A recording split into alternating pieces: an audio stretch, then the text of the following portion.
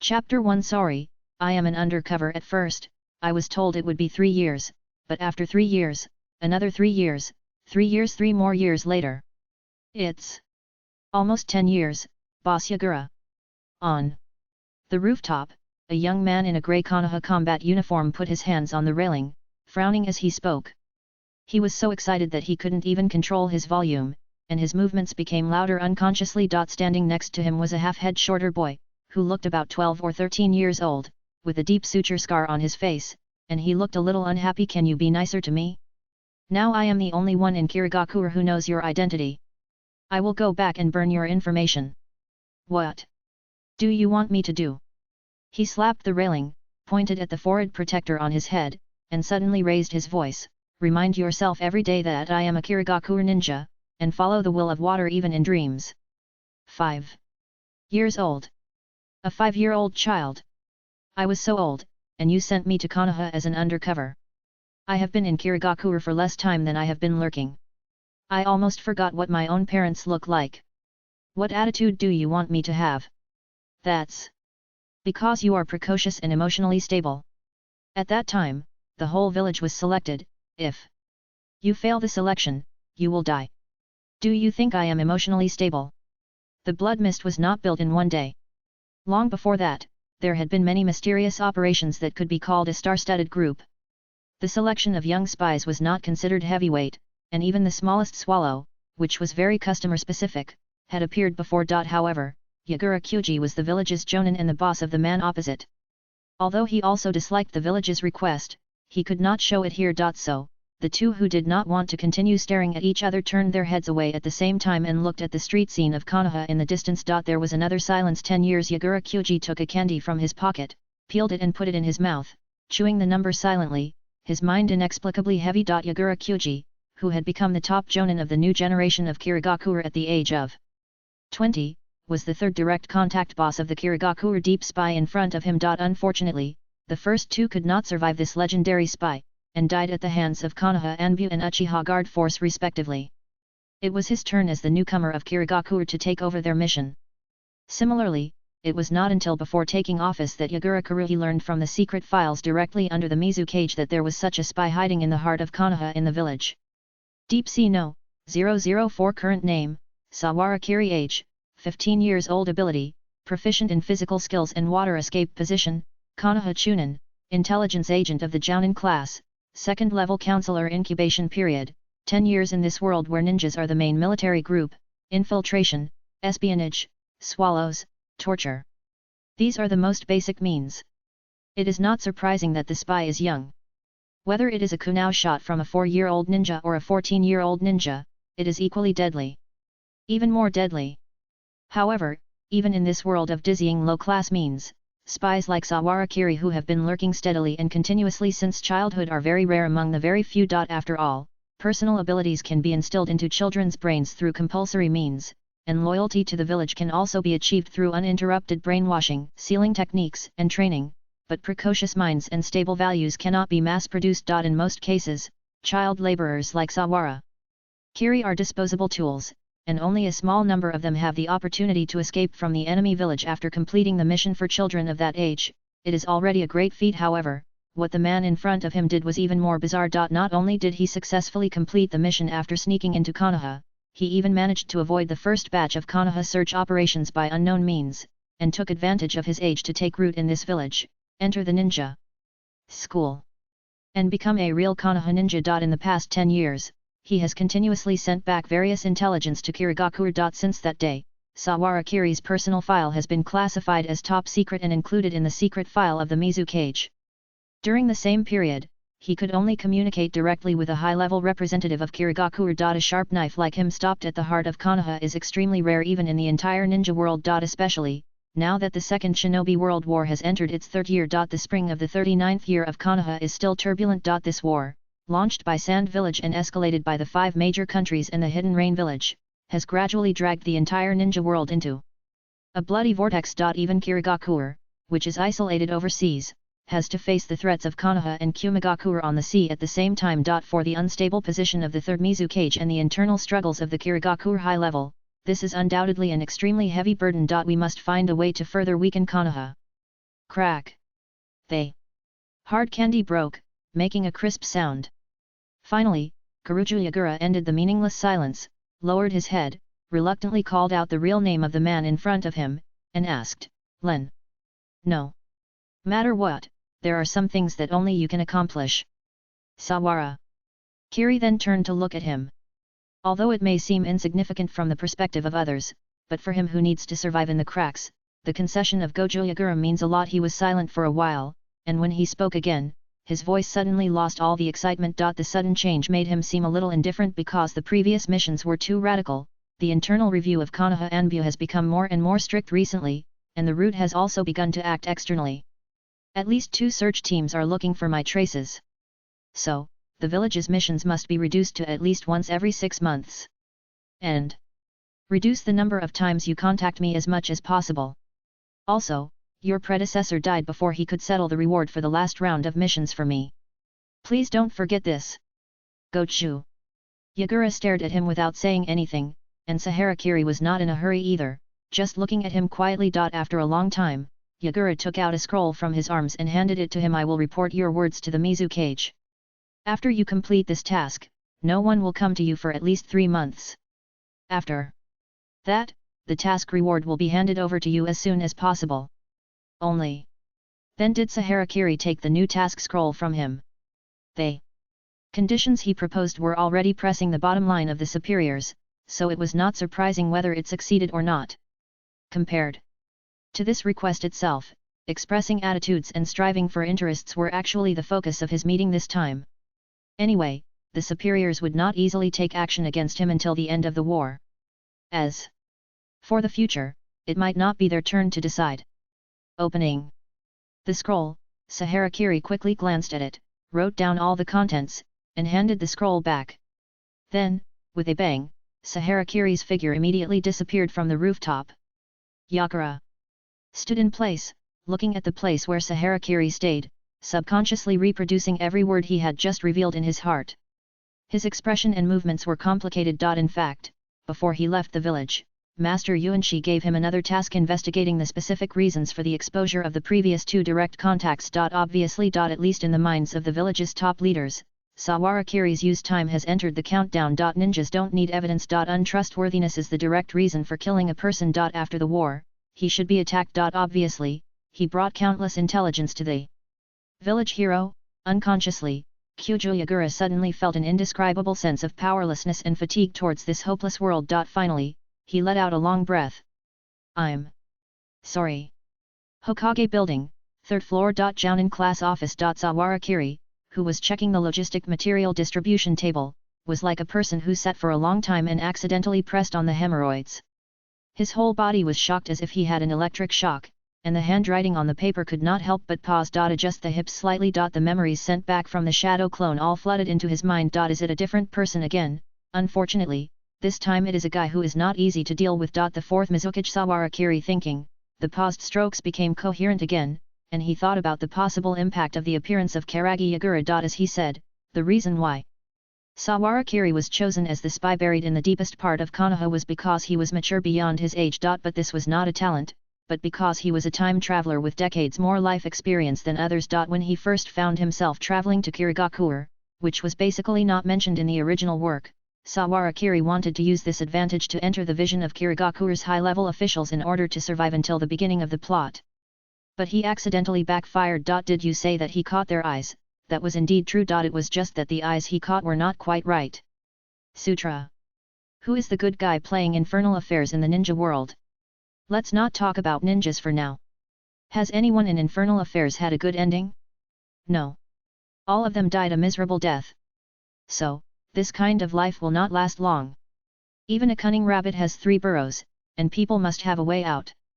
That's why Sawarakiri's biggest wish now is to immediately get rid of this hard life of fighting wits and courage with the Anbu of Konoha every day, and quickly return to Kirigakure as a hero. Then, with rich achievements, he will retire at the speed of light before the blood mist begins, and live peacefully in the land of water as an ordinary healthy rich man with 3 palaces and 6 courtyards, waiting for the pair of saviors appointed by the old man Liudeo to turn the tide. After all, in the ninja world, as long as you don't get involved in the family ethics of Kagaya's family, you can live a good life. However, Judging from the attitude of Yagura today, Kirigakure may add many twists and turns to him. It's not that Sahara has never thought about resisting, defecting, or simply joining Konoha. However, he has at least 3 seals on his brain, heart and tongue, and there are countless other seals that were applied when he was 5 years old. Just as he can easily control Kirigakure's top leaders at such a critical moment during the war through his identity, Kirigakure has countless ways to control him if they are really determined. Except besides, the 5 great powers were still in a state of barbaric conflict. There was no prisoner of war treaty at all, and all means were used to the captured spies. If killing them with a knife during the escape was considered merciful, there were other methods such as forced brain search, 36 whips, 72 tortures and 108 interrogation methods. After squeezing out their last bit of value, they would be thrown into the laboratory as human material and physically consumed. Under such circumstances, could Sawara Kiri take this risk? Obviously, it was impossible. The only thing to be thankful for was that after he came to this world, he was not without support. It should be possible to start today, right? Sawara Kiri thought, and the speed of proofreading the documents under his hands became a little faster. After finishing the last stack of documents, he immediately slapped the pen, carried the small bag, and rushed out through the window. Hey! Sahara-kun! They!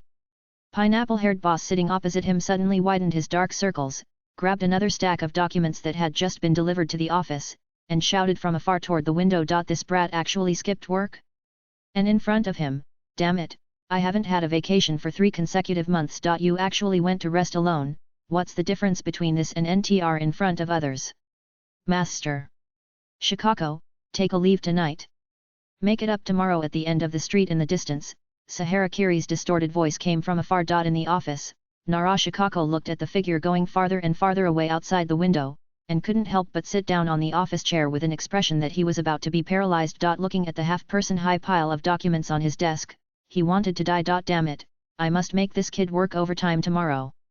Make him into a puff with work. Nara Shikako picked up a pen and thought angrily while copying the data fiercely. I'm back. Sawara Kiri pushed open the door and strode into the living room. The half-grown girl who was busy in the kitchen was startled and turned to look at him, with a look of surprise on her face. Auna-san! You're back! The bean sprout-like girl, wearing a home apron, walked up to him quickly. It's really early today, you must be tired from work. Do you want to eat first, take a bath first, or eat first? Dong! The knuckles knocked on the girl's white forehead, making a crisp sound. Sahara Kiri pretended to be angry. Adults who attack children will be arrested by the Uchiha Guard. Do you want to frame your dear brother? Miss Yuki? He. Sahara Yuki was not angry. She took the small bag from him and followed him closely. Unii-san actually came back so early today. Could it be that you already knew that I got the limited beef in the market? Or even that we're having sukiyaki tonight? Hey? It's so rich. What? A pity. It's a bit unlucky today. Sahara Kiri clasped his hands together and interrupted with a bitter face. Yuki can eat by herself. Unii-san has a little new ninjutsu to try. Although it was not obvious, there was still some unintentional alienation. Is that so? Before Sahara Yuki continued to ask, Sahara Kiri had already hurried up to the room on the 2nd floor. Obviously, this was his sister. Yuki Sahara, 12 years old, is an ordinary genin who has just graduated from the ninja school for a year. Although the Second Ninja World War dragged on for a long time, unlike the next war 10 years later, the family assets accumulated by Konoha since the second generation are still rich enough. Genin like her who graduated not long ago are still quickly familiar with ninja business under the guidance of capable chunin instructors, and the day of going to the front line is still far away. Sahara Kiri is obviously an undercover, but she still has a little burden around her. The reason is also very simple. For outsiders to fully integrate into Konoha, extremely cumbersome procedures and processes are required. If children want to enter the ninja school, they need to cooperate with strict examinations and multiple mental means. However, if he can directly become the eldest son of a family that settled in Konoha 20 years ago, whose parents have died and only he and a younger sister are left at home, and master such a rich and real network of interpersonal relationships, the difficulty of him becoming a Konoha local will be reduced to nothing, and the possibility of being suspected can be sharply reduced. On the contrary, any atomized individuals without family ties, such as widows, widowers, orphans, are the primary suspects in the first batch of searches in the village. Many orphans are even targeted by the roots because of their ambiguous identities. People without weaknesses are very dangerous. It makes no difference to any regime. Fortunately, the year when Sawarakiri sneaked into Konoha, he was lucky enough to find such a suitable family. Parents died on the battlefield, and the young brother was affected by the ninjutsu during the battle in the village, buried under the wall and crushed to death, leaving only a young sister leaning against the stroller and blocked her way, crying loudly. Perfect identity. From that day on, he became Sawarakiri. Naturally, this sister who was 3 years younger than him was also raised by him. However, Sawarakiri was not naive enough to trust her or try to entrust anything to her. Because of this reason, he will leave here after all. Sawarakiri subconsciously thought so in his heart. He did not notice that when he turned around, there was a look in Sahara Yuki's eyes. A fleeting sense of loss. After returning to the room, he first checked the various mechanisms as a routine, making sure that no one had turned the room over, and that there were no seals or monitoring mechanisms. Then Saharakiri sat cross-legged on the bed again, trying to suppress the excitement in his heart. He closed his eyes and silently said panel. Almost at the moment when this thought flashed through his mind, a countdown appeared on the empty panel. Time to release the minor mode 00:00:09. Yes. A humorous minor mode. No matter how many times he saw this panel prompt, Saharakiri's urge to curse was hard to suppress. Although he had been training, killing, lurking, and brainwashing since a very early age. However, because our plugin is the national standard 15+, children cannot activate it casually. It makes no sense. Before he crossed over, he was a standard greasy middle-aged man. Who knows who this age limit is used to protect? Fortunately, the time is finally up. Just as Sawarakiri was thinking about this mess, the countdown in the prompt box had reached the end. 987, 3, 2, 1, God, start. At that moment, Sawarakiri's entire vision was covered by the white prompt box. Almost at the same time, the gentle female voice humming in his mind was faint and distant, with the sound of forests and springs, soothing the heart. Are you my master? Yes, Sawara. Kiri's spirit unconsciously deepened, and subconsciously listened attentively. The next moment, she started with a standard poem recitation aria and spoke the first in human words. Oh! Sparasi! You just crossed over and awakened the world's most amazing Sawara Book of Friends system. What else is there to be afraid of now? What else is there to be afraid of? Punch! Hasi Lama, kick Madala, and press Otsutsuki Kagaya to stand up. I will use my own strength to fill the whole world with puffs. Sawara. Kiri, when were you the number one in the ninja world? Read well, today. Answer immediately, the sound of a loud bell and a thundering pot, sonorous and powerful. At that moment, Sawarakiri's eyes suddenly changed from shining to dull, his face turned from ruddy to livid, and the whole person listened to this opening speech quietly in a greyish-white state with a sense of fragmentation. The silence in the room was deafening. He had a bad feeling. Newcomer, new book, please take care of me, now the recommendation of Gideon has been revised. You need a lot of follow-up reading and votes to get a recommendation position. I hope everyone will support it. Chubehu, Chapter 2. Do you have a sister? Is this system serious? Any normal person will probably have this question that will affect his life after hearing this opening statement. As the person involved, there is no need to say more about Saharakiri. He is just like a poor guy trying to grab a life-saving straw, madly poking at the system panel. Fortunately, the system panel looks surprisingly normal.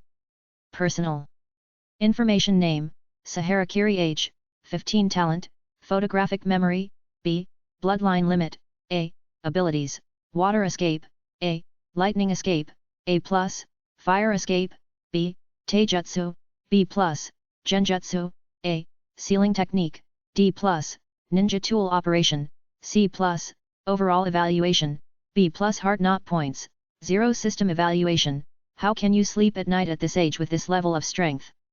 If you can't make the whole ninja world into puffs, the hard-working 4th generation of Raikage will soon come to make you into puffs in turn. Do you understand the seriousness of the matter? If you ignore that somewhat redundant evaluation, the content of the entire panel is quite concise. Talent and ability are easy to understand. If the comprehensive evaluation refers to combat, then this B+ evaluation should be equivalent to the new generation of jonins such as the young Hotaki Kakashi and Hyuga Niji in the future, or some relatively outstanding special jonins. Sawarakiri has a relatively clear understanding of his ability range. In this case, B should be equivalent to special jonin, and A is equivalent to the combat power of normal Jonin level. The only thing worth paying attention to is the hard knot point. Sawara Kiri thought about it and tried to contact this attribute with consciousness. No response. Obviously, the method of obtaining this point can only be figured out by himself. When the personal information is closed, an option appears on the originally blank panel. Directional. Wishing well. Number of draws, 1. Compared to personal information, the description of the wishing well is much richer. The content that can be drawn from this wishing pool is divided into talent and ability. Before drawing, you can choose to make a directional designation among breakthrough, survival, perception, and special to obtain any ability from previous life movies and TV shows. The various abilities obtained by drawing can be further improved through hard knot points. It is a very game-like setting. However, except in addition to the first-time free lottery as a gift for novices, the rest of the lottery draws can only be obtained by consuming hard knots. Although Sawara Kiri still doesn't know what the so-called hard knot is, as the name suggests, he can still guess some information. Maybe it's to solve the inner needs of some people around him, or the troubles they encounter. Sawara Kiri guessed so. However, based on his simple first impression of this system, Sawara Kiri always felt that things didn't seem that simple. Anyway, let's do it first. With this complicated feeling of life and death are determined by fate, wealth and honor are determined by heaven, Sawara Kiri clicked on the lottery option. The first round of directional options is not difficult to decide. For them, who are fragile and will die no matter if they are poked by kunai or burned by fire escape, nothing is more important than saving their lives. Direction. Survival consumption, 1. I'll beat him up. Under the fragrant mouth of Sister Tongzi and the nervous and expectant eyes of Sawara Kiri, the blank screen flashed. Even the most basic poor special effects were omitted, and a line of standard MS Ming Dynasty font Japanese appeared on the blank screen. Ability. To obtain unlimited technique first stage 6 eyes, S, information localization, completed 6 eyes, with 360-degree ultra-long distance vision, it has the ability to perceive chakra, see through hand seals, directly track/predict chakra trajectories, and assist the holder in fine chakra operations. Consumption of hard knot points increases. Oh, not bad. But, why is it only a part? Sawara Kiri just saw the ability she drew and couldn't help but sighed. But unfortunately her smile stopped halfway. The unlimited technique from Jujutsu Kaisen has the special property of being able to infinitely subdivide the surrounding space, so that no matter can touch the user's body, thus completing the absolute defense. It is the iconic move of Nidogojo Satoru in the original work, which perfectly meets the survival requirements. Even in the Naruto world, few ninjutsu can break it. The only two that are somewhat threatening are the space ninjutsu Flying Thunder God technique and the Mangeki Pupil technique God of Power. However, if there is only a part of it he is still a little dissatisfied. This has been traveled through time, who doesn't want their cheat to be bigger? Sawara Kiri sighed secretly. Just thinking so, the line of fonts on the panel all appeared. Almost at the same moment. Buzz. Sawara Kiri's entire brain was filled with the sudden increase of information. Suddenly, his mind stopped. If someone stood in front of him at this time, he would see his azure pupils suddenly spread, as if they were dotted with countless broken stars unconsciously, and the divine light was terrifying. At that moment, his sight suddenly crossed countless obstacles, just like the white eyes of the Hyuga clan, presenting a 360-degree three-dimensional vision without blind spots, through the surrounding walls, bricks, and curtains, looking straight to the far distance several kilometers away. Everything he saw was clearly visible. The Odin stall passing by on the distant street, the 50-neck kunai that fell on the corner of the electric pole, the training kunai that someone left behind on the training ground, the birds nesting in the forest, the fish that happened to jump out of the river, and the female ninja who pretended to be a great scholar with 3 layers of padding in her clothes. Even if his brain still had some reason, the countless scenes that appeared in his vision still made him suddenly have an illusion of knowing everything, as if he was as high as God. Everything he saw was clear. At this moment, Sawara Kiri actually understood the unreasonable arrogance of the Hyuga clan in the eyes of others. I have even been told by the police, how dare you go against me? What a group of incredible guys. However, before his vision could spread further outward. A sharp pain suddenly hit his brain. Then, his eyes felt as if they were pierced by needles and turned black, and his vision shrank sharply to the range of ordinary people. Gyuu! Sawara Kiri immediately knelt on the ground, covering his temples with both hands, gasping for air. Damn, I was careless. Although his brain was still drowsy and his consciousness was not very clear, he quickly realized where the problem was. The equipment was not matched. His brain could not keep up with the information collection ability of the 6 eyes. It was like giving the Pentium 4 CPU, launched in 2000, a full power RTX 4060 Ti. If I don't burn you on the spot, you've already drunk enough cold water. After a long time of calming down, the severe pain that seemed to squeeze out all the brain juice gradually dissipated. However, Saharakiri couldn't stop smiling. In any case, he finally saw the hope of getting rid of this damn undercover career. He glanced at his personal panel. Overall evaluation, A as expected. He improved from a strong special jonin to the average level among normal jonin, or even higher. It seems that there is only one step between them, but in fact it is a gap that many people cannot cross in their lifetime. No matter what industry you are in, the higher you go, the harder it is. Konoha Jonin is a senior member of the Hidden Village who holds the right to vote for the Hokage and has the power to temporarily command the members of the Anbu. If he were in a weak village like Sand Village or Rain Village, he could even be compared to a small number of strong people who have made their own names. Sawarakiri thought to himself, and his brain became calmer. He still needs to get more hard knot points. Just as he was thinking about where to start, he keenly heard the sound of someone going up the stairs. Aoni-san? What happened? After a while, Sahara Yuki's worried voice sounded from outside the door. I just heard a bang, are you okay? Yeah, it's okay. Sawara. Kiri was about to perfunctorily pass it over, but suddenly remembered something and supported his sore legs to get up. Pushing open the door, he saw Yuki cutting a plate of fruit, with a worried expression on her lovely face. Sorry to make you worry. Seeing her worried look, Saharakiri smiled embarrassedly. Just now, my chakra was overconsumed, and I'm a little weak. Ani-san, you should be careful. Seeing that he was indeed unharmed, Suiwai secretly breathed a sigh of relief, leaned sideways with a fruit plate and squeezed into his room, but still lectured like a little housekeeper. You actually practiced new ninjutsu at home. If your room is blown up, we won't have money to repair it, and Ani-san will have to sleep in the same bed with me. The girl put down the fruit plate, turned around, and acted like a weird uncle, grinning. When the time comes, even if I attack Kiri, it will all be Ani-san's fault for deliberately tempting me to do it. Really? We are siblings who depend on each other. It's better to be siblings. When Sahara Suiwai spoke nonsense, she actually looked righteous and confident, with her little mouth pouted high. Bang! Then, the little head was hit again. You should have confiscated the third-rate erotic novels hidden under your bed earlier. Saharakiri said slowly, it's too early for you to read that kind of stuff at this age. Hey!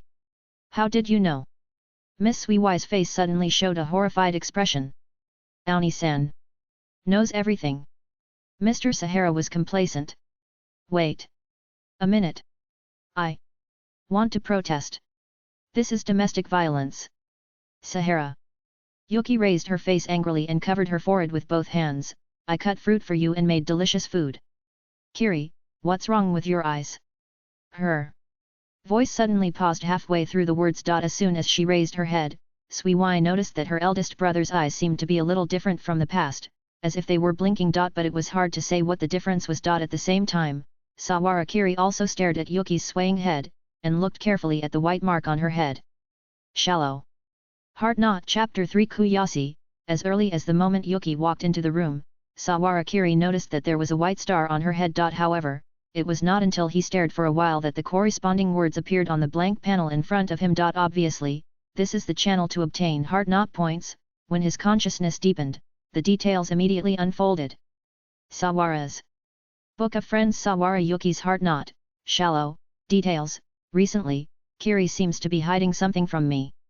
Almost.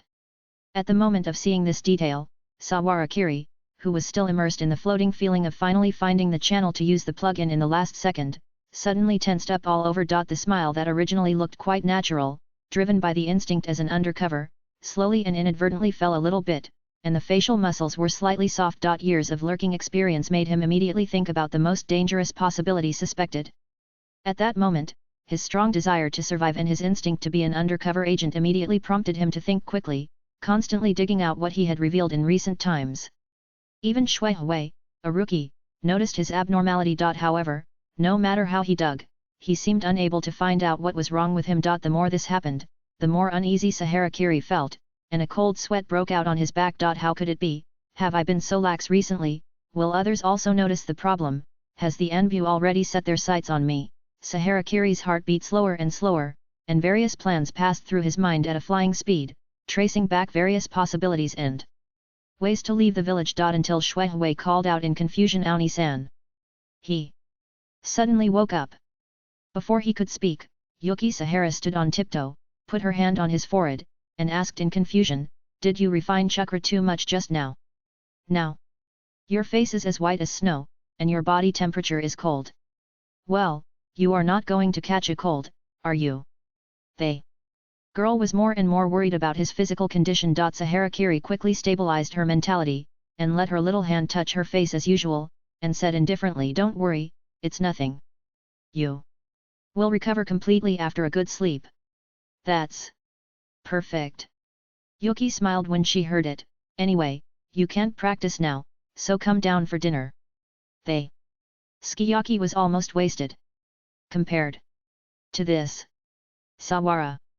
Kiri paused for a moment, staring at the girl in front of him with her azure eyes, and said calmly, "Shuechan, you should have something else to tell me, right?" Sawara.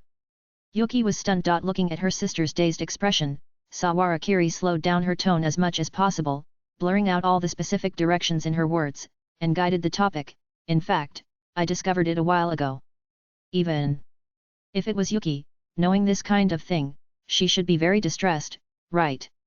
Or, at a loss?"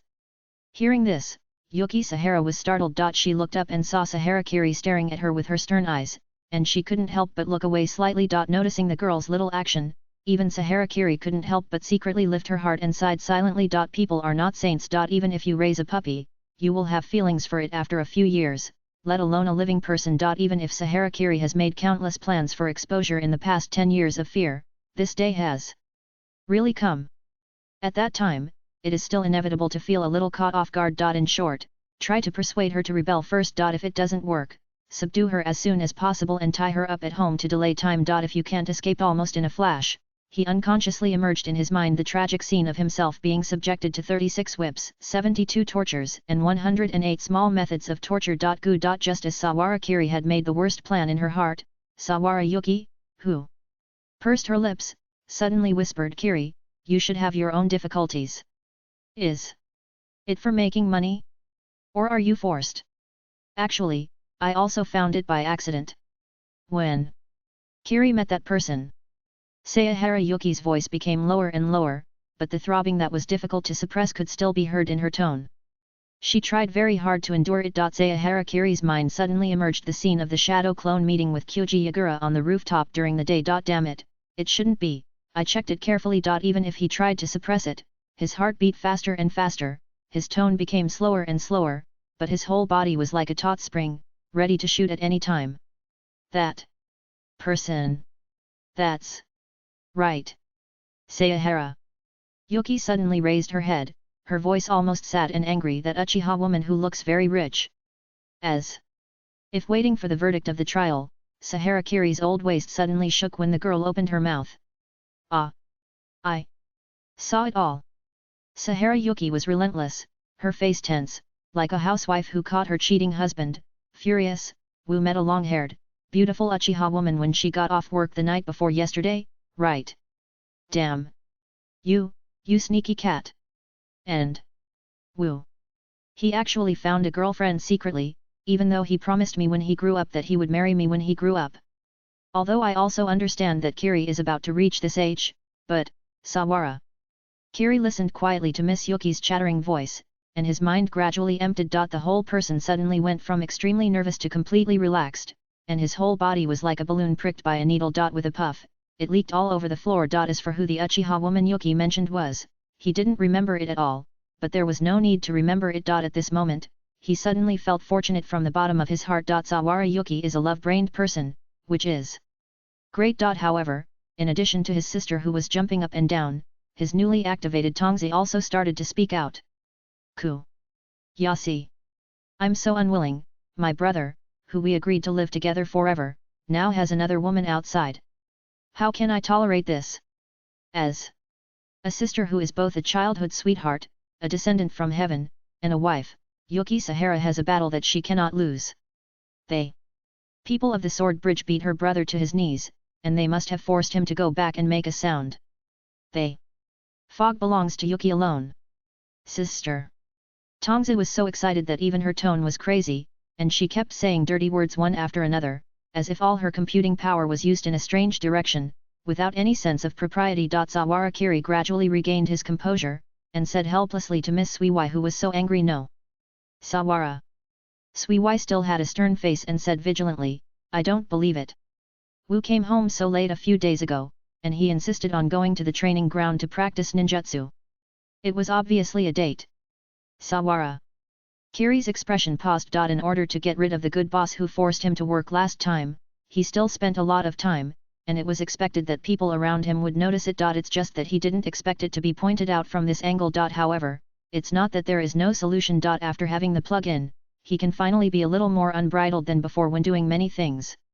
Since Suiwai said so, I'll show you a little bit of the results of my brother's practice. Sawara Kiri put his hands on his hips and suddenly showed a rather for complacency.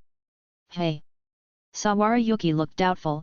In addition to the few water escape techniques at home, has Wu also learned other ninjutsu? That's right. Sawara Kiri said, raising a hand in the direction of Yuki. Hey! Originally, Sawara Kiri thought that her brother was just bragging a little because he was good at face. But before she looked away, she saw that Sawara Kiri's eyes suddenly flashed with a star-like brilliance, shining brightly. The next moment, spiral chakra suddenly rushed out from the center of the young man's palm, rotating at high speed and constantly converging and swaying towards the center, until finally, forming a perfect chakra sphere. The air rolled up by the large amount of chakra rushing formed wind and waves in the narrow room, blowing up the girl's hair and soft skirt. Everything in the room seemed to resonate with the rotation of this small sphere. The curtains swayed. However, the girl seemed to be completely oblivious to everything around her. Her azure eyes were firmly attracted to the chakra ball in Sawara Kiri's palm, and she couldn't move away at all. Even though she was a genin who had just graduated not long ago, Sawara Yuki also noticed at a glance the difficulty of developing this unmarked ninjutsu, as well as the terrifying destructive power contained in this ball of chakra. Unprecedented advanced ninjutsu? Almost subconsciously, Sawara Yuki asked excitedly, "Kiss. What's the name of this jutsu?" Sawara Kiri imitated most of the ordinary young people in Konoha village, with a relaxed tone and a bit of boasting, and smiled and said, "The name of this jutsu is Raise Nan. It's a powerful ninjutsu developed by a super genius." Sawara Yuki looked at this unprecedented jutsu and finally believed all of Kiri's previous words. As we all know, the development time cycle of ninjutsu is at least in years. If that's the case, then all the previous suspicions are naturally nonsense. Until this moment, the girl was completely relieved. Her blue eyes showed an unstoppable excitement. She looked up at her brother and said in surprise, "Wu, I want this." Sawara Kiri's smile was still gentle. "Want to learn? I'll teach you." The moment he finished speaking, the corresponding prompt appeared on the originally blank panel. Sawara Yuki's shallow heart knot, completed, heart knot points +1. Sawara Friends Book, acquire character Sawara Yuki bond level increased. Sawara Yuki bond level, 3. For the moment she saw this prompt, Sawara Kiri's originally hanging heart finally settled down. For a time traveler, as long as there is a plug-in, what else is there to worry about? After coming to this world for a full 15 years, he finally had a ray of support in his heart. Wait until the system panel automatically closes. Sawara Kiri didn't notice or couldn't notice that different path options quietly appeared on the completely closed panel, sliding through the data stream like a waterfall. Final Bond Path 1, Battle of the Entrance Key. You said you would love me forever, right? Because Oni-san is a treasure that belongs to me alone. So, I will give you everything. Final Bond Path 2, Rooftop. Hey, Oni-san. You saw everything, right? This inexplicable guy suddenly said something about having a child. Look. Isn't her belly completely empty? Key? Why are you looking at me like that? Final Bond Path 3, Corpse and Snake. If you transform into a snake from today, drive poison to bite people, and use seductive words to seduce the minds of mortals, so that they will voluntarily become nutrients. However, before turning around, when you still use that bloody mouth to scream "Love me," can I respond to your voice? Is this heavy love real enough? When? Why did you become an undercover? Why?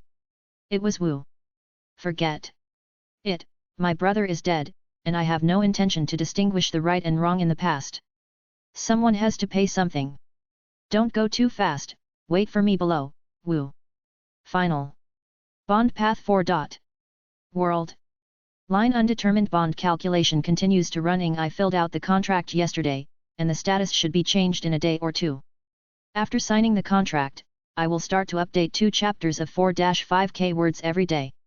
Everyone remember to collect and vote. Chapter 4 Intelligence Sawara Wu. The next morning, Xiao Wu. Sawara Wu, who was forced to get up early, felt a little uncomfortable. This is a strange soul dull pain caused by crossing into another world and having to continue to work like a social animal. In short, it's called work syndrome. Although this work rhythm of working from 8 am to 10 pm, 7 days a week, has been going on for a long time since the war began, Sawara Kiri still couldn't escape the clutches of the disease. In addition, there are also some side effects brought by the plug-in consumption of heart knot points. 1 Unlimited technique. Phase 1 Phase 2 Information localization, completed external brain special sealing technique, an external technique attached to the surface of the brain in the form of a sealing technique, specifically used to adapt to the 6 eyes, can be activated without side effects. It can also use the 6 eyes at a high intensity for a short period of time, thereby forming a small amount of stop power. Next. Stage knot points. 2 Sawara Kiri glanced at the content on the panel. While thinking, he stretched out his hand and pressed his fingertips against a fountain pen, standing it upright. If someone got very close at this time, they could see that the tip of Sawara Kiri's finger was a very small distance from the end of the fountain pen. However, the pen stood steadily in the air, motionless. However, this ability was only used for a few seconds, and it felt like there was an iron skewer stirring in his head. On the contrary, the pressure brought by the 6 eyes was not as great as before. After a while, he stopped moving. The fountain pen fell into his palm. Alas, a 15-year-old child laborer, how pathetic. Sawara Kiri leaned back and sat back on his workstation, sighing involuntarily. But soon, he dared not say a word. Behind Sawara Kiri, a thin, haggard figure with sunken eye sockets and a layer of black smoke tangled all over his body slowly stepped out of the lounge on one side of the office. She stared at him with a resentful look that seemed to be able to hang people to death, and walked heavily to the seat in the front. Until, when she passed behind him. Sawara-kun nara. Shikakoji's voice seemed to echo in the valley, being stretched out for a long time. You should understand the pain of having to get up after just closing your eyes for an hour. Today, don't think about running away so easily. Yes. Sawara Kiri immediately stood straight. It was obvious that today was going to be a difficult day. In fact, it was true. As soon as we got to work, everyone had a lot more work to do. However, it was not because of Sawara Kiri's report yesterday, but simply because a new round of offensives had been launched on the front line, and the various intelligence that needed to be processed naturally increased a lot. After more than 2 years of experience in intelligence work, Sawara Kiri was quite adept at dealing with these problems. While working, he had time to think about other things. Although the system was in hand, the task assigned to him by Gaji Yagura also had to be completed quickly. Even if he was a dog, it would take time to grow up. In addition, the content of this task was not too difficult for him. Stealing information about Tsunade's team. According to the information obtained from Yagura Kyujitaki, Kirigakure learned from underground trading channels that Tsunade's team went to the front line 4 days ago to carry out a high-level mission. The 4 members of the team are all Jonin, and they also brought at least 3 ANBU or root teams as cover. This configuration alone made the entire Kirigakure high-level alert. This is not the first generation period of each ninja village. The small-scale elite troops led by Kinkaku and Ginkaku can surround and kill the second generation of Raikage and Naruto. Even the leader of the Hidden Rain village, who is called the demigod, has to be set up by dozens of elites to prevent sneak attacks. The third generation Tsuchikage has organized a special force codenamed Explosion as a garrison. Now is a war period. Even the leaders of each village, who are called shadows, have to beware of the elite led by Tsunade taking the opportunity to launch assassinations. According to rumors, the super strength punch she invented is a sure kill skill for single combat. Since it involves such a high-level secret operation, it should be at least A level or S level. While analyzing the psychological activities of the top leaders of Kirigakure in his mind, Sahara Kiri was thinking about where to start. After considering all the details clearly, he suddenly stood up from his workstation and reported, Master Shikako, the B group has been sorted out. Very good. Nara Shikako said without raising his head, go and carry those 2 piles to the storage room. Hey! He deliberately made a slightly disgusted expression. The pile of information was almost taller than him, and it was heavy to carry. Narashikako immediately frowned. Go. Yes, yes. After being scolded, Saharakiri walked out of the office reluctantly. Narashikakoji's haggard black face was covered with a hearty smile, and even the dark circles under his eyes seemed to have faded a little. Hey, this brat needs to be targeted a little to understand the majesty of a senior. Sawarakiri walked out of the office and quickly changed his expression. Obviously, this is the convenience of being a staff member of the intelligence agency. Although not all tasks will pass through their hands. When necessary, they can freely enter and exit the sealed storage room used to store various types of high-level information with orders. Precisely because of the particularity of this work, the counselors of this office have always only hired good Konoha family children with a clean background, complete family members, and detailed growth records from childhood to adulthood and many friends to guarantee them. For most spies, this is simply a matter of life and death. However, for Sawarakiri, entering and exiting the sealed storage room is part of his job. Stop, chakra detection. Yes.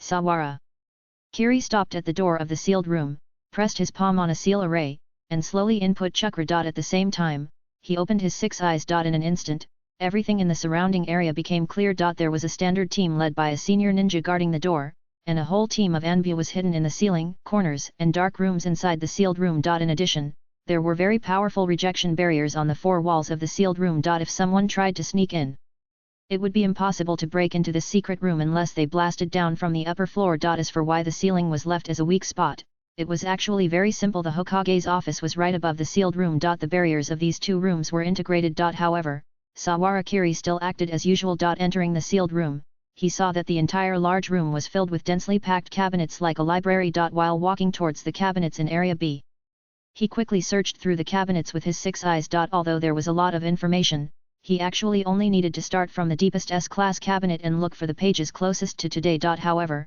with his brain completely occupied by the six eyes, Sawarakiri's movements would inevitably appear a little slower than before. Until he finally walked to the cabinet and his fingertips touched the handle. Snap! Unconsciously, a hand suddenly touched his wrist. Sawarakiri's movements suddenly tensed. In his field of vision, a mask of the Anbu with a mountain cat pattern was reflected. A young man with the same body shape as him, wrapped in a pitch-black Anbu combat uniform, stood in front of him, with only his iconic golden hair sticking up. The entire action process did not make any sound. And it was amazingly fast.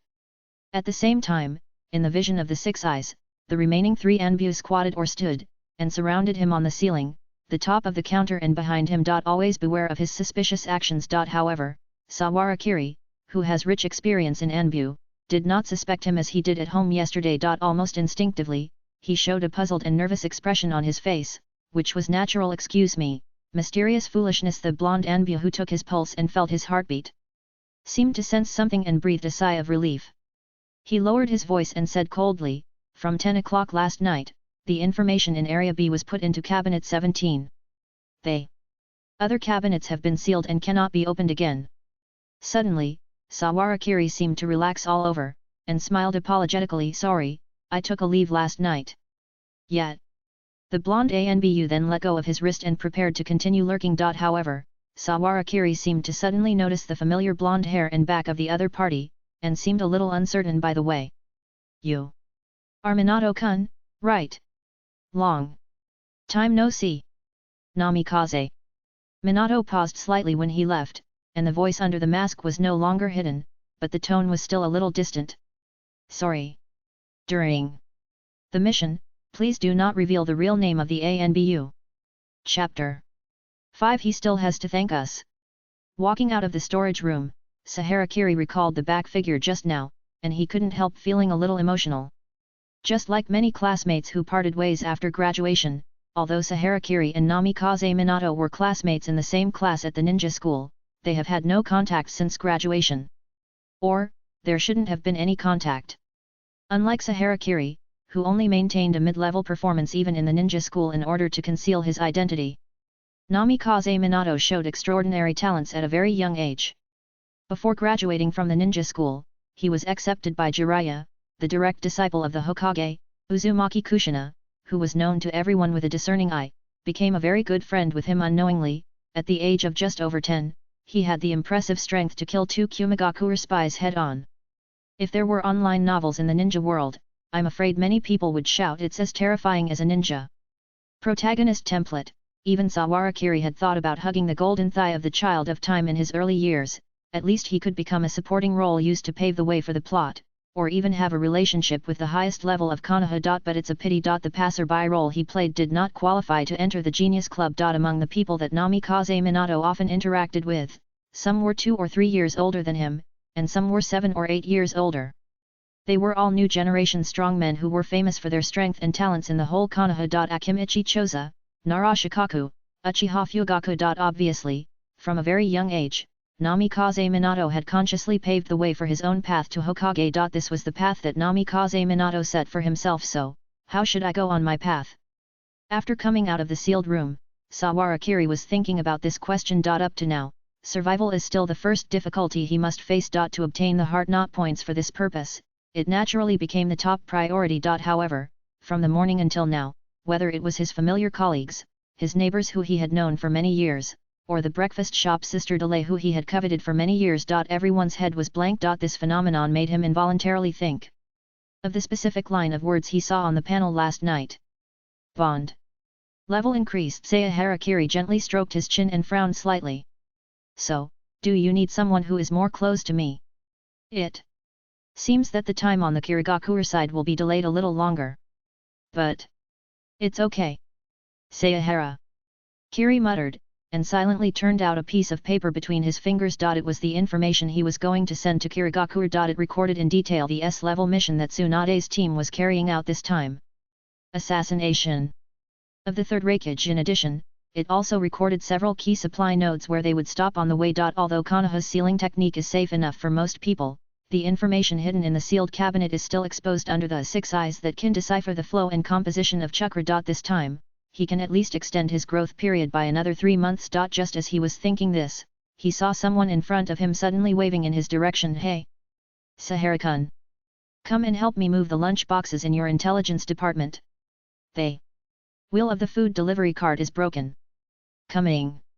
The page in Sahara Kiri's hand suddenly disappeared, and he turned sideways to respond to the other party. However, when he turned around and saw the man's face, his footsteps paused inadvertently. The rich computing power brought by the external brain made him recall the face of the man opposite him, but his brows could not help but frown slightly. If I remember correctly, he should be Kojima-kun in the logistics office on the first floor. It's just that guy seems to have some misophobia. Observing the behavioral characteristics of strangers is an elective course for ninjas, but a compulsory course for spies. Glancing at the tiny mud spots on the edge of the other person's trouser legs and the heavy dust on the solace of his shoes, and comparing it with the image in his impression, Sawara Kiri subconsciously became a little suspicious. With just a little insignificant suspicion, he opened his 6 eyes without hesitation and turned to look at the other person. Under this vision, all the chakra flows were seen by him. Very lucky. Under the body constructed by chakra, there is a body that is completely inconsistent with its body shape. This is the reaction of the special transformation technique. So we are in the same industry. I thought it was another envy who came to test me. Seeing this, Sawara Kiri relaxed a little, and even his smile became much more sincere. Sawara-kun! Kojima-kun! Seemed to notice that his steps stopped, and asked in a puzzled manner, and his knuckles naturally touched the other side of his trouser legs. Well, who are you? Sawara Kiri looked at him in confusion. I'm Kojima, Kenta Kojima. He muttered in dissatisfaction, but his hand on the edge of his pants loosened a little. I've been delivering lunch to your office this week. You don't remember me, do you? Is that so? Sorry. Sawara Kiri scratched his head shyly like an ordinary big boy, and smiled with obvious embarrassment. I've been working overtime so much lately that I'm a little confused. Your logistics department shouldn't be so busy, right? We left later than you last night. Probably. To ease the embarrassment just now, he took the initiative to bring up the topic and chat with this Kojima-kun, talking about small topics in the office, and each of them walked to the end of the corridor with their lunch boxes. He was thinking about the other party's purpose in his heart. Is it to get words from me? Or is it to try to sneak into the intelligence department with me? Or, years of undercover life have cultivated his suspicious habits, making him instinctively alert to all abnormal movements of people around him. However, it is also natural. Who made him an undercover? However, just as he was still thinking, a deafening explosion suddenly came from the wall behind him. Boom! The solid outer wall of the Hokage building was completely blown open by a special blasting ninjutsu, revealing a large gap of 5 or 6 meters wide. The hot wind from the explosion blew the gravel and hit the corridor with a crackling sound. At the same time, several death warriors rushed into the gap without hesitation and launched a desperate charge towards a certain place on the 3rd floor. However, not long after these people rushed into the building, they saw dozens of Anbu in full uniforms and Konoha ninjas in combat uniforms rushing out from all directions, chasing and intercepting. The moment he noticed this scene, Saharakiri turned his head to look at his colleagues beside him and immediately understood their purpose. As long as the identity of the other party's spy is seen through, it is easy to judge his intention to take advantage of the chaos to break into certain key departments. It seems that the people who want to obtain this information in his hand are not just the Kirigakure family. Sarakiri's eyes are deep. In this case Sahara-kun. Sure enough, before he could speak, he saw the Kojima-kun beside him had already thrown down his lunchbox, and urged him urgently, risking his life, "Quick! Let's go and stop those bastards."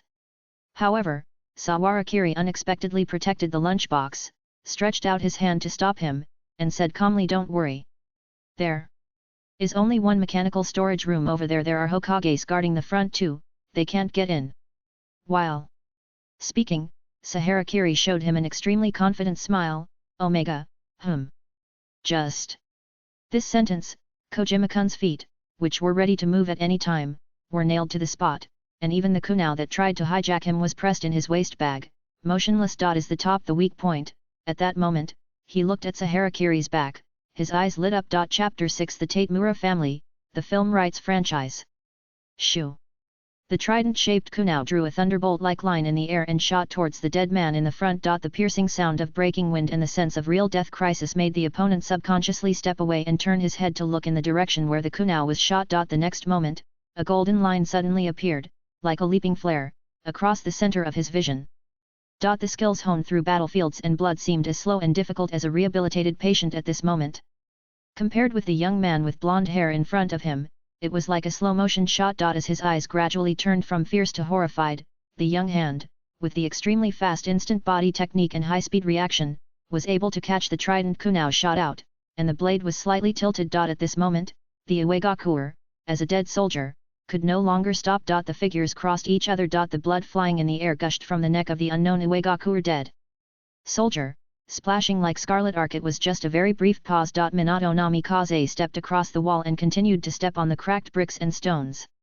Chakra that turned into substance like flames burst out from his feet, and gravel splashed. The golden figure disappeared again. The most basic instant body technique in the hands of this commoner's son burst out with functions far beyond its original design range. Even the most ordinary ninja can use the mobile ninjutsu to cross more than 10 meters in 1 second.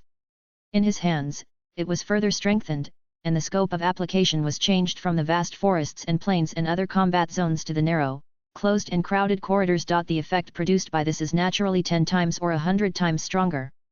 Wind. Strong wind. All the Konoha ninjas who bravely rushed to the gap in the outer wall of the Hokage building, trying to use their own bravery to stop the group of death warriors who broke into the confidential area, seemed to have the same illusion in their eyes. The golden light flashed faster than fire and thunder, leaping between them at a speed that the naked eye could not catch at all. The short and fatal staggered, so that the death warriors who rushed to the front did not even have time to react. Almost the moment they caught the golden light, they were already dead. Damn it! Only the last Iwagakure death warrior who rushed into the gap reacted. He cursed at the moment when the first blood-colored flower bloomed, but his hands had already completed the seal the moment he rushed in. Return of Earth Escape and Earth Land. The sweeping golden light paused briefly before the ground turned into a wall and bounced up. The figure that leaped into the air spun quickly like a shuriken, and with a bang, his feet stepped on the earth wall that suddenly blocked the two of them. The trident shuriken wrapped in wind chakra sank deeply into the wall, leaving a hole that penetrated the entire wall, but failed to break it completely. Under the mask of Minato Namikaze, his brows were slightly frowned. The captain of the death squad looked at the wind chakra kunao that cut a wound on his cheek, and cold sweat ran down his back. However, as a death squad who dared to lead a team of death squads to break into Konoha to carry out a mission, how could he lack courage? Even under the heavy pressure between life and death, his hands were still keeping the seals in an orderly manner. Earth Escape, Earth Spear. Before Minato Namikaze could bypass the wall, the ground beneath his feet had already been turned into mud by the sudden infusion of chakra. The next moment, dozens of rock pillars rose from the ground without warning, piercing towards him one after another, penetrating directly from the third floor to the fourth floor. The blonde figure jumped back repeatedly, but the gap was too narrow for him to continue moving. Get out of the way! Without time to interfere, the experienced jonin standing guard at the door of the storage room waved his hand and dispersed all the staff gathered around him. Most of these people who were responsible for clerical work in the Hokage building were at the level of chunin, and because they had been away from the battlefield for a long time, they could only play a counter effect here.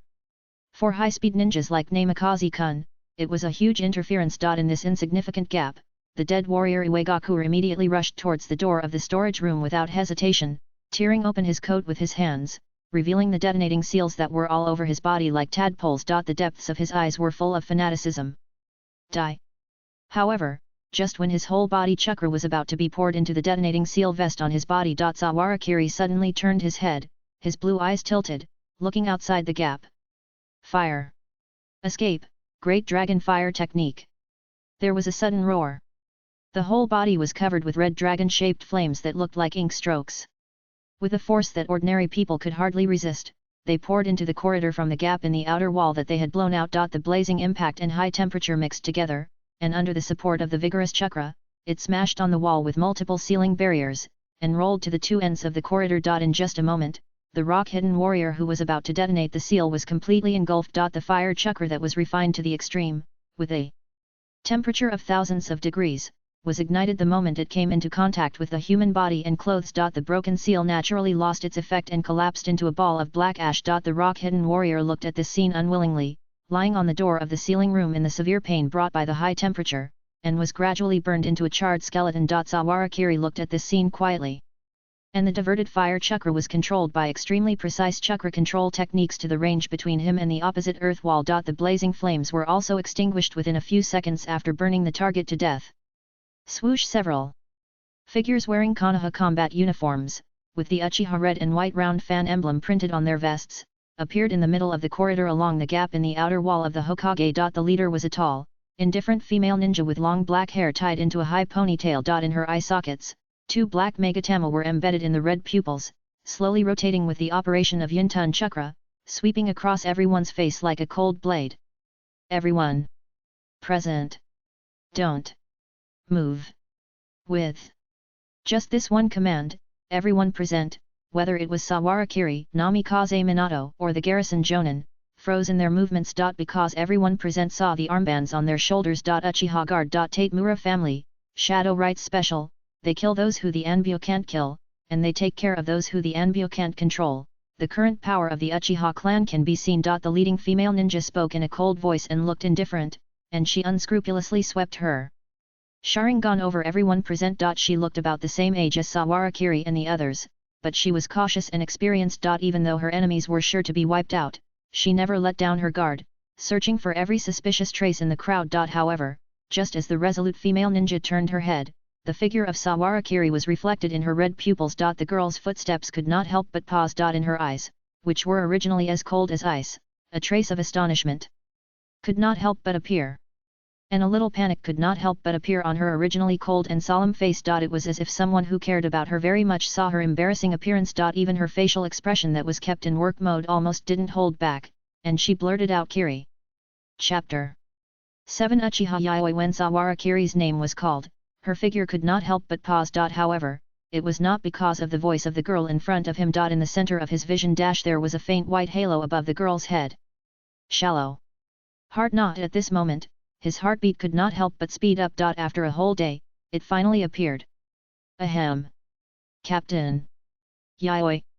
However, before the girl could say anything more, another older female ninja could not help but remind her, and the fingers blocking her side carefully pulled the corner of her clothes. Uchiha Yayoi then remembered that she was still on a mission, and immediately tightened her face and turned her face slightly, as if she didn't want him to see her extremely intimidating Sharingan. Even her tone returned to the initial indifference and calmness, but there was a slightly unnatural pause when she spoke. Your inspection is complete. If you need to cooperate in the future, please come to the Uchiha Security Department for follow-up investigation in time after receiving the summons.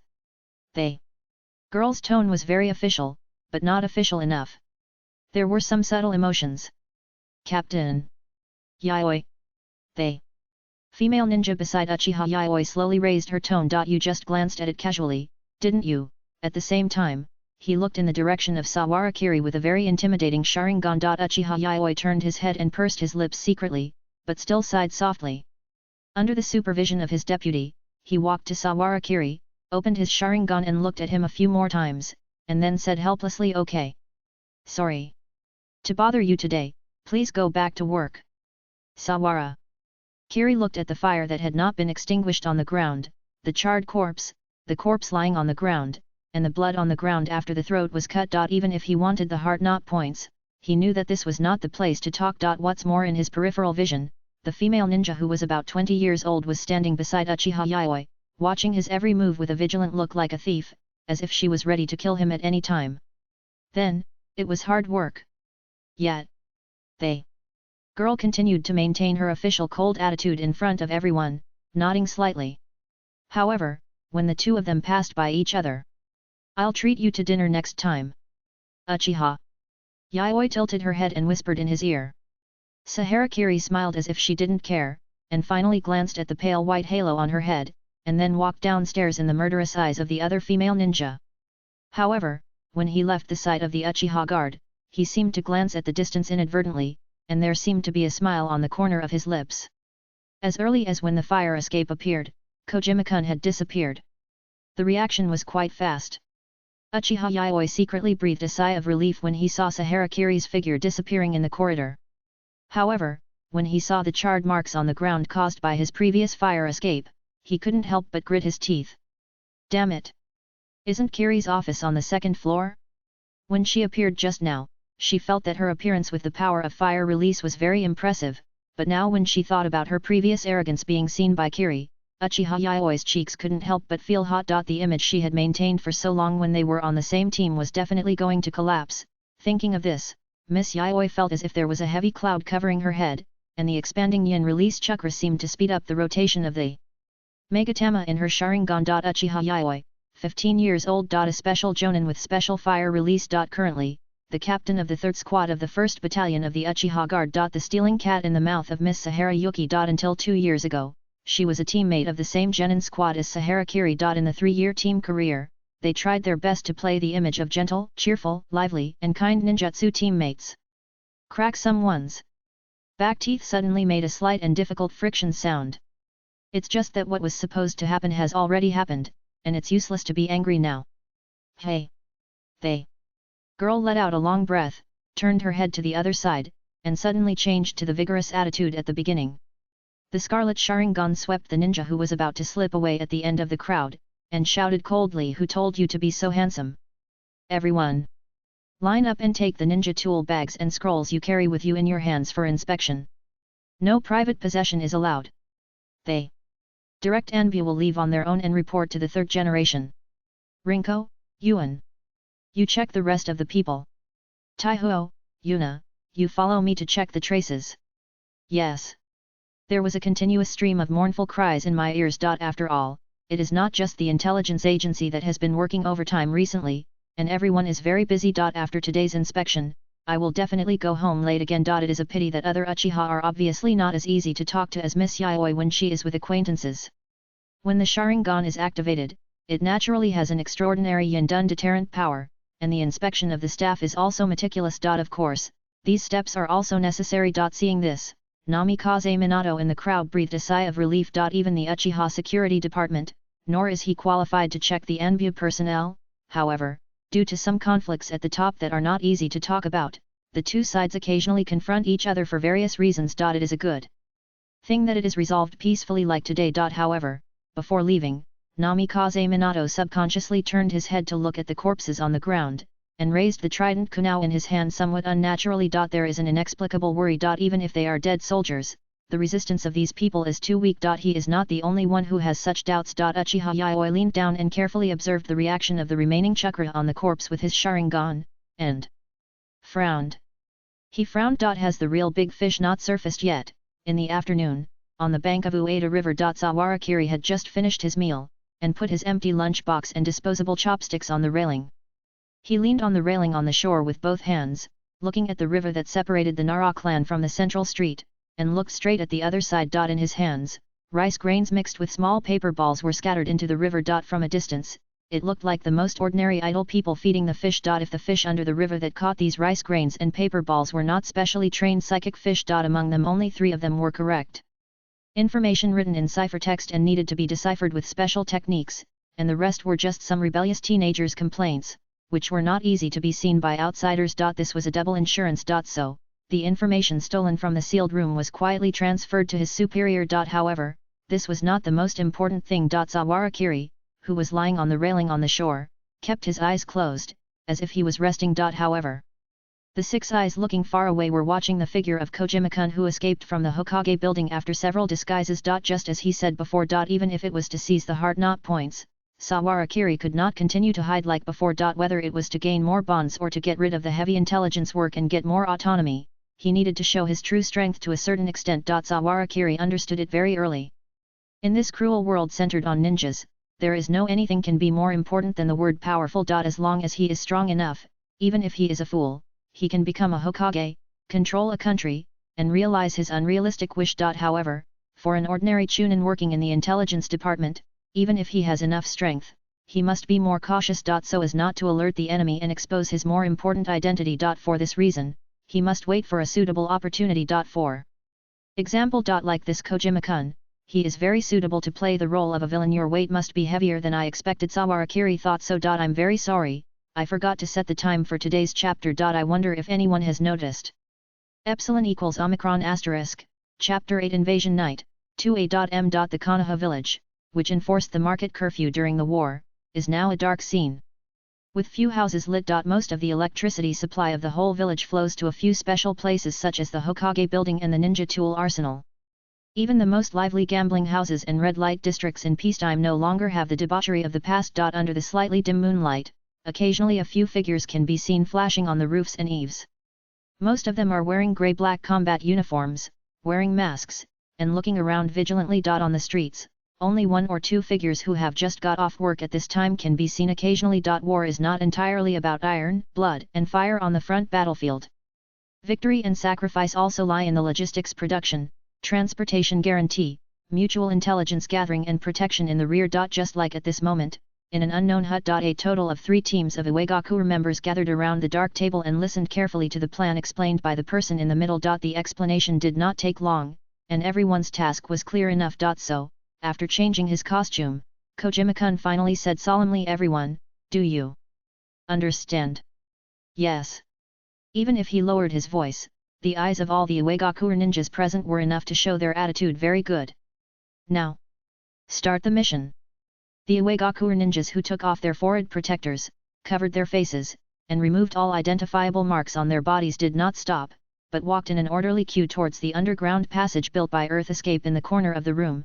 Determined Kojima-kun, or the 1,000 Faces of Grey Soil, who had been active in the intelligence circles of the 5 major countries for more than 10 years and completed countless spy missions for the village, and had already earned a great reputation, watched them leave quietly. He knew that most of the people here would die meaninglessly at the hands of Konoha ninjas, just like the group of people this morning. But this was something that had to be done. They must obtain the mission information of Tsunade's team as quickly as possible. Because the 3rd Tsuchikage was at the front line of the earth mines, leading his troops in a difficult war of attrition with the Cloud Village. If you want to assassinate the 3rd Tsuchikage, collapse the front line, and plunge the entire Iwagakure village and the land of Earth into civil strife, now is the best time. The people of Iwagakure village understand this, and the people of Konoha naturally understand it. Grey Soil thought silently. Finally, he resolutely took a step towards the depths of hell. Hamit. The door of the storage room. The boy, who looked only 12 or 13 years old, yawned sleepily and muttered in a rather complaining tone, "Teacher, isn't it time to change shifts yet?" "Shut up." The person in charge of leading this team of genin was a middle-aged jonin who looked to be in his 30s, with a cigarette in his mouth, leaning against the wall beside the door of the storage room. However, looking at the young man's still somewhat immature face, about the same age as his son, he couldn't help but say, "We'll be there in a little while." "Really?" The young genin looked at the night outside the window, holding his chin with boredom. "This kind of mission is actually sea level, we won't have to do such boring things in the future." "Okay, Zaiyi." The girl next to him began to teach. Don't say such willful words when performing a mission. Yes, the young man turned his back to the window that had just been repaired not long ago, and his mouth drew a long sound. However, almost at the same moment when this sound appeared, the kunai stretched out from the darkness and suddenly pierced the neck of the genin. Swish, the kunai was pulled out. Scarlet blood splashed. Shui! The confused girl made a sound subconsciously. The experienced middle-aged jonin had already rushed out first, grabbed the hand stretched out in the darkness, and pulled it back hard. Puff! Accompanied by a sound of pulling the plug, the arm with the ignited fuse was held in his hand. The reaction speed of the jonin was amazingly fast. He threw the explosive out of the window at lightning speed, and at the same time, his hands quickly formed seals. Water. Style, water array wall. In a waterless environment, with the simplest single seal, a water wall was suddenly constructed that was enough to surround the three people in the center, perfectly proving the identity of this middle-aged ninjutsu-type jonin. The sudden thunderous explosion outside the periphery made the entire staff of the Hokage building suddenly raise their heads. Mind, looking out the cracked window. Under the dark night, the firelight was terrifying. Almost at the same moment when the sound was heard, 4 figures wrapped in black rushed towards the three people wrapped in the water at an alarming speed. Behind them was the door of the sealed room. However, the moment they appeared, bang! Bang bang, dozens of figures wearing either ANBU uniforms or Uchiha guard vests broke through the outer window and surrounded the team. Uchiha Yayoi stood at the front, staring at the four people in front of her with a pair of Scarlet II Magatama Sharingan. As early as when she checked the corpse during the day, she realized that the big fish had not been hooked. However, she thought she would have to wait for a few more days, but she didn't expect it to appear so soon. However, facing the heavy encirclement of more than a dozen ninjas, the death squad in the center seemed to have noticed nothing. The leader sneered and tore open his black shirt. A vest covered with explosive runes was revealed. Uchiha Yaoi's pupils shrank. The next moment, boom!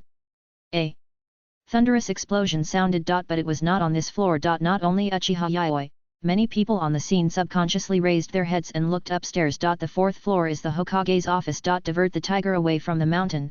Could it be that their target was the Hokage's office from the beginning? Almost everyone had this thought in their heads. Quick! Catch these first! Uchiha Yaoi didn't have time to think about it, and immediately gave orders to her companions. At the same time, she rushed to the dead man in front, one step ahead of others. The illusion that had been prepared for a long time in the Sharingan was suddenly cast. Magic!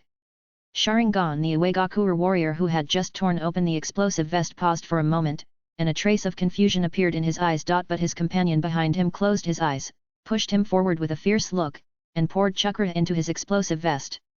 Boom! Another explosion. The whole body of the warrior was immediately torn into pieces, and the blood mist that exploded carried the scattered limbs and exploded in all directions. Even the tiny bone fragments were as sharp as shuriken, hitting the wall with a crackling sound, and a huge gap was blown open between the corridor floor and the outer wall of the building. Uchiha Yaoi, who was rushing in the front, rolled to the other side with the explosion dust and smoke to relieve the force, and half of his body was stained with heavy blood. Damn it! The Megatama in the girl's eyes seemed to be spinning 3 times faster with this irritable mood. The three well-prepared Iwagakure warriors followed the thrust of the aftermath of the explosion, and with minor wounds on their bodies, they charged towards the other end at a very fast speed. The blades in their hands pointed at several obviously young and inexperienced ninjas without hesitation, trying to use them as a breakthrough point. Before they started the action, they knew they were destined to die. However, even if they died, they had to take away several enemies who might appear on the battlefield for their village. At the same time, on the 4th floor, 2 truly elite teams, led by Wairang, rushed into the Hokage's office at the fastest speed along the gap created by the explosion. Chapter 9. It's really hard work, Mr. Spy. The explosion on the outer wall of the building alarmed everyone in the entire building, but the Hokage's office located in the center of the 4th floor was still dark and quiet. However, the Iwagakure warriors had no extra time to doubt. Bang!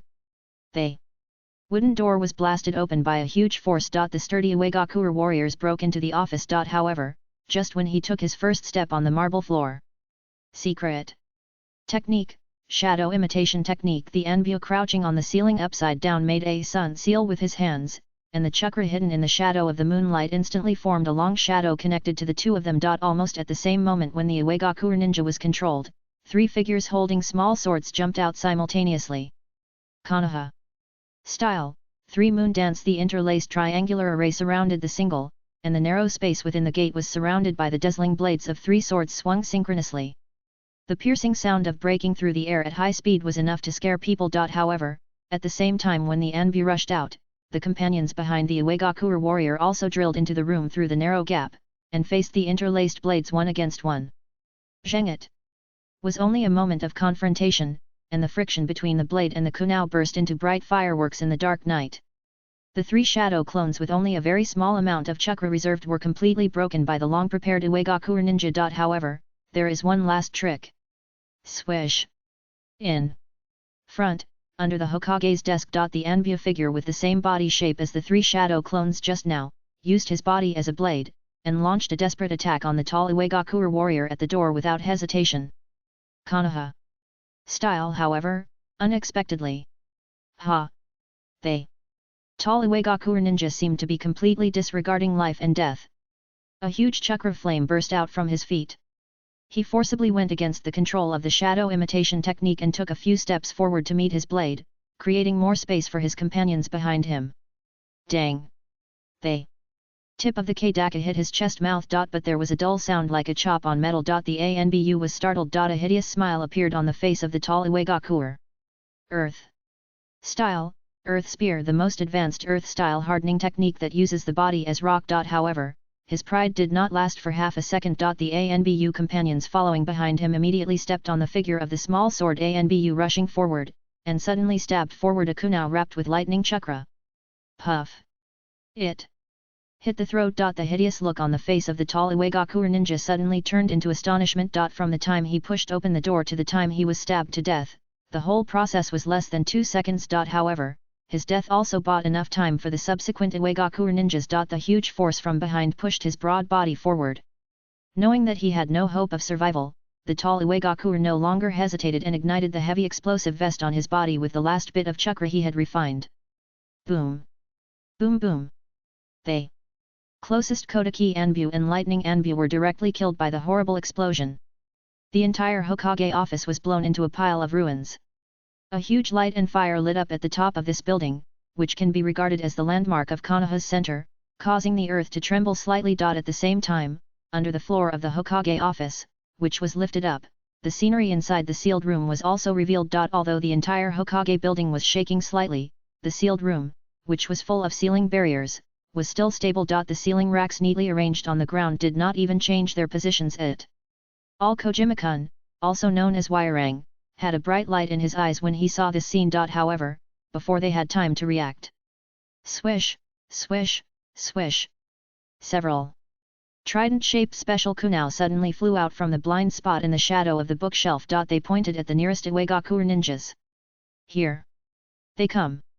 They only had time to give such a brief reminder. The next moment, the figure as fast as lightning turned into a stream of light and charged towards them. Although they had prepared in advance, when these Iwagakure ninjas really faced the young ninja called Invincible by Lord Wairang, they couldn't help but feel a little scared. Even with the naked eye observation ability increased to nearly 80 frames under the blessing of chakra, they could only capture a flashing shadow for a moment. Almost at the moment when the trident kunao flew in front of him, the Iwagakure ninja in the front felt that his body, which had been pre-applied with Earth-style hardening technique, was paralyzed for a moment. The neck seemed to have a slight touch for a moment. These two senses seemed to arise at the same time. The figure of Minato Namikaze flashed by. The two people behind him had their carotid arteries torn by the kunao wrapped with lightning chakra. It was probably because of the lesson in the morning. Now the Namikaze Jonin slightly adjusted his chakra habits and held the blade with both hands. Lightning escape is better than earth escape, this is common sense. Looking at the rapidly approaching Namikaze Minato,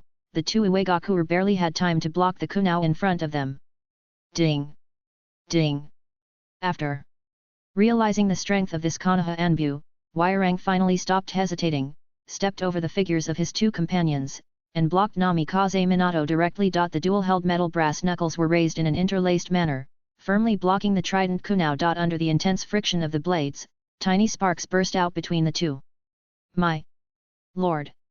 They two Iwagakure ninjas, who were only 1 second away from death, did not even have time to rejoice, and subconsciously called out. Only Wairang, who was blocking their way, remained calm. Continue as planned. Yes. Hearing this, the remaining Iwagakure reacted and rushed to the storage room on the 3rd floor. Soon, a series of fierce fighting sounds came from below. Hurang and Minato Namikaze still maintained their wrestling postures, staring at each other. It's really scary, Konoha's ninja. He stared at Minato Namikaze, and seemed to have the strength to speak. At such a young age, he actually has such strength. But almost. At the moment the voice fell, the dual-wielded metal brass knuckles suddenly raised upwards. Hwirang took a sudden step forward, and his already solid thigh muscles suddenly expanded. Under his feet, chakra burst out like fire, and his voice suddenly rose. The flaw is too obvious. Boom! They already broad figure suddenly shot into the air with the huge force of the step, completely smashing the roof that had already exploded for the most part, and rushed straight into the sky. While his figure turned in mid-air, his hands kept making seals. Earth. Escape rock and earth blasting technique. At the same time as the seal was completed, the rubble around Hwirang that flew into the air with him, all under the control of the chakra spread, surrounded Hwirang. Then, all fell like raindrops. It's bad. Looking at this scene, Namikaze Minato felt anxious. Obviously, it was because the battle in the daytime was witnessed by spies and his information was leaked in large quantities that this group of dead soldiers had such a clear the correct way to deal with it. Facing this large-scale attack ninjutsu, the immature Namikaze Minato had no way to deal with it. He could only use the wind style, instant body technique, and rushed towards the remaining hole at the window at the fastest speed, barely avoiding this move. Bang, bang, bang! The fine gravel flying like bullets swept across the entire Hokage building, and bursts of dense explosions broke out. The entire fourth floor, and even the third floor under the gap, were smashed into large pieces of dust. Bang! Grey soil fell on a messy ground. Almost at the same time as he finished dealing with the affairs here, the last two remaining Iwagakure ninjas, with blood all over their bodies and a box of absolute seal scrolls marked with S, rushed to grey soil. My lord, I found it. Very good looking. At this scene, grey soil finally put his heart at ease. The whole process took less than 2 minutes. Hwirang turned his head and looked at the Uchiha guard and Anbu, who had just arrived from the third floor and had just arrived. He smiled disdainfully. Konoha's ninjas, they had been immersed in false peace for too long. Let's go. Earth escape technique, earth dragon hiding technique. They. Next moment, the three figures were buried in the deep soil and completely engulfed. Ding! Until they were all hidden underground, a kunai shot from a distance was nailed into the ground. Damn it! Uchiha Yayoi, covered in blood, rushed here, but there was no trace of the opponent's chakra in her Sharingan. Obviously, the opponent's earth escape mobility was much higher than she had imagined. 3 Elite teams. Konoha had not encountered such a level of raid for nearly 10 years. The collapsed Hokage building was like a heavy blow to all of them, especially to the Uchiha guard. It was so painful. Uchiha Yaoi's eyes were bloodshot, and he didn't even care about the scars on his body. He turned around and ordered quickly, Rinko, go notify the Hyuga investigation team. Anbu, notify the Hokage. They. Girl clenched her fists tightly and said unwillingly, even if we have to mobilize the outer defense forces, we must catch this group of people.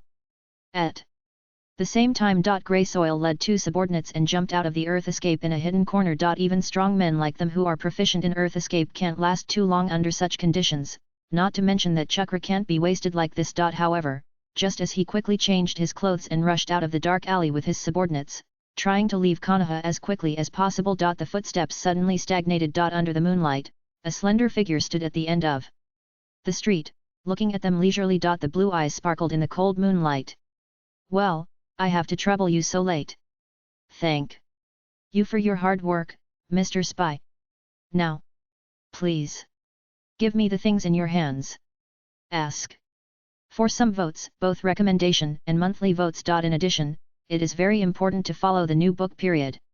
If you don't have a recommendation position, you will be finished. Please follow the reading and shoot everyone. Chapter 10 Loyalty. Honesty.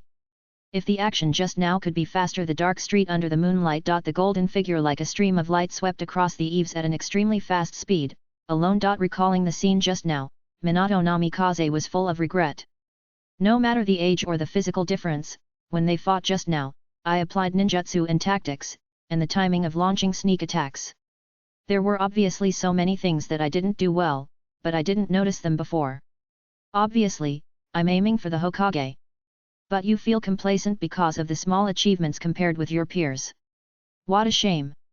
Things shouldn't be like this. The figure wrapped in the dark combat uniform rolled to the ground in the night, pressing a single finger on the cold ground, sensing the chakra spreading continuously towards the distance. Although the previous few dead soldiers had considerable attainments in the Earth Dragon hidden art, the traces left by the chakra would not disappear in such a short time. As a high-level space/chakra perception ninja, Namikaze Minato only needed very small details to keenly perceive the abnormal residues they left in the soil. The chakra under his feet continued to bloom, and he flew in the direction of the enemy's escape with the instant body technique that surpassed the ordinary level. As one of the candidates with the highest instant body level on the scene, and in order to make up for his previous mistake of not being able to stop the enemy, Minato Namikaze didn't even care about the consumption of chakra.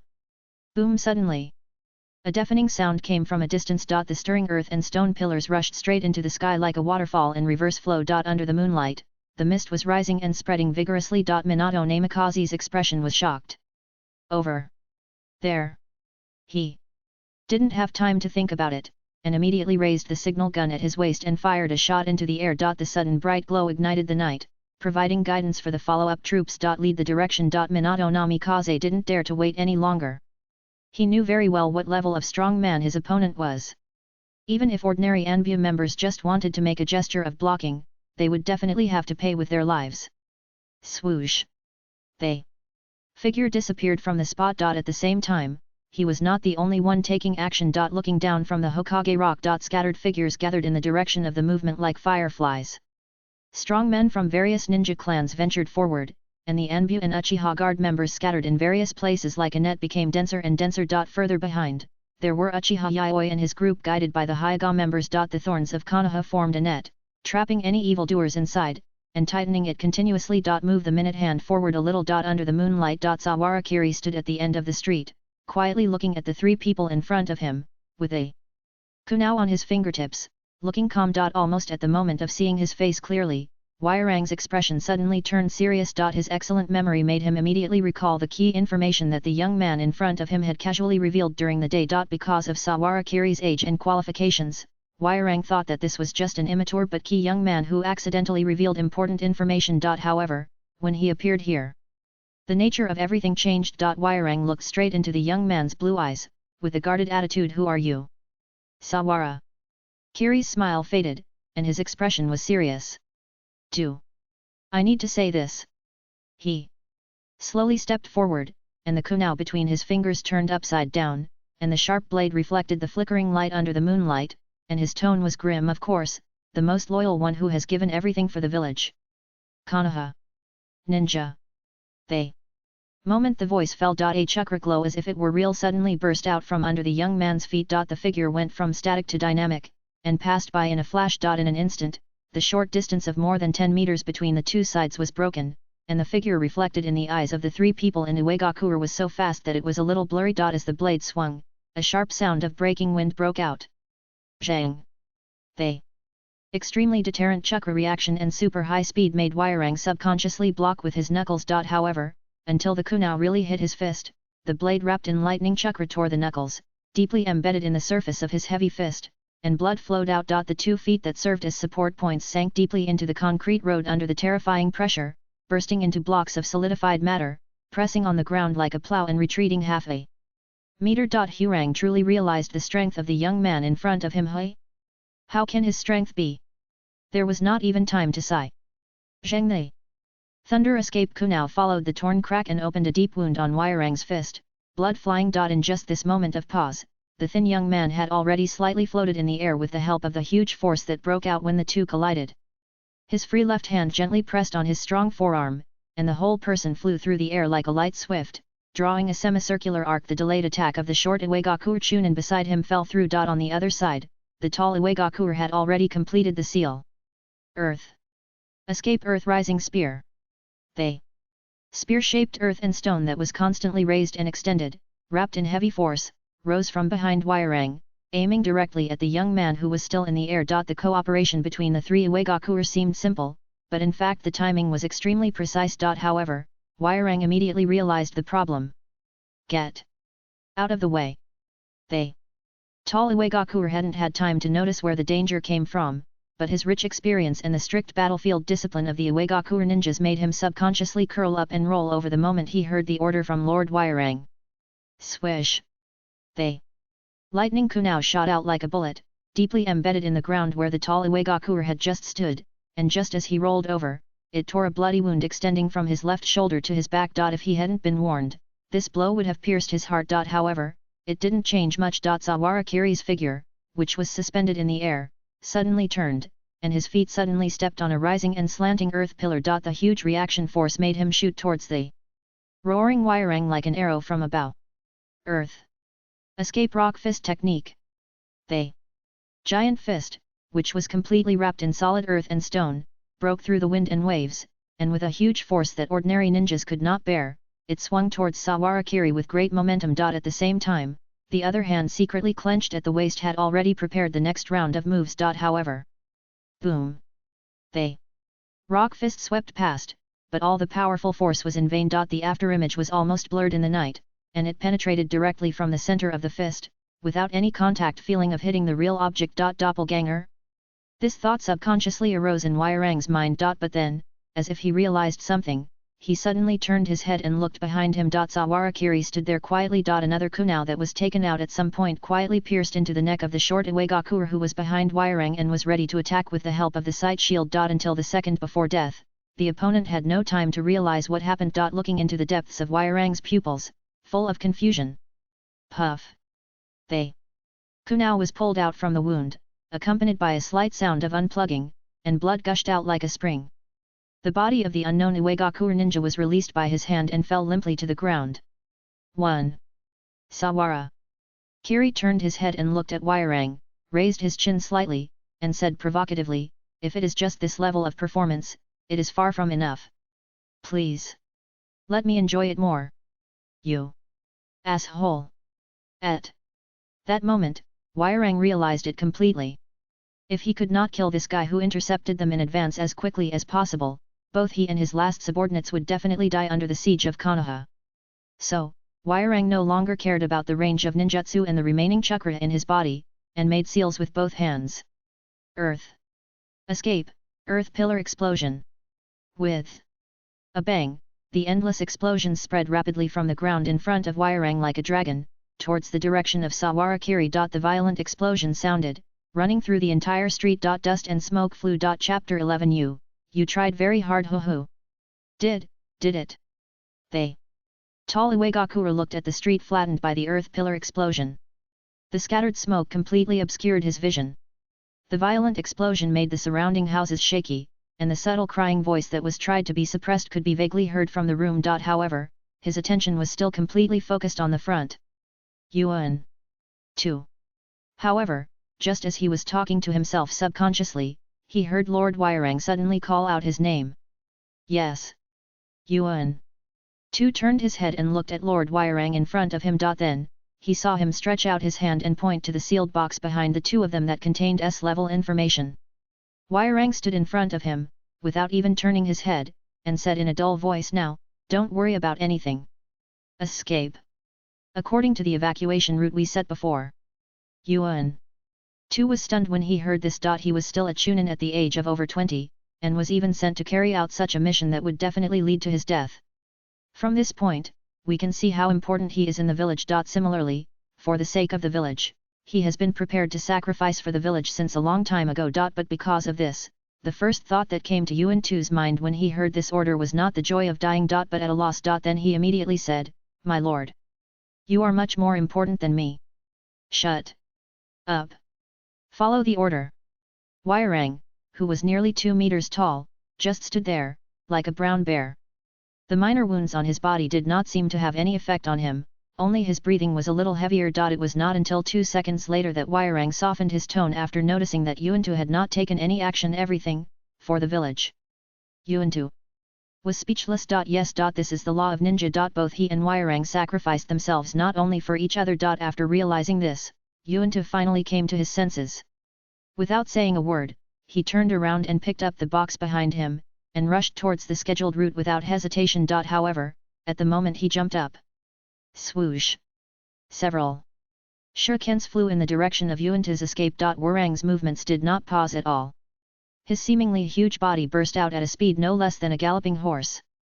When he swung the knuckles in his hand, he swept away all the ninja tools with just the wind of his fist. Almost at the same time as he moved. In the dust, a slender figure suddenly rushed towards Yuantu, who was holding the box and fleeing, at a speed that was too fast to be captured by the naked eye. The moment he saw this scene, a hideous smile suddenly appeared on Huairang's face. At the same time, he ran towards the other end without hesitation. Earth. Escape, light and heavy rock technique. In an instant, his body became light. When he was running, his speed was not slower than that of Sawarakiri. At the same time, in his arms, he held a scroll with the signature of Tsunade. That's right. Whether it was letting Yuantu escape with the sealed box, or pretending to resist Sawarakiri's pursuit, it was all smoke bombs released by Huairang. As early as the way he escaped from the Hokage building, he had taken out the items needed for this mission. The reason why he hadn't opened it yet was entirely because the sealing technique could not be solved in a short time. He realized it the moment he fought with Sawarakiri. This guy looked young, but he was definitely not someone he could kill in a short time, and his meticulous mind to use them to complete the layout should not be underestimated. In this case, there was only one way to complete the mission. He used his subordinates as bait. He had done this countless times to earn the name Thousand Faces of Grey Soil. As long as it was for the village's mission, he could bear any sacrifice and darkness. Swoosh! The wind was howling. He was running faster and faster.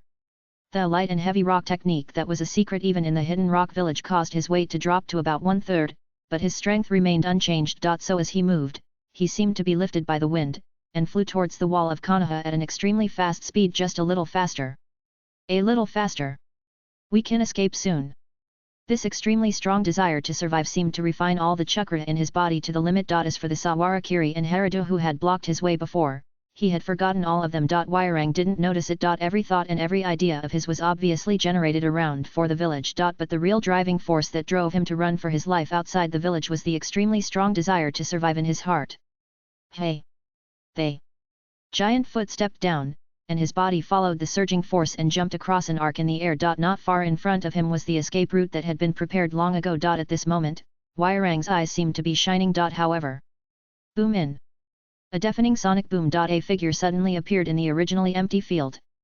Plop! The decapitated body was thrown to the ground. Huairang's footsteps stopped immediately. He looked at the young man in front of him, and a trace of horror appeared on his weathered face.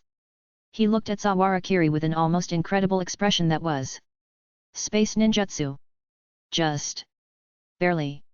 Sawarakiri threw the S-class sealed box aside and explained gently, the so-called power of stopping is actually the ability to manipulate space and turn a tiny distance into infinitely far. Of course, as long as it is used in reverse, a very far distance can be turned into infinitely close. This is the first time I use it today. Is it amazing? The moment he heard this information, Huairang's rich combat experience made him realize something immediately, and his whole body tensed up. The next moment, Sawarakiri suddenly took a step forward. Buzz! There seemed to be a violent vibration in the air, so that the earth seemed to tremble. Sawarakiri's figure disappeared. When he appeared again, he was already one step away from Huairang, and the whole person seemed to be in his arms. The forward step suddenly exerted force, and the seemingly slender muscles suddenly expanded, and the burst of chakra passed through the whole body. The force started from the ground and penetrated the waist and back. XXXX The force burst forth with unstoppable force, enveloping the arm and swinging forward. Boom! The heavy punch was thrown, and the air was rippling violently. The cone-shaped diffusion wave suddenly exploded with a sharp explosion at this extremely close distance, and the sleeves were shattered. It hit Huairang's chest and abdomen. However, if you observe at a very close distance, you can find that there is still a very small distance between Saharakiri's fist and Huairang's body. Only Huairang completely took on the rapid change of this short power of stopping with his body. The huge body was completely suspended in the air under this punch, and the broken ribs and sternum made the surface of his chest completely concave, and blood spurted out of his mouth and nose, and his eyeballs bulged out. Obviously, this terrifying destructive power was also caused by the switch between infinitely close and infinitely far. Using the attraction brought by infinitely close, he punched at an extremely fast speed. Use the repulsive force brought by infinity to protect his fragile body. However, the consumption is as terrible as the destruction. With his current eye power, he can only hit 5 times at most. Without waiting for Huazang to react, Sawarakiri's azure 6 eyes flickered, with a 360-degree insight comparable to the perfect white eyes, making him turn around and twist his waist without hesitation. His slender right leg swept from bottom to top like a battle axe. As he completed this action, the earth clone that had been hiding underground for a long time just had time to jump out from the ground, and the arm wrapped in rock swung down fiercely. Earth. Escape rock fist technique. A short and accelerated kick from the middle exploded the air mass again. Boom. Like a battle axe sweeping across. Just a short kick, and in one breath, the giant arm completely wrapped in rock, and the earth clone made of earth and stone, were completely swept in two from the waist. There was a deafening explosion. Ha! They. Hwoarang, who seemed to have completely lost his fighting power in the last second, suddenly extracted the last bit of vitality and turned it into chakra when Sawara-kiri turned his back to him. He drove his huge body and poured it into every corner. Explosion. Release, explosion pa. Before he could transfer the chakra to the corresponding meridians, the danshin responsible for refining chakra was suddenly severely damaged, so that even the weak chakra fire was interrupted. At the same time, the other hand also tightly grasped his neck. So that he couldn't make any sound. Gu the vicissitudes of Hwoarang's face turned purple due to lack of oxygen, but he still stared at the young man in front of him with bloodshot pupils. Although he had long expected that he might not die in bed. However, when this day really came, this intelligence officer who spanned the 5 major countries, a legendary spy who had been in the world for more than 10 years, it was still hard to accept. He couldn't accept that the one who killed him was actually an unknown young Konoha ninja. Supported by this strong obsession, he still squeezed out a sound from his mouth with difficulty even though his throat was grabbed. Who are you? Sawara. Kiri's smile was as calm as at the beginning. Do you want to know? Open your mouth. Hwoarang was stunned subconsciously. Then, a ball of clear blue chakra appeared out of thin air in Sawara-kiri's palm without any seals. Raise Nan the next moment, all squeezed into his mouth. Bang! The whole head was shattered. As a spy, Sawara-kiri couldn't guarantee that he really didn't reveal any flaws in front of this old senior in the same industry. If the guys from the Yamanaka family found out, it would be fatal. Plop! He let go of his hand.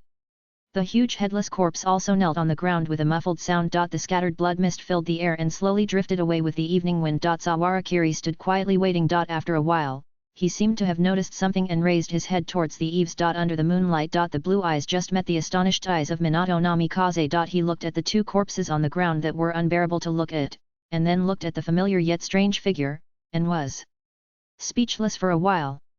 Good evening, Namikaze-kun. Sawara.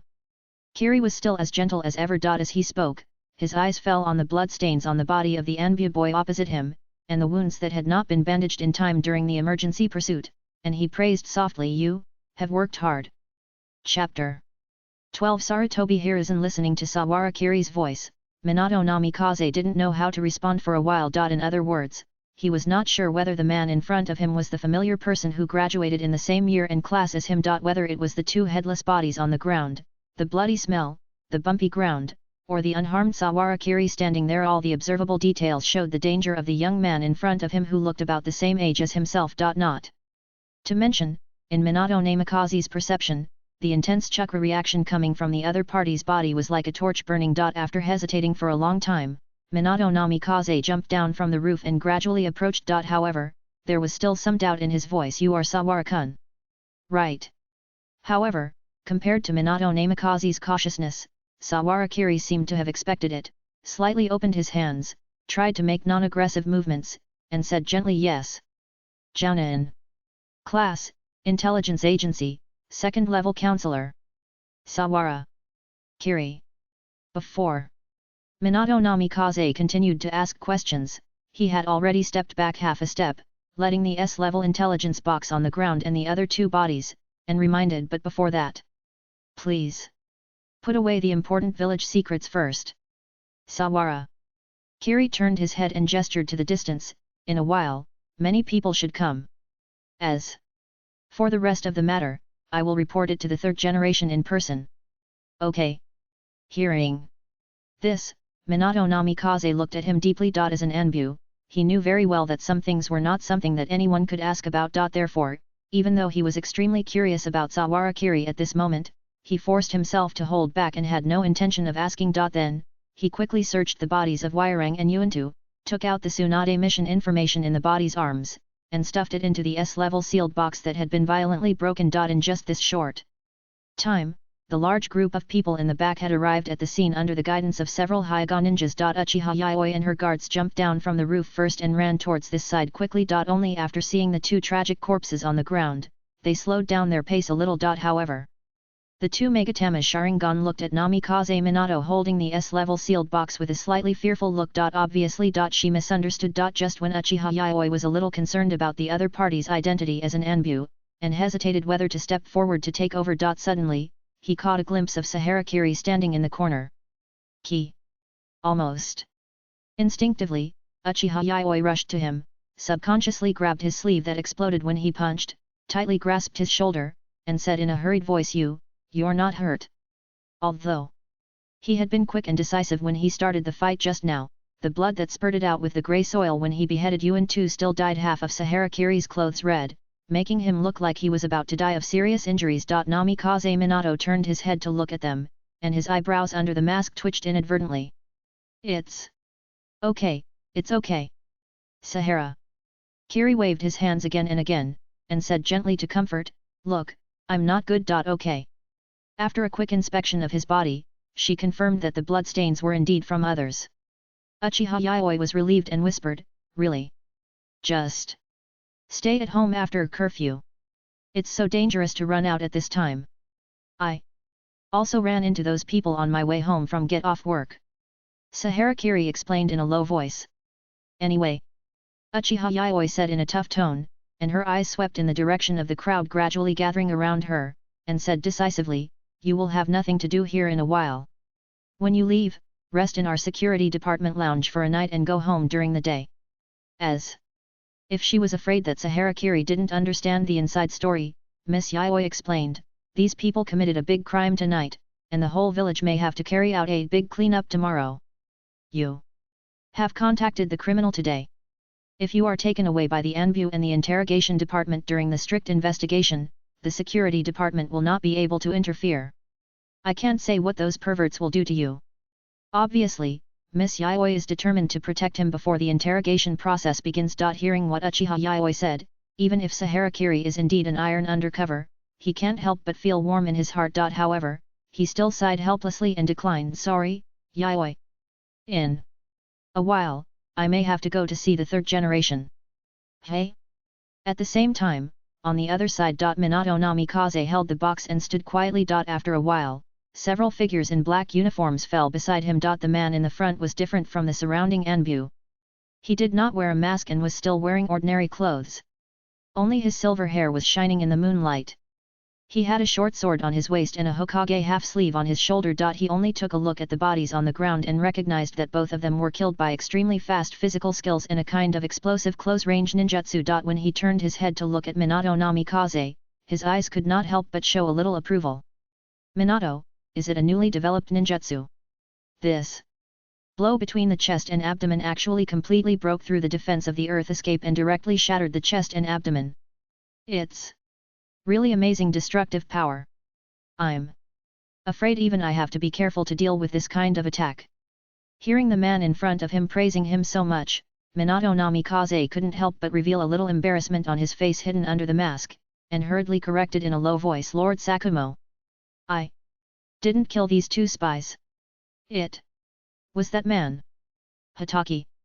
Sakumo was startled when he heard this, and turned his head to look in the direction of Minato Namikaze's finger. Then, he saw the young man with half of his body stained with blood, and met his gaze with his blue eyes. As if he noticed the surprise in his eyes, the other party nodded to him gently. A strange face. He is Hatake. Sakumo was also a little puzzled. A young man with such strength at this age, logically speaking, he should not have never seen it before. Minato Namikaze then turned to the main topic and said seriously, Regarding this matter, I need to tell you the whole process of what I saw, and then relay it to the third generation as soon as possible. Please keep it confidential for the time being.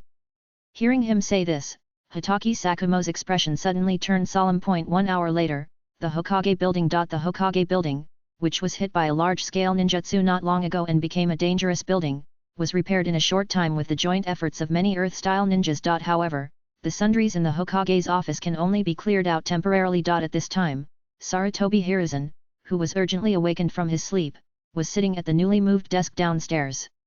With Shimura Danzo, the Hokage's advisor, and Orochimaru, the most proud disciple of the third Hokage, beside him. On the desk in front of him was a ninja file that had obviously been read several times, recording all the experiences and grades of Saharakiri from childhood to adulthood. Standing in front of them were Hitaki Sakumo, Bo-Feng Shuman, Uchiha Yayoi, and Sawarakiri. Namikaze Minato is describing the cause and effect of this incident in a brief and accurate report. Although he has just been awakened, Sarutobi Hiruzen is not the old and decadent self he will be in 20 years. He has enough energy for both official duties and battles. At least so far, his name of ninja hero is still worthy of the name. Soon. After listening to the overall report of the Anbu and the security department, Sarutobi Hiruzen turned his head and looked at Sawarakiri, who was standing on the far right and had a very weak presence, and his face showed a bit of surprise. However, he did not make any hasty judgment based on this clue, but spoke in a generous tone. Sawara-kun, I can see you every day in the Hokage building,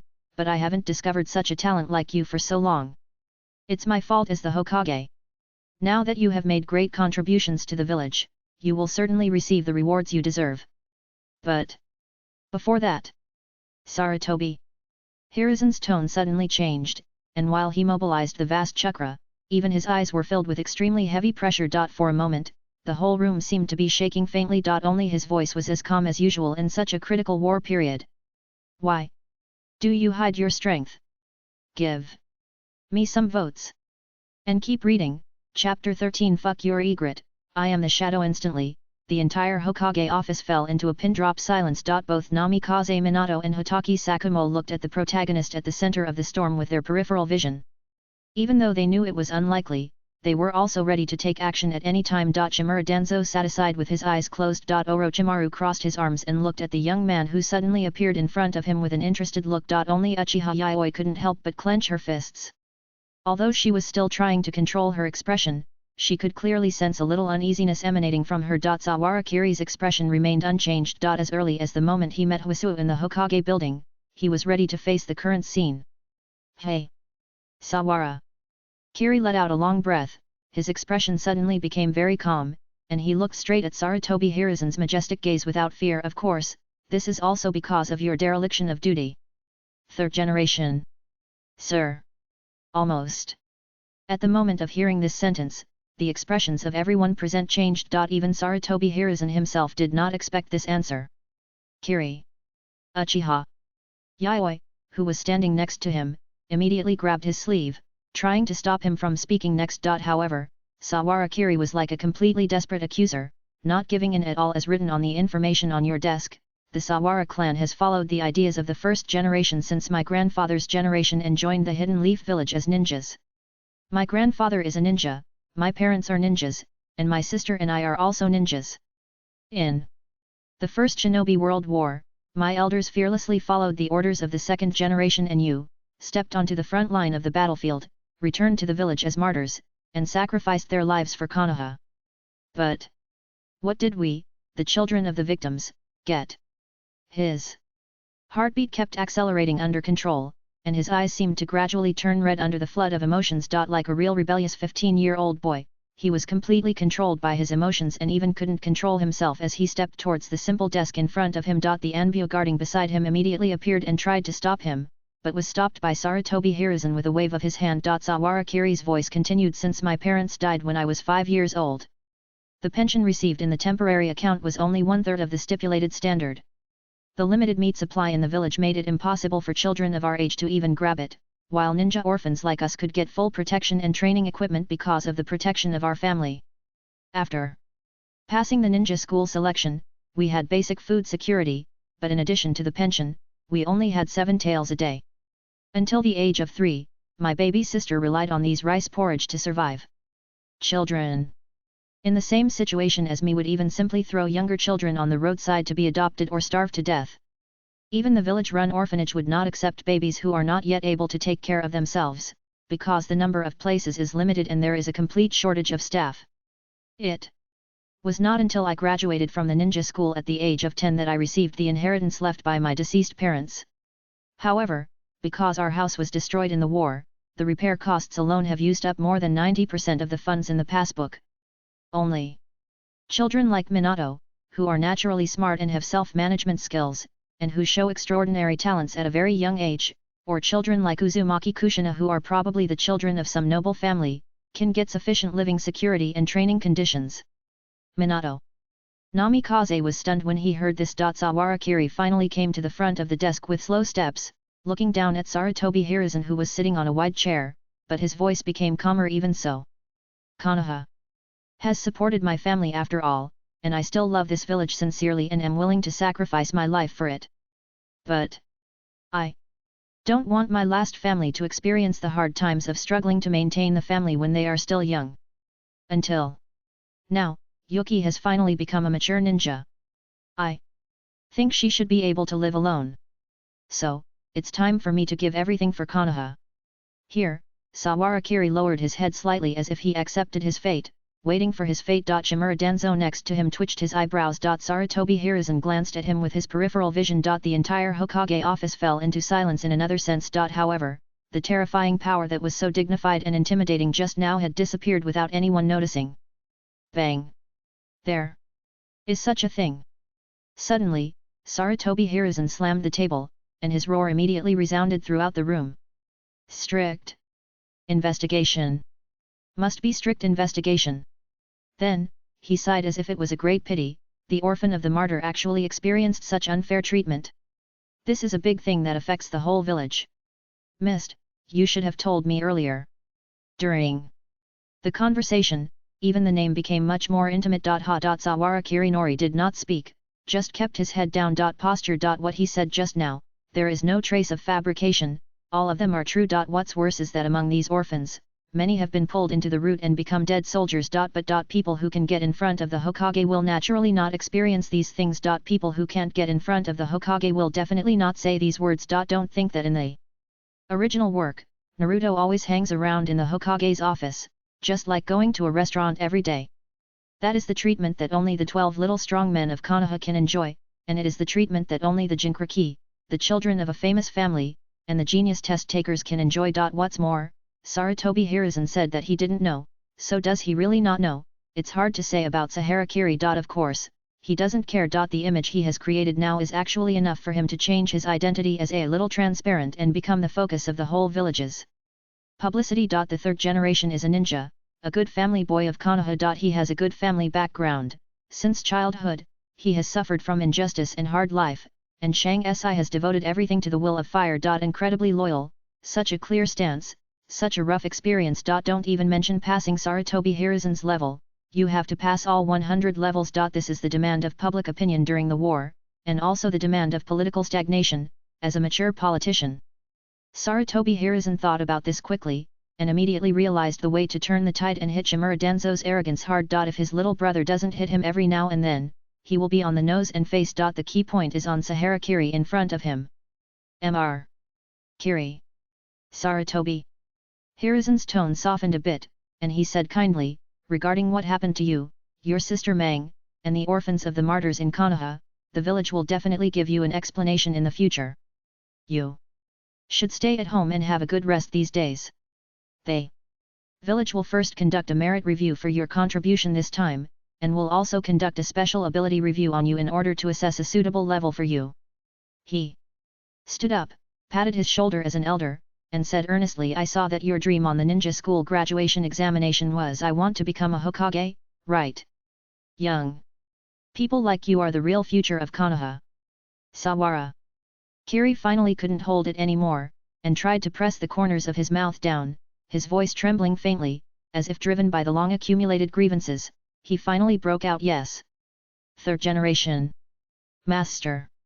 This is such a scene that is in line with the will of fire. You are kind and I am filial. How comforting. Hitaki Sakumo watched this scene quietly, his mood was also excited, and his eyes seemed to be shining. Uchiha Yayoi breathed a sigh of relief. Shimura Danzo and Orochimaru looked calm, as if they had no feelings about it. Only Namikaze Minato. He looked at Saharakiri, who was now trembling with a throbbing expression, suppressing strong emotions, and even trembling slightly. Subconsciously, his mind emerged with the scene he witnessed when he came to the scene before, and the trembling sense of crisis that seemed to penetrate deep into people's hearts. For some reason, he had a subtle feeling in his heart.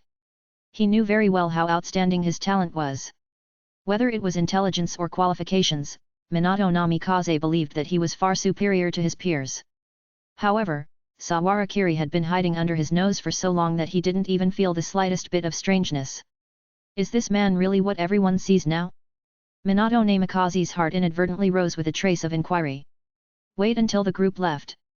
The door of the Hokage's office was closed, and even Orochimaru left with him.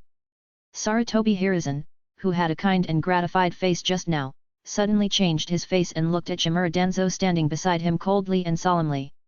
Danzo, don't you have anything to say? Shimura. Danzo looked calm. The money was not spent on me, it was all the necessary price paid for Konoha. Sarutobi. Hiruzen immediately became furious and scolded, asshole.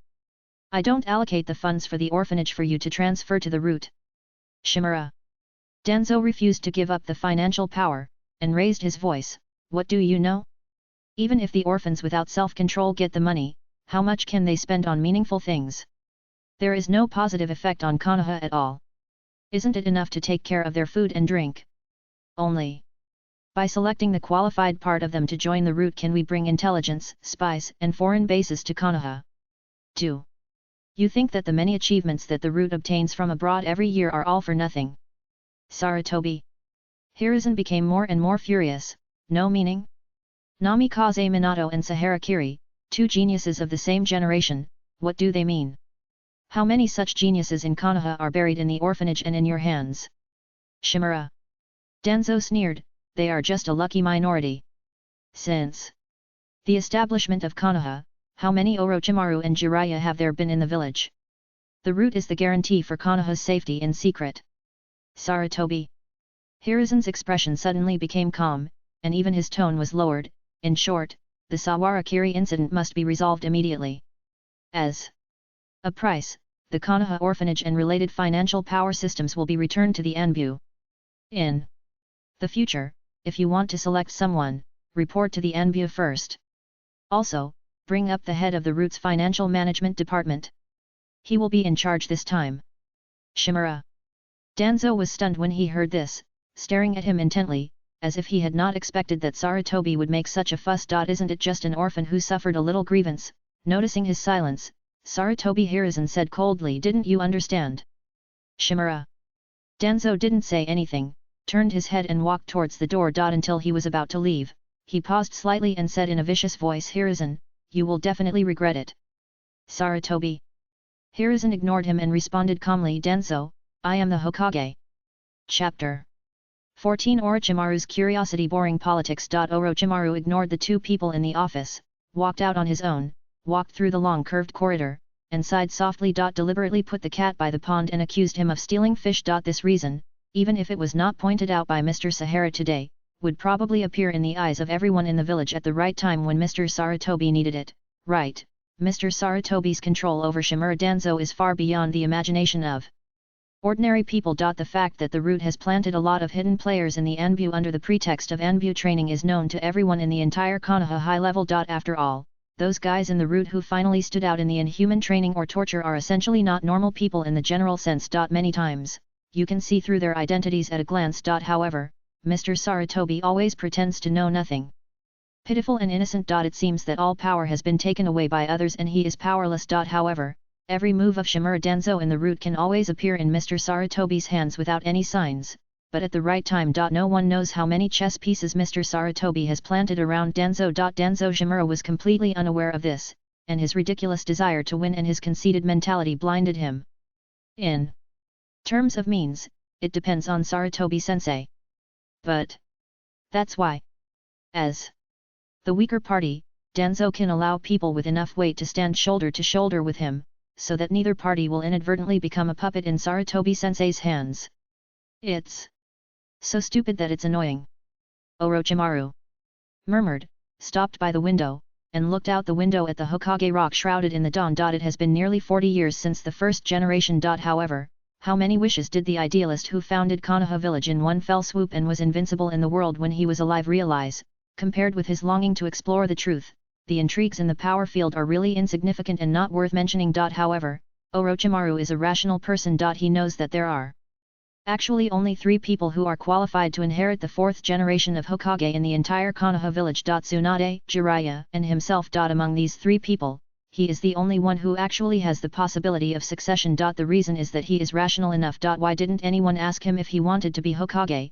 Orochimaru thought so. Even the most rational people will inevitably want to be willful sometimes. However, out of the most simple sense of responsibility, he quietly suppressed this thought. It may be a little funny to say this. At least, until now. This man who has never loved anyone still loves Konoha deeply. Although he can't stand many things happening in this village, he is still willing to give everything for this village, even including his precious life.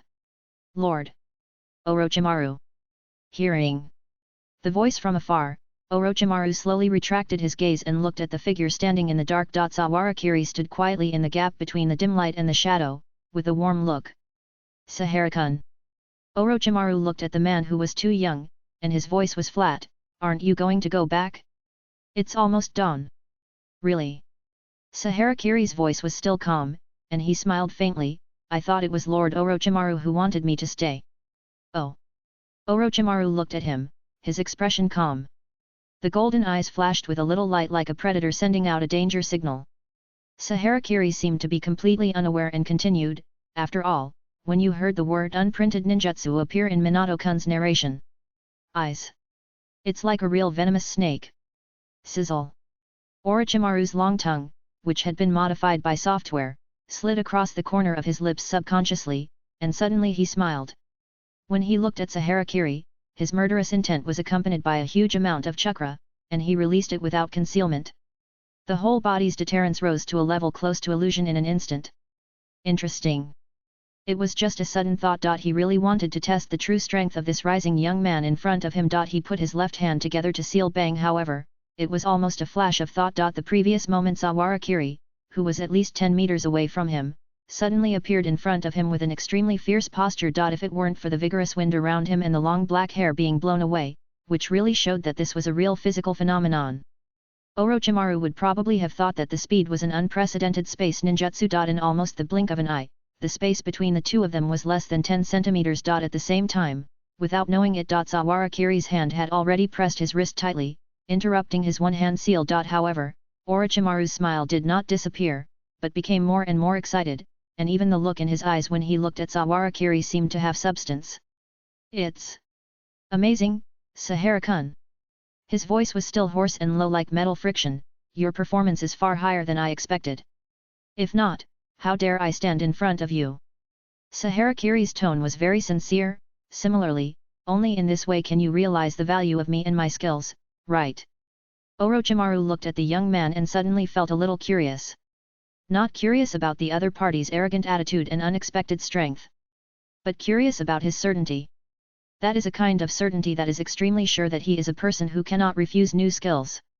But until now, this characteristic was deeply hidden by him. Even his teacher Sarutobi Hiruzen could not really detect it. Orochimaru's curiosity suddenly began to grow vigorously. What do you want? Sawara. Kiri's expression slowly subsided. It depends on what you can give. Of course. This is not the place to talk. If there is a chance, I hope to talk to you in detail next time. Orochimaru paused with a smile and said calmly, that is not up to you. Suddenly, several black-scaled venomous snakes shot out from the sleeves of Orochimaru, who was confronting Sawarakiri, and bit the young man in front of him fiercely. At this extremely close distance, the speed of these venomous snakes was not even less than that of shuriken. However, Orochimaru's eyes suddenly widened. 13 venomous snakes shot out from his sleeves, collar, and trouser legs at his feet, and stopped at the same time, staying in the air only a piece of paper away from Sawara. Kiri. No progress. Sawarakiri's smile was calm and indifferent, as if he had expected all this. Then I'll take my leave. As soon as he finished speaking, there was a bang. The figure of the young man suddenly turned into a cloud of smoke and disappeared. Since just now, the one confronting Orochimaru was just a shadow clone. Orochimaru looked at his figure that disappeared out of thin air. Instead, he inadvertently showed a strange smile. It's amazing. Sahara-kun. Things are getting interesting. Chapter 15. He's CPUing you. Wow. Water splashed everywhere. The pebbles thrown randomly made a series of continuous water drifts on the river surface, flying from one side to the other, and finally hitting the tree trunk. Fog. Uchiha Yayoi seemed to have noticed something slightly strange about the young man beside him, and turned his head to look in his direction. Then, Saharakiri clapped his hands as if nothing had happened, and smiled easily. Nothing. I suddenly want to vent. Sorry, you must be bored waiting. Uchiha Yayoi shook her head, put her hands behind her back, and the high ponytail behind her head swayed slightly with her movements. Just quietly looked at his profile. Although they had known each other for a long time, Uchiha Yayoi found that she seemed to have rarely had the opportunity to be alone with Saharakiri since she was in the ninja school. In addition, she didn't know as much about him as she thought. The girl thought to herself, took a step, followed the young man closely, and said in a joking tone, I never thought that the good-tempered Mist-kun would get so angry for the first time in front of the Hokage. To be honest, I was so scared that my jaw almost dropped. I was so scared that my legs went weak. Saharakiri chuckled twice with self-mockery, not minding at all. At first I was just speaking up for the neighbor's kid. By the time I reacted, I had said everything I needed to say. Indeed. After all, there is such a past. Uchiha Yayoi turned to look at him, as if recalling the time when he was still in the ninja school. When I saw that Kirikun had plum rice balls for lunch every day, I felt something was wrong. I didn't expect the actual situation to be so difficult. It's more difficult than you think, Yayoi. They old clothes and shoes were donated by the streets, and the cheap soap powder was used for laundry. Occasionally, I would buy some vegetables for dinner, and meat would be eaten during the new year. Sawarakiri counted on his fingers and remembered the situation back then. This is not bad, after all, I was budgeting every day. Fortunately, I finally made it to graduation. Uchiha Yayoi frowned and walked slowly. Just by listening to him describe his childhood life, she could imagine how hard this life was for a child with a burden. No wonder. From the beginning, Wu has been very strong. Really? Sahara Wu seemed a little surprised. Of course, I have always been paying attention to you. Uchiha Yayoi said with a little pride, when you were in the upper ninja school, you would secretly go to the training ground over the Sanbongi River to practice after school every day, right? When you came to class the next day, even the bandage on your hand was torn. And when we just graduated and started to form a team, it was also Kiri who reacted first when we fought with other ninjas for the first time, right? The girl also knew everything about him. At that time, I was scared to the point of crying. As soon as we fought, the leader Megur's shoulder was cut so big. If Kiri hadn't rushed in front of me, I really thought I was going to die. And after each mission, you never saw me sleep, only cared about ninja tools. Sawara. Kiri listened quietly. The young man and woman walked slowly under the dawn sky with the faint morning light. In Sawara Kiri's peripheral vision, the light white halo on the girl's head became clearer and clearer. Sawara's book of friends. Uchiha Yayoi's heart knot. I want Kiri to understand my feelings more. This is the second shallow heart knot Sawara Kiri has encountered. Young love, girls' feelings. It is actually very easy to understand. Even in the ninja school, Sawara Kiri rejected 2 or 3 girls. Being good looking is a very advantageous thing after all. However, what Sawara Kiri cares about now is not this. Now, his unlimited technique has reached the second stage. If he wants to continue to advance, he needs to consume at least 2 heart knot points. However, until now, in Sawara Kiri's field of vision, only Suiwai and Yayoi, 2 people with heart knots, have appeared. During the time when he lured Wairang and others into the trap, he has been thinking about how to dig out as many heart knot points as possible from them. Until the end, he noticed the word shallow in shallow knot. Since there are shallow knots, there must be adjectives such as middle, deep, and super deep, right? Then, how to turn the shallow into the middle has become a problem that Sawara Kiri must consider. Just like Miss Yayoi's wish. Understand the girl's mind for the entire relationship. This is just the beginning. However, how can Miss Yayoi have a stronger desire after the stage of understanding the mind, a further knot? Suddenly, Sawara Kiri seemed to think of something and seemed to speak inadvertently. Yayoi, you have been very concerned about my affairs since the past. Uchiha. Yayoi stopped talking abruptly. Understanding that she seemed to have confessed a little too much today until this moment. Ah, sorry. They. Girl turned her face slightly and smoothed her long hair behind her ears, accidentally revealing her rosy ears. Her smooth tone suddenly became unnatural. The usually cold voice seemed a little hoarse when it came out of her dry throat, but she still seemed to be trying hard to explain something. Actually, what I mean is, however, Sawarakiri's voice suddenly sounded at a very close distance, interrupting her explanation. Even the warm breath was sprayed on the girl's constantly hot earlobes. I know everything about Yayoi's heart. Almost. At the moment the voice sounded, after a random translation in her brain, Uchiha Yayoi's footsteps suddenly stopped. She didn't dare to look up at Sawarakiri's eyes, but just lowered her head to look at his shoes and the toes exposed in his shoes. Unconsciously, her heartbeat was getting faster and faster, but her brain was blank. Those impulses that kept bursting out from the bottom of her heart made her almost subconsciously want to pour out all her immature feelings. However, before she could say anything, she heard a very sharp and abrupt transition word.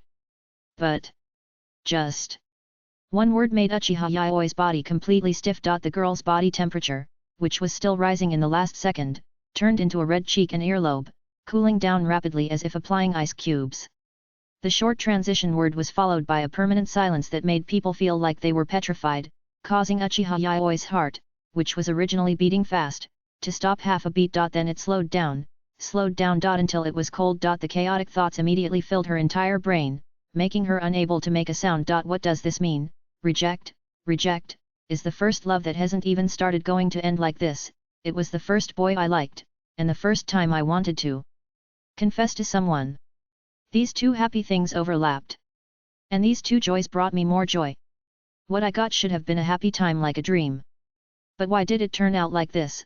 Uchiha Yayoi's Sharingan moved quickly, and he could even see the third hook faintly. Jade loomed. The gloomy chakra seemed to overflow from the girl's body. Until Sawarakiri suddenly held her hand. Uchiha Yayoi was startled, slowly raised her head, and met the pair of curved blue eyes. The voice of Kiri was clear and bright. I am very happy. Boom. At that moment, the heart began to beat, and the sun had warmth. The black and white world in front of Miss Yayoi suddenly turned into a bright and colorful color, and everything became clear. The previous gloomy mood was also completely broken in an instant. Poor Miss Yayoi, played around by the damn scumbag. However, the girl still had some reason. Did she agree or not? She subconsciously thought of this question. Kiri. They. Girl seemed to want to ask something else. However, Saharakiri looked at the yard not far in front of her, and a lonely petite figure was standing at the door, staring at their direction. The boy seemed to sigh helplessly, and smiled gently as usual. Sorry, let's talk about the rest tomorrow. Sui, that child, seems to have not slept all night. By the way, if you have time tomorrow night, do you want to go to barbecue? I'll treat you. They. Question was suddenly interrupted and was immediately bitten off in her mouth. But Saharakiri suddenly changed the topic, which made the girl's heart hope again. Uchiha Yayoi first looked in the direction of Sahara Yahui, and then immediately nodded vigorously. Go. Looking at her somewhat happy and somewhat angry look, Saharakiri said with some amusement, see you tomorrow. Facing Saharakiri's gentle smile, Uchiha Yayoi felt strange, but still smiled softly and waved at him. However, the girl looked at Saharakiri's gradually receding back, and her mood was inexplicably complicated. I always felt that something was wrong. The situation just now should be considered as a confession, right? And if the answer is very happy. It should be agreed, right? But why do I always feel something is strange? At the same time. Saharakiri turned around, and the expression on his face had turned into a calm one. On the panel in front of him. Uchiha Yayoi's shallow heart knot, completed, heart knot points +1. Sawara's Book of Friends, acquired character Uchiha Yayoi bond level increased. Uchiha Yayoi bond level, 3-4. However, in addition to this regular heart knot completion prompt, there is a new blue prompt at the bottom of the panel. Middle heart knot, unopened. The moment he saw this prompt, Sawarakiri's heart was shocked. Sure enough, it's still a struggle. As for falling in love, what's the point of falling in love when you're a gangster? Just look at his CPU. At this time, Mr. Sawara didn't realize what kind of bad consequences he would face in the future. Chapter 16 The Second Extraction. Bang. Close the door. Ms. Sui, who threw off her slippers, turned around and stood at the entrance with her hands on her hips, staring at the young man in front of her, her face tightly tensed. Sahara. Kiri. Even though he had expected it, Mr. Sahara still didn't expect that such a shocking roar could come out of Miss Yuki's petite body. Yesterday, we agreed to get off work at 10 o'clock, but you didn't go home the whole night. The phone in your office was always busy, and the food I cooked for you got cold. In the middle of the night, there was a loud noise from the Hokage building, and there was such a big fire. The roofs were full of Anbu running around, and the Uchiha guard was dispatched. There were also beacons and flares on the village wall. Then the noise stopped and you didn't come back. I thought you were going to leave. Ms. Suiwai's voice became more and more aggrieved, and the dark eye bags from staying up late were surrounded by a circle of red. Big silver beads squeezed in her eye sockets, and she had to work hard to hold them back so that they wouldn't fall. Her voice was trembling when she spoke. In the end, you were dating that sneaky cat outside again, and you didn't come back until almost daytime. Still so slow. It's like you were taking a walk on the street. You didn't even know to run back early to tell me. As the girl spoke, her face, which was about to turn red, finally couldn't hold back anymore. She stepped forward, rushed like a kitten, and slammed into Sahara Kiri's arms, rubbing against his chest angrily. She wanted to bite him. The slight wetness stained the clothes on her chest, and her little hands tightly grasped his sleeves. Even her crying was muffled, with a little nasal sound. I'm almost scared to death. Yes. Sahara. Kiri gently hugged him, stretched out his hand and gently stroked the girl's head, and stroked her long hair, like stroking the fur of a frightened cat. For Miss Suiwai, the brother who grew up with her was her only support in this world. From childhood to now she was always protected by her brother, and he was also the most important safe haven in her life so far. This kind of feeling is manifested in daily life as a very extreme brother control, but in wartime, it is the fear every time he goes on a long-term mission. The time working in the Hokage building was actually okay. When Sahara Kiri had just graduated and followed the team to various places for field missions, Miss Shuihui even often couldn't sleep all night, counting the days waiting for him to come back. Although his brother was just a fake. Sahara Kiri thought without any fluctuations in his heart, and his voice became more gentle. It's my fault today. I didn't go home early and made Shuihui worry. Yet. The girl spoke with a heavy nasal tone, but she was still not satisfied. Next time, I will definitely come back early. Mr. Sahara added. Yet. Still. Not satisfied. What else? Mr. Sahara hoped to get a little hint from Miss Shuihui. And don't date that sneaky cat. Sahara Yuki said domineeringly, especially at night. Sahara. Kiri's voice was a little hesitant. Hey. Miss. Yuki immediately exploded. Yes. Sahara. Kiri agreed with a rather awkward tone. However, it was important to let Miss Yuki calm down as soon as possible, and we'll talk about the future later. The girl nodded with satisfaction and turned to the living room. You didn't eat dinner tonight? I've been eating dinner. Do you want to eat some first? Indeed, I'm almost starving. Sahara. Kiri said, took off his shoes and walked into the entrance. In addition, Miss Yuki said, subconsciously glancing at the clothes he had changed into, the blood-stained ninja shoes, and the faint smell of blood. Although it had been covered up a little, Sahara Yuki, who was also a ninja, still saw the traces of battle on her brother's body. This was also intentional by Kiri. What happened tonight? Sawara. Kiri thought for a moment and smiled. It should be a good thing.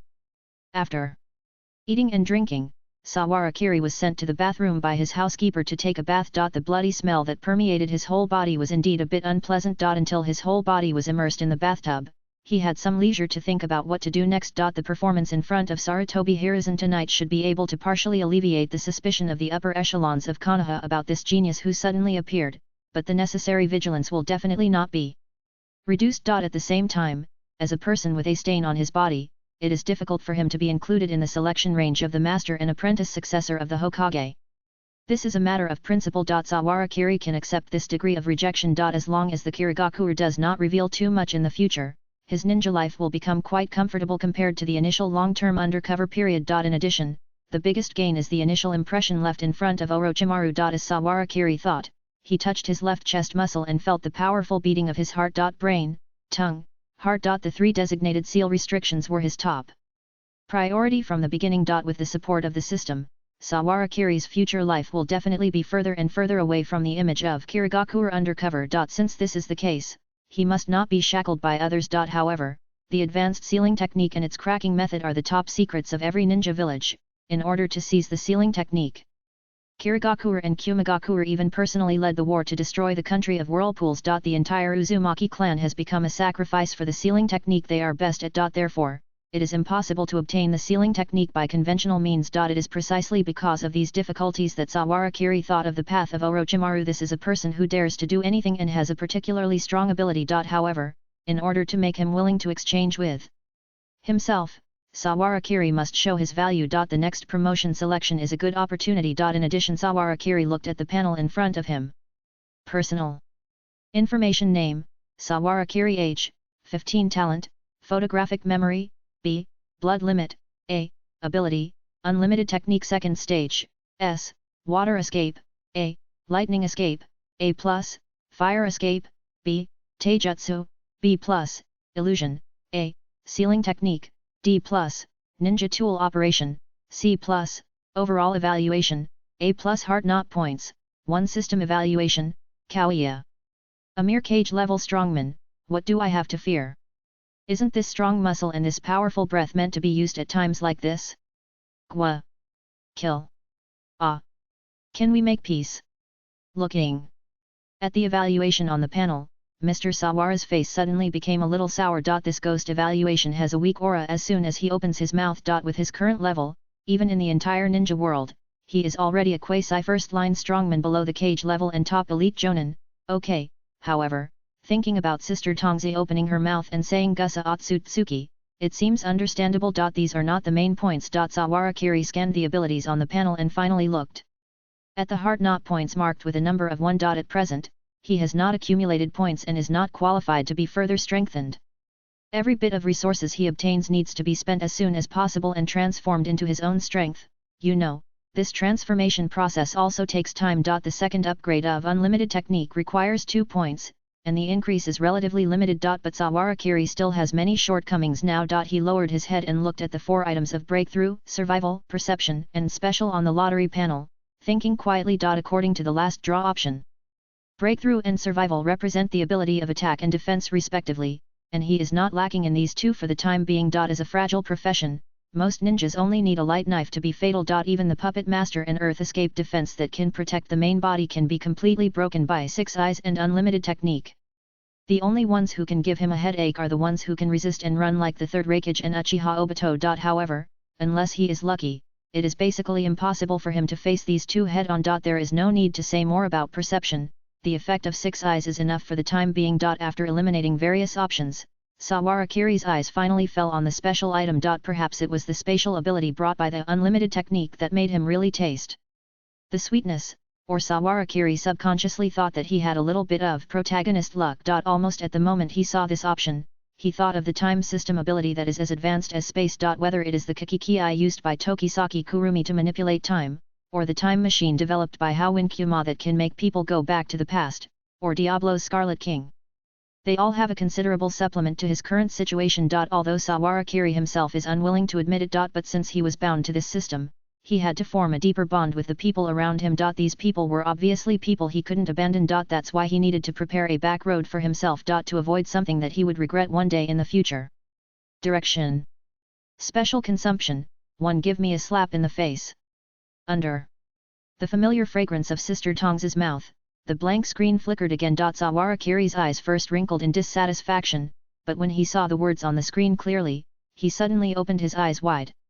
Acquired ability Mirror Flower Water Moon, S, Information Localization, completed complete hypnosis, dominate the opponent's 5 senses, making them completely believe that the appearance, form, quality, touch, and even smell of a specific object are what the host wants. Activation conditions, 1. Select 3 activation factors, seals, characteristics, and words. 2. Chakra is higher than the enemy. 3. The target is within the host's chakra influence range. 4. Continuously consume chakra when the ability is activated.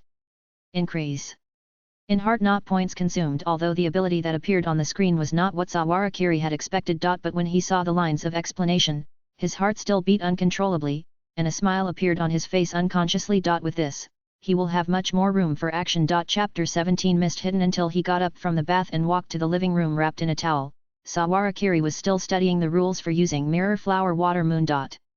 The so-called activation factor refers to the part that replaces Shikai.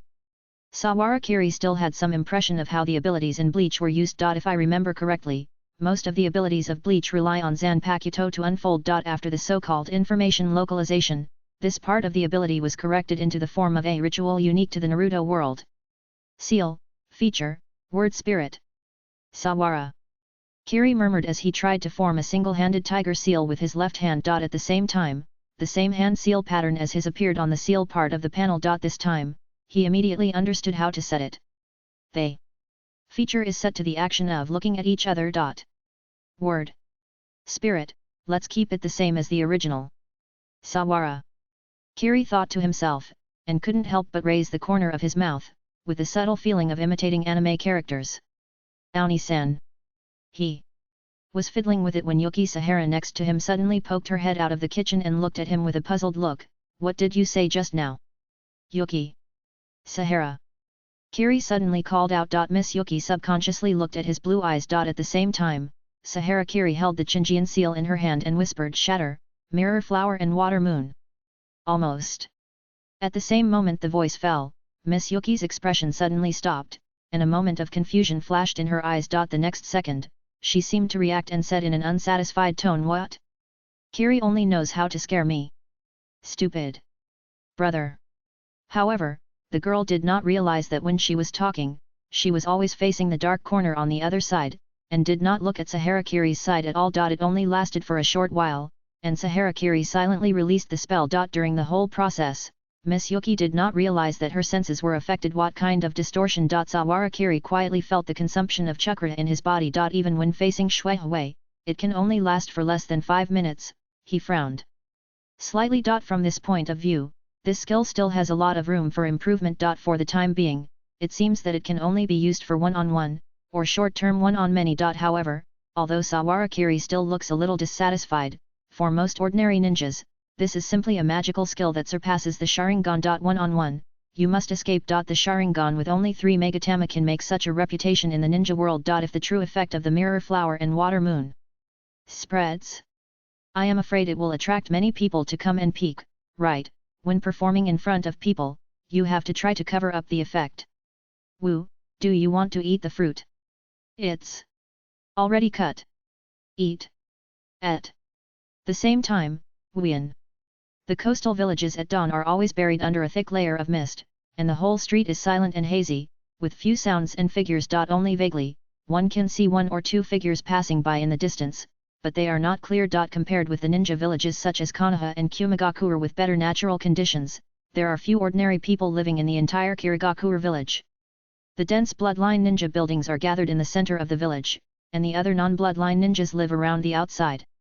Only on the slopes closer to the mountain, there are a few scattered settlements of ordinary people. Just like the power structure of the entire Kirigakure. Yagura Kyujitaki strolled on the foggy streets, taking in the dawn scenery in front of him, and subconsciously contrasted it with the street scene of Konoha. Sighing secretly. The upper structure of Kirigakure is deformed. Since the third Mizukage took office, he has been trying to balance the contradictions between bloodline and non-bloodline, even resorting to some radical means. However, the power of the bloodline family is too huge. In the past, during the first 5-Kage conference of the entire ninja world, the 5 ninjas who stood at the top of the entire Warring States period all led their successors as deputies. That meeting was not only to achieve peace among the 5 countries, but also to connect the next generation of leaders. As a result, when the second generation of other ninja villages took over the villages, only the Hidden Mist village had huge problems. The first generation Mizukage Balian, who was too confident in his own strength, died in an assassination that the bloodline family had planned for a long time while visiting. As the second generation originally scheduled to stay in the village,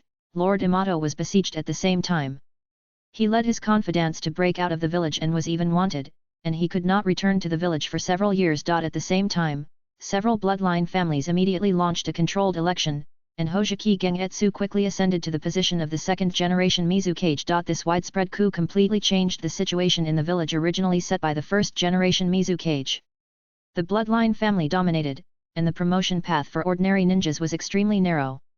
As a result, a violent internal circulation effect was produced, and even the promotion candidates had to be decided by fighting each other. Extreme has become the main theme of Kirigakure. Even though Hoseki Gengetsu died in the desert of the Wind Country, and the third-generation Mizukage Yamato returned to his loyal Kirigakure, he was almost completely isolated and could not completely reverse the current Kirigakure situation. Even in this extreme environment, he could only use more extreme means to deal with the attacks from the bloodline ninjas. In recent years, even the outside world has begun to spread the so-called blood mist. In this case, all knowledgeable people can actually realize that Kirigakure must make some changes. But if he had thought of something, Yagura Kyujita shook his head slightly and walked quickly into the Mizukage building. Master Yuanshi.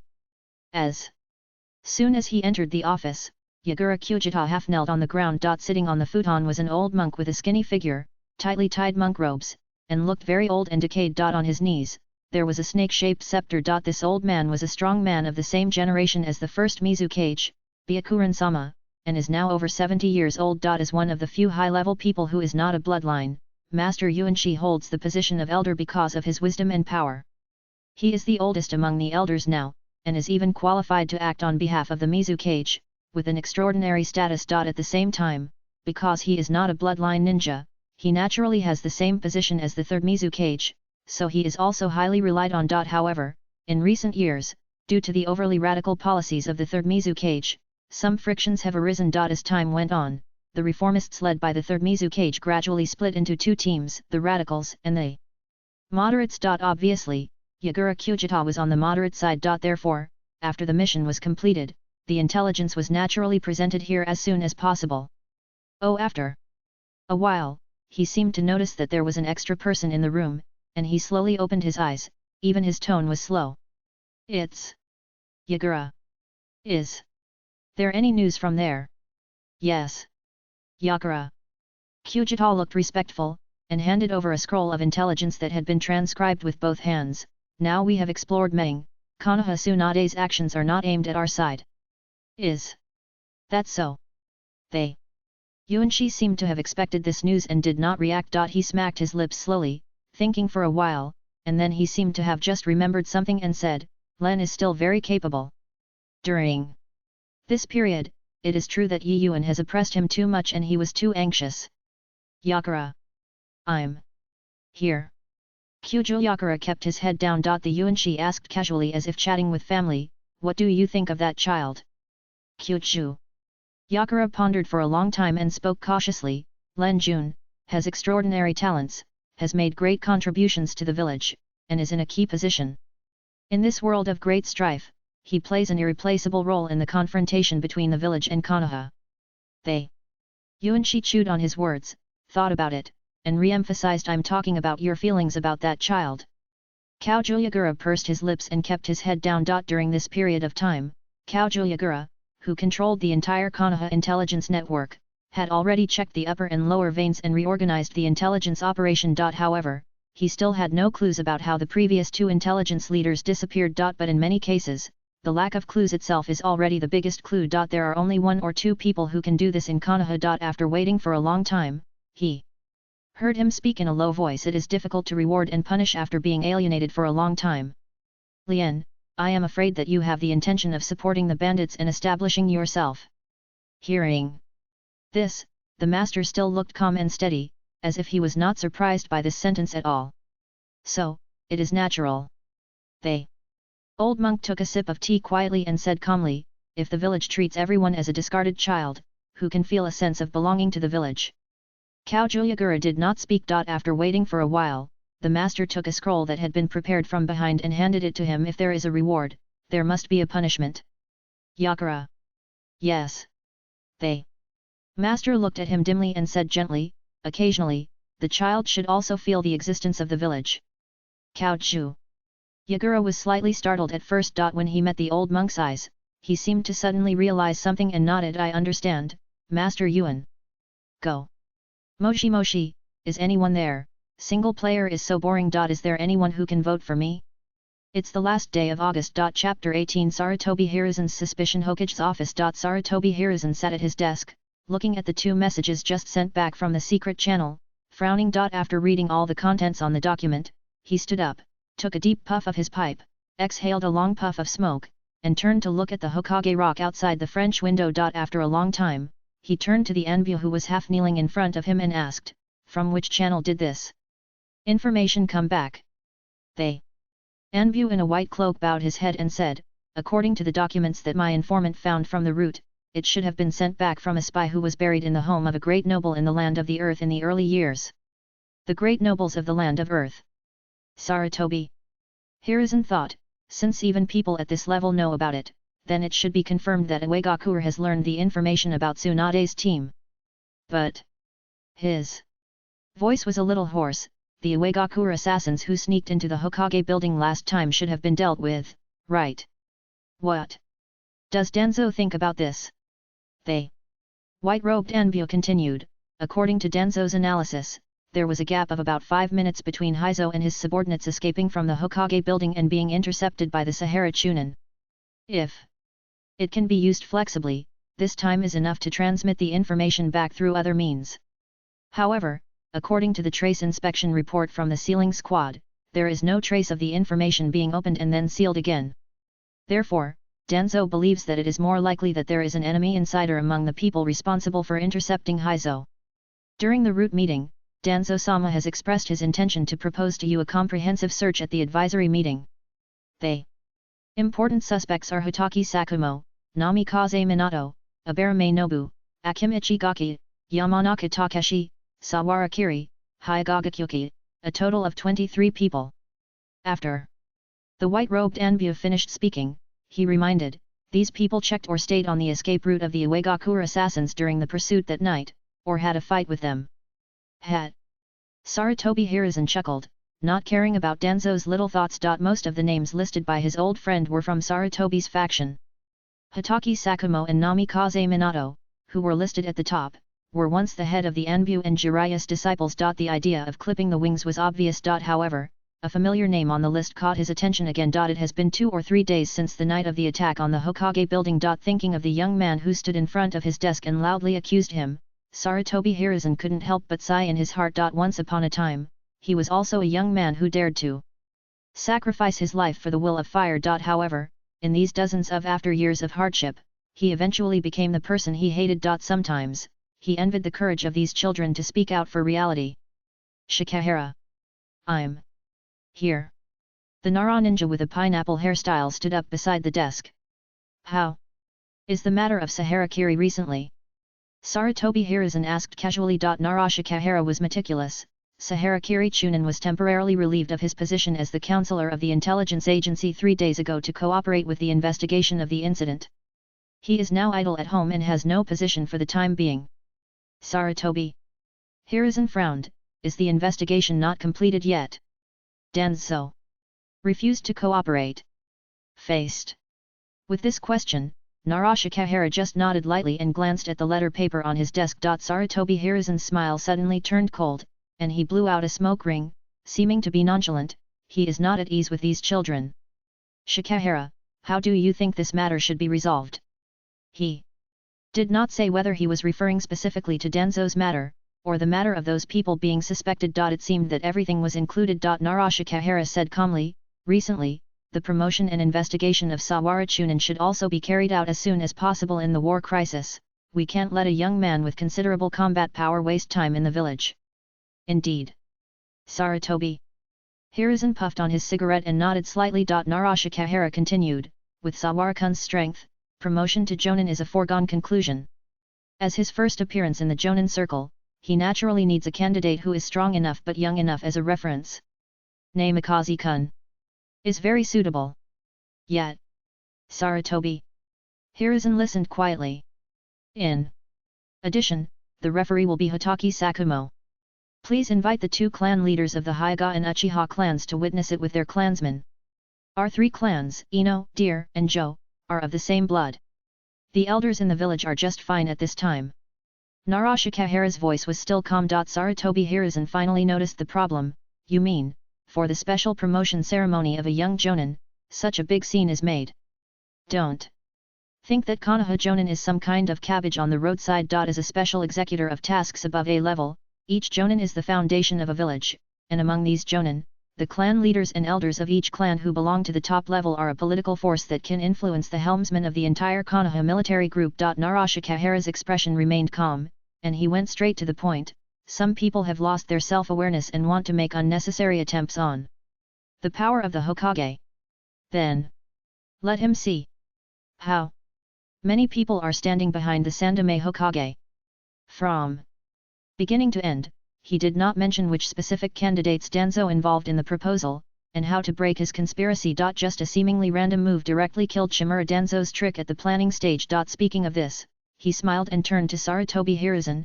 In addition, I believe that Sahara-kun will also appreciate it. He is a very smart child. Kill 3 birds with 1 stone. You. Hearing this, Sarutobi Hiruzen paused even his smoking action, nodded at him with a smile, and said without saying anything more, let's do it. Yes. The white-robed Anbu witnessed this scene quietly, and thought of the series of small actions of Elder Danzo, and couldn't help but sigh. It seems that as long as the 3rd generation is still alive, this elder will definitely not be able to turn over. However, just as the two continued to discuss the follow-up details, suddenly, an Anbu appeared in the office and presented a scroll with both hands. 3rd generation, urgent report from the front line. Sarutobi Hiruzen's expression changed, took the information and quickly scanned it, his expression solemn. The 3rd generation Raikage who was originally stationed at the front line of the 2 countries of Tole is missing. Sarutobi Hiruzen and Narashikahara looked at each other, and realized the seriousness of the problem at the same time. Tsunade's team is in danger. Sandaime-sama. Nara. Shikahara immediately spoke up and said solemnly, now the only one in the village who can support this dangerous situation as soon as possible is Hitaki Sakumo-sama. Sarutobi Hiruzen was particularly calm at this time and said calmly, no hurry, solve the assessment now. That bastard AI, even if he wants to find Tsunade and the others, it will definitely not be a matter of 1 or 2 days. Besides that, as he spoke, he knocked the pipe in his hand on the ashtray, and his voice was steady. These 2 young men are also high-speed types, which is just right for the battlefield of the Land of Lightning. After completing the assessment, let them also show up in the entire ninja world.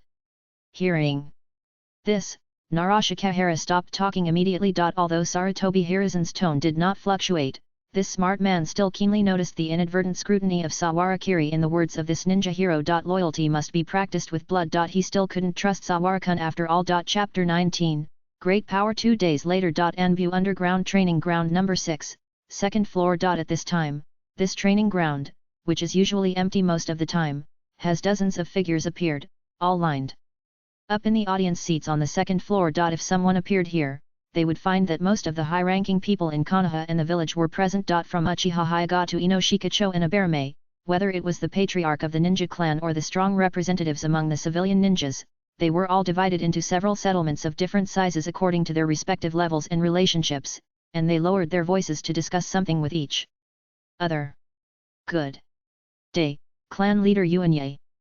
They tall and thin middle-aged man in a loose kimono and long black hair spoke in a low voice, followed by 2 young men who looked exactly the same, but one of them showed his forehead, and the other covered it with a forehead protector, with a serious expression. The most iconic thing was the pair of pure white pupils in his eye sockets. This was the current patriarch of the Hyuga clan, Hyuga Munobu. He put his hands together in his wide sleeves, turned around and looked at the empty training ground, his tone meaningful. It's really rare that such a big scene suddenly broke out. War is so critical.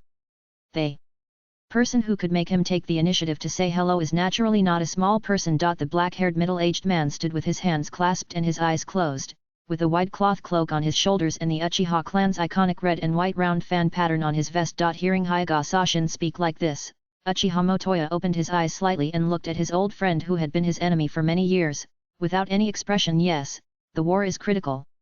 However, the more it is at this time, the more people will respect themselves by saying that they have important responsibilities. He said, and sighed meaningfully. It's hard for the 3rd generation. Yes. After all, what can the 3rd generation choose? Hyuga Sashin seemed to have not heard the pun in Uchiha Motoya's words at all, and responded with a gentle smile. On the contrary, Hyuga Hayashi behind him seemed to have heard something and glanced in his direction subconsciously. Uchiha Fugaku, who was also standing behind his father, had a bad temper.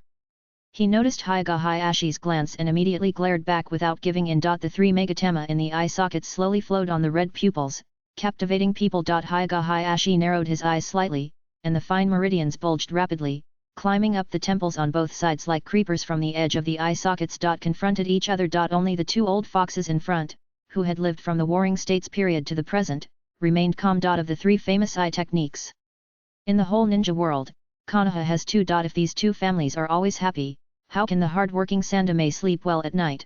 The difficulties of Kirigakure are still fresh in my mind. However, as the 2 top factions in the bloodline family, whether the opposition between Hyuga and Uchiha is true or false, only they themselves know. Young people are still more energetic. As if he had just noticed the confrontation between the 2 heirs behind him, Uchiha Yuanya knocked lightly. Fugaku then put away his Sharingan. Hyuga Hayashi also faded his white eyes and retracted his gaze. Hyuga Sanabu was still smiling, as if he hadn't noticed anything. I just don't know what kind of people these 2 young people who are so valued by the 3rd generation today are.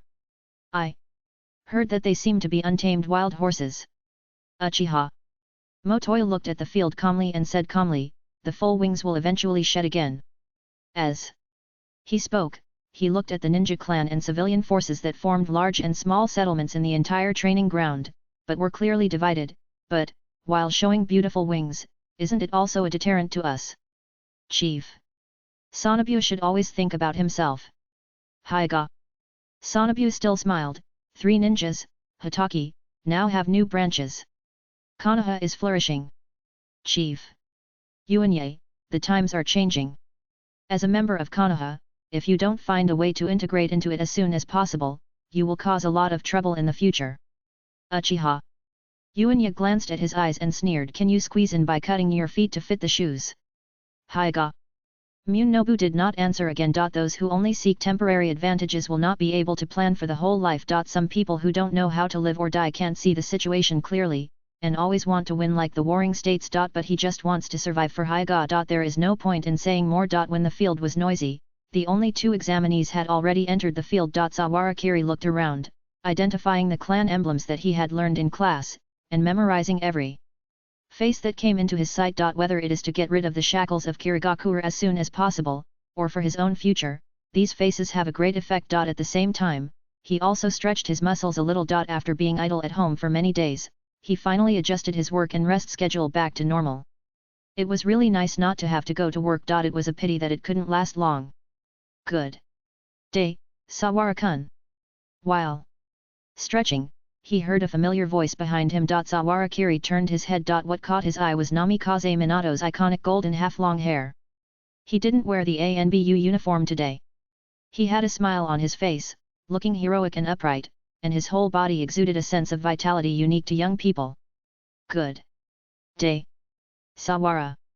Kiri said, as if he thought of something, and teased, I should be able to call you by your real name today, right?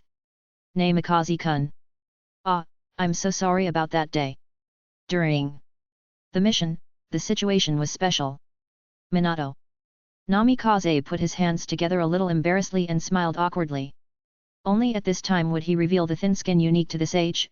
Besides, I was surprised for a long time after I got home when you recognized me at once. I understand. Sawara. Kiri waved his hand, not caring about that little thing at all. When I was in the ninja school, I had a deep impression of you. To be honest, I have wanted to have a meeting with you for a long time. Hearing this, Minato Namikaze's expression gradually became more serious. Then, for today's assessment, don't show mercy, Sahara-kun. I will do my best. Of course. Sahara-kiri lied. As he was talking, he suddenly turned his head and looked at the passage on the other side. The real owner is here. After a while, Sarutobi Hiruzen, wearing a bright red divine robe, led his troops into the hall. The noises in the training ground fell silent. Sarutobi Hiruzen stood in the center, while Shimura Danzo and Mitaman stood on both sides. He first quietly scanned the faces of the people present and paused for a while. When everyone present was silent and looked at him, he suddenly showed a gentle and friendly expression as before, and said warmly, the war is urgent now, and you are all in key positions. You have been working hard for many days. You have taken the time to come to this job evaluation today. It is really hard work. Today, I want to introduce to you this genius who has returned to the regular ninja sequence recently after completing an important long-term lurking mission, Sawarakiri Chunin. As he said, Sawarakiri, who was standing in the field, raised his head and nodded to the many bigwigs on the second floor. Danzo Shimura, who was standing behind him, watched this scene, and couldn't help showing a little irony in his eyes. This was what he was most dissatisfied with. Hiruzen. He was too weak. Danzo Shimura looked at everyone present. Whether it was the patriarch of the ninja clan, the civilian strongman, or the Anbu and the root. All of these people were watching you. They were like snakes and scorpions. When they were at their weakest, they would always watch your every move, sense your movements, and test your smell. The moment you accidentally exposed any weakness, they would immediately come forward, bite off your flesh and blood, and inject poison. Being so humble would only make them despise the authority of the Hokage more and more in their hearts. Danzo Shimura closed his eyes. These days, because of the Hokage building incident, all the ninja clans in the village were almost turning over the information and files of all the people involved in the whole process. Would they not know the information about Sawarakiri, what lurking mission, what returning to the ninja sequence? He personally spread some small things that happened in the Hokage's office that day through the route in the form of public opinion. Dissatisfaction with the Hokage, long-term concealment of strength, various experiences in childhood one by one, all quietly spread through secret channels. Do you really think that the people of the ninja clan are fools, Hiruzen? These experiences you compiled in person will only embarrass yourself. Today, let you see it. Their doubts. Shimura Danzo thought so in his heart, and a sarcastic arc appeared at the corner of his mouth. The next second. Wow pa! Pa! Almost. At the moment when Sarutobi Hiruzen's brief introduction fell. Warm applause suddenly filled the entire empty Anbu training ground. Shimura Danzo suddenly opened his eyes. Then, all the high-level officials present applauded and cheered vigorously, excited and amazed at the contribution made by Sawarakiri to the village. It turns out that the third generation has a keen eye for talent. Yes, he is lurking beside us, but he hides so smoothly. The young are formidable. I didn't expect it, I really didn't expect it. Such a long-term layout and amazing wisdom can only be achieved by the third generation. Those arrogant, wise, stubborn, and determined strong men standing at the top of the Konoha power circle, as if they really knew nothing about everything, applauded enthusiastically. The loud applause seemed to be all on Shimura Danzo's face. Sarutobi Hiruzen still stood in front of him calmly, accepting all the praises calmly, leaving him with only a deep back. Calling a deer a horse, showing off his power. He looked at all the people applauding quietly. Lies also depend on who is telling them. So what if they are clumsy, Danzo? To this day, you, who have been buried under the dark roots of the earth for many years, still cannot understand. What exactly is power?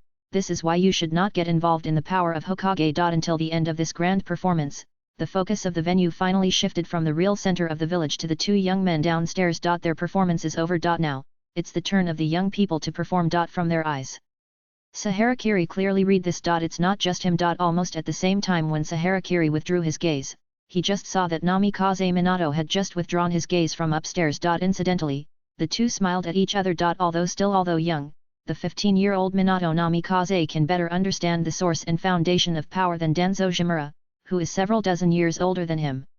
This is a natural talent. Because of this, he is not afraid to show his excellence in front of others. People like them only lack the stage. His expression gradually became serious. Hitaki Sakumo belatedly noticed the tacit smiles on their faces, but did not say much. After obtaining the consent of the Sandaime Hokage on the high platform, he walked between the two and stretched out his hand to separate them, and simply announced the rules.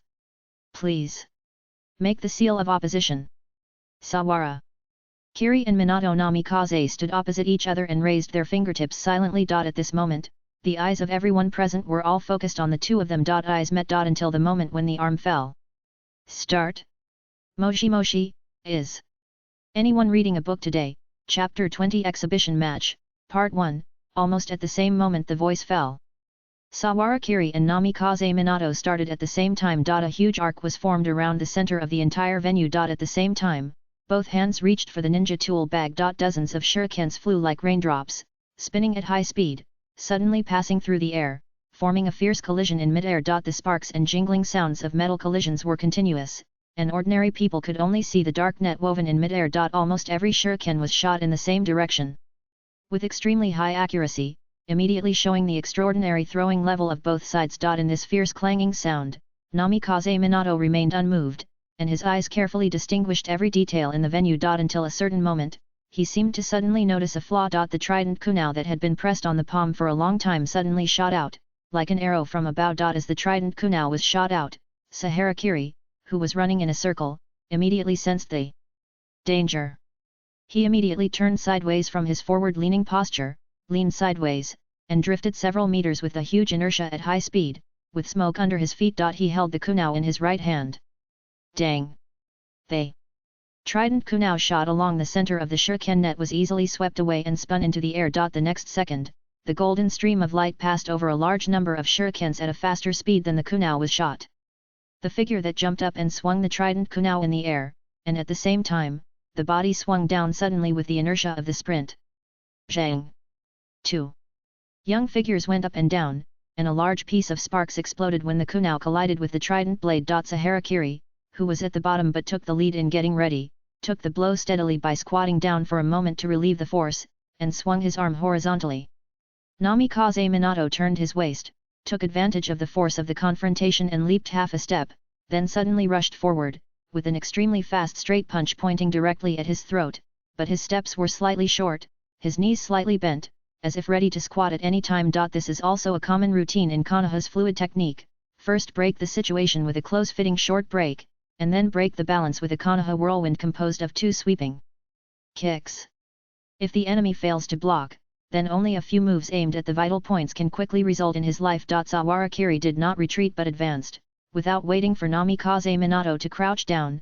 The whole person had already rushed into him within 3 feet, raised his left elbow and threw a straight punch, and the kunai held in his right hand was stabbed and twisted to block the trident kunai he stabbed, and his feet quickly raised his legs to push away the knee strike. The attack that was completely resolved shocked Namikaze Minato's heart, but his brain remained calm, and he immediately retreated half a step to prepare to regroup. However, in just this instant, he suddenly lost the figure of Saharakiri in his field of vision. Before he could react, his arms had already followed his instinctive sense of crisis to block in front of him. The next moment, Saharakiri, who was crouching, suddenly stepped forward with his raised foot.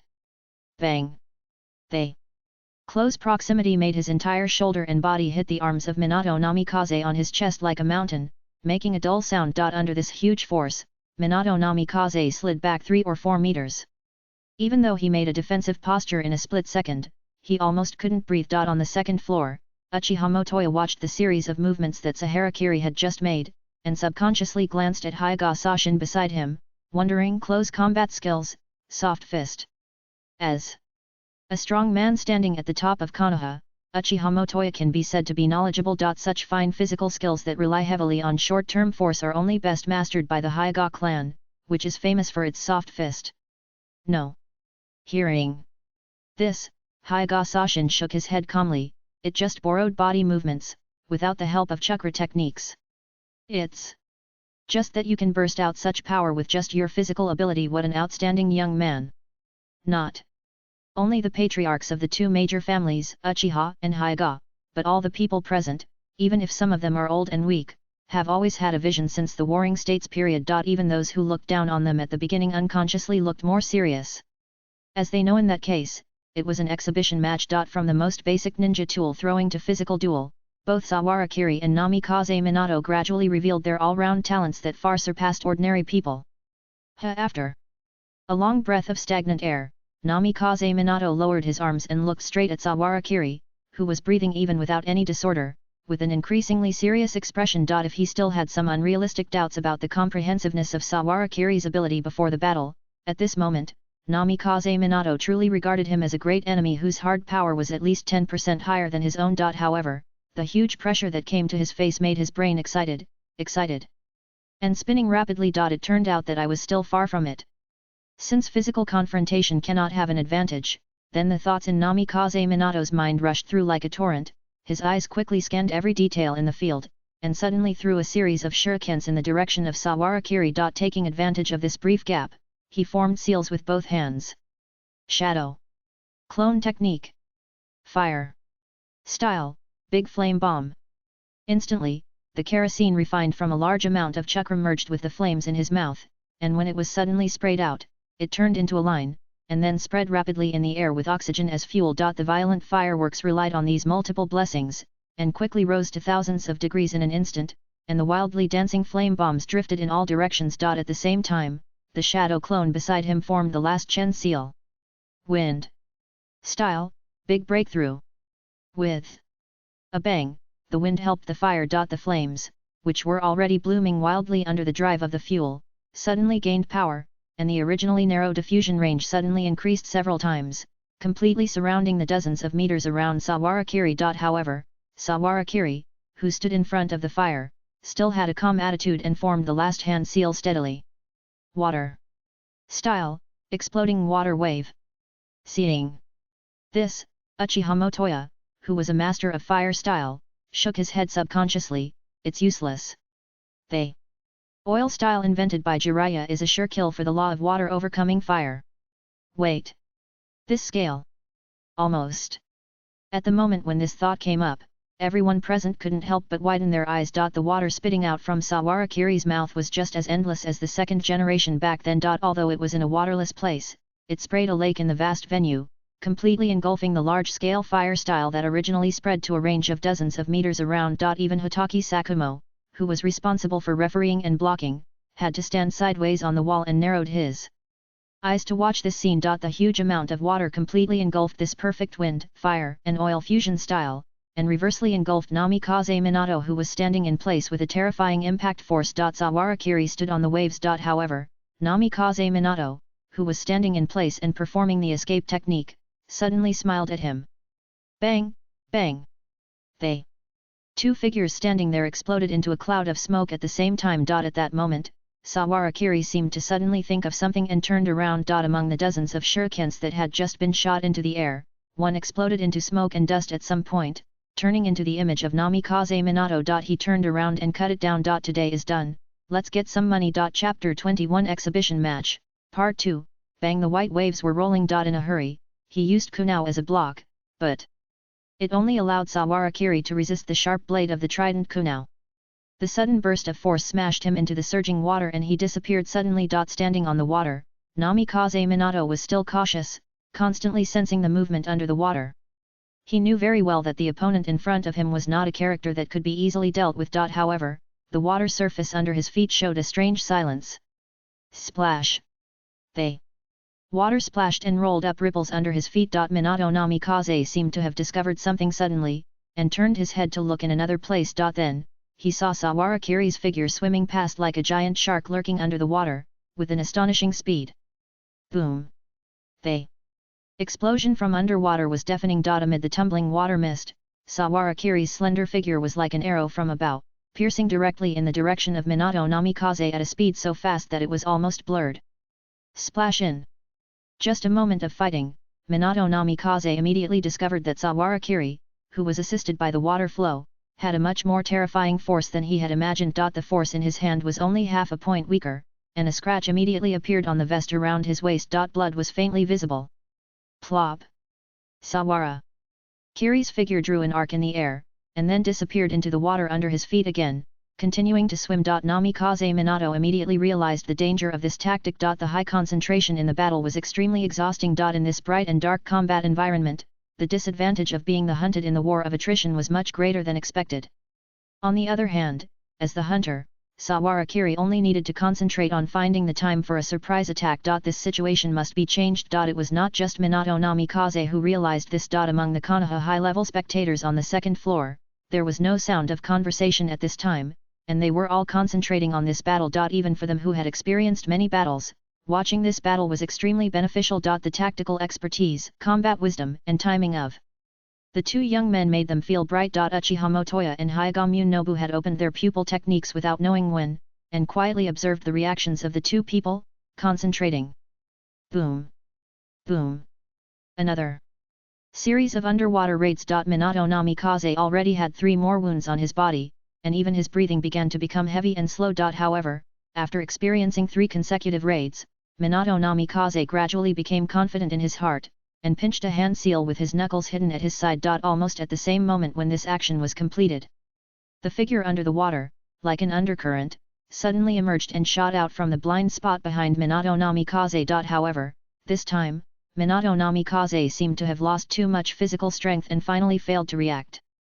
He was kicked into the air by him. Just at the moment of the hit, Saharakiri realized that something was wrong. Minato Namikaze didn't react. What kind of Konoha joke is this? Sure enough, the figure that was kicked into the air by Saharakiri stayed in the air for only a moment, and then it turned into a group of broken tree trunks in the smoke with a bang. Substitution technique. At the same time, the real Minato Namikaze had stepped on the rising tree trunk and jumped straight towards the ceiling. Turning around and standing. Minato Namikaze stood upside down on the ceiling, and the seals in his hands were amazingly fast. Oil. Release, great flow. Everyone present raised their heads following his figure. Then, a column of oil with a pungent smell gushed from top to bottom. Saharakiri narrowed his eyes slightly, and immediately understood his intention. His heart tightened, and then he ran towards the wall on the other side without hesitation and charged towards the ceiling. The large amount of fuel sprayed on the water surface floated on the water surface due to its density, spreading at an astonishing speed, showing a light brown layer on the water surface. The next moment, the last tiger seal in Minato Namikaze's hand was formed, and his eyes were firm. He will ignite the torrent. Fire. Escape dragon fire technique. Boom. In just a moment, the water surface that was originally Saharakiri's home field became a floating sea of fire. The huge amount of water flow was heated by high temperature and evaporated rapidly. The air in the entire training ground became distorted and blurred, like a huge steamer, soaring from less than 20 degrees to nearly 50 degrees in just a dozen seconds. In this extreme environment, the two who rushed to the ceiling seemed to be completely unaffected. The series of fierce physical duels were even faster and more brutal than the first one. The sparks flying between the kunao and the kunao fell from the sky in large pieces. When the figure swept across, even many of the high-level people could only catch a moment of afterimage, and sweat kept pouring out of their foreheads. Sarutobi Hiruzen glanced at the old friends around him who had been away from the battlefield for a long time, and sighed in his heart. However, he still gave an order in the direction of Hitaki Sakumo. After receiving the order, Hitaki Sakumo began to make hand seals. Earth. Escape drain valve. The raging torrent and flames in the entire venue were quickly rolled into the ground under the guidance of this earth escape, leaving only a few water stains and residual fire, and then sealed again. However, at this time, Namikaze Minato was completely inattentive to this. He looked at the young man in front of him who was the same age as him. The wind escape and instant body technique under his feet had already increased his speed to the extreme. His figure surrounded Saharakiri and turned into a series of continuous broken lines on the ceiling. Ding! Ding ding ding ding! Except for the target in the center of the field of vision, all the surrounding images were pulled into fine linear shadows. However, even at this speed, no matter what angle he attacked from, in the end, it could only make a crisp collision sound in his ears. In the end, even the sound was a little unclear. However, in Minato Namikaze's mind, it was completely the scene of Saharakiri tearing up the ash soil with extremely violent means that night. It was extremely violent, it was extremely fast, that blow even shook the pride that had been deposited in his heart for a long time. It made him truly realize that there are people beyond people and there are heavens beyond heavens. It seemed to leave a deep mark in his mind. No matter what, Namikaze Minato wanted to witness the blow head on, and then break him, keep moving forward. Dang! Another heavy forward thrust. Namikaze Minato's body was wrapped in huge inertia, and he knocked Saharakiri, who was standing on the spot, and made her slide several meters after friction. However, under the solid defensive posture, his movements remained unchanged, and he took the move steadily. The two sides wrestled. Under the huge force of the two, the kunao continued to burst out tiny sparks. Namikaze Minato's expression was more serious than ever, and his voice was firm. Sawara-kun. Are you looking down on me? Ha! Sawara. Kiri's expression froze for a moment, and then he suddenly laughed out loud. So that's it. No, it should be as expected. Minato, who is extremely gentle and considerate in front of everyone, is also a genius who is proud to the bone and stands at the top of Konoha. Minato. Sahara. Kiri maintained a stalemate, but suddenly changed his name and reminded don't blink. Almost at the same time as the voice fell. In Namikaze Minato's vision, Saharakiri's eyes suddenly turned into a clearer and shining azure blue, and his momentum suddenly changed. Deep in his heart, a sense of crisis suddenly broke out like an instinct. Like an antelope stared at by a tiger. In just a moment. He suddenly lost the figure of Saharakiri in his eyes, and the strength of his hands disappeared very abruptly. Even the forward movement made by inertia seemed so slow. However, in his perception, Saharakiri had already come to his side such extreme speed. Even the speed of his thoughts could not catch up with his movements.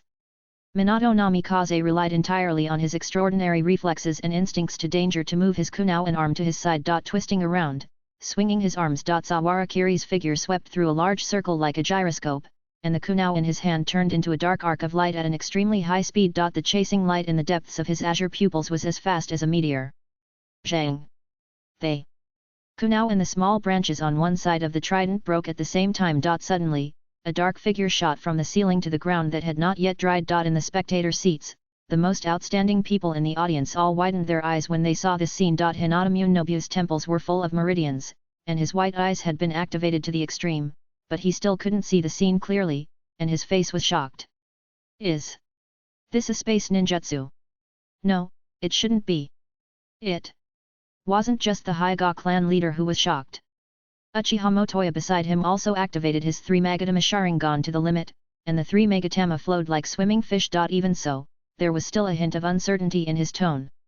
Although it was only for a moment, I could still see his trajectory.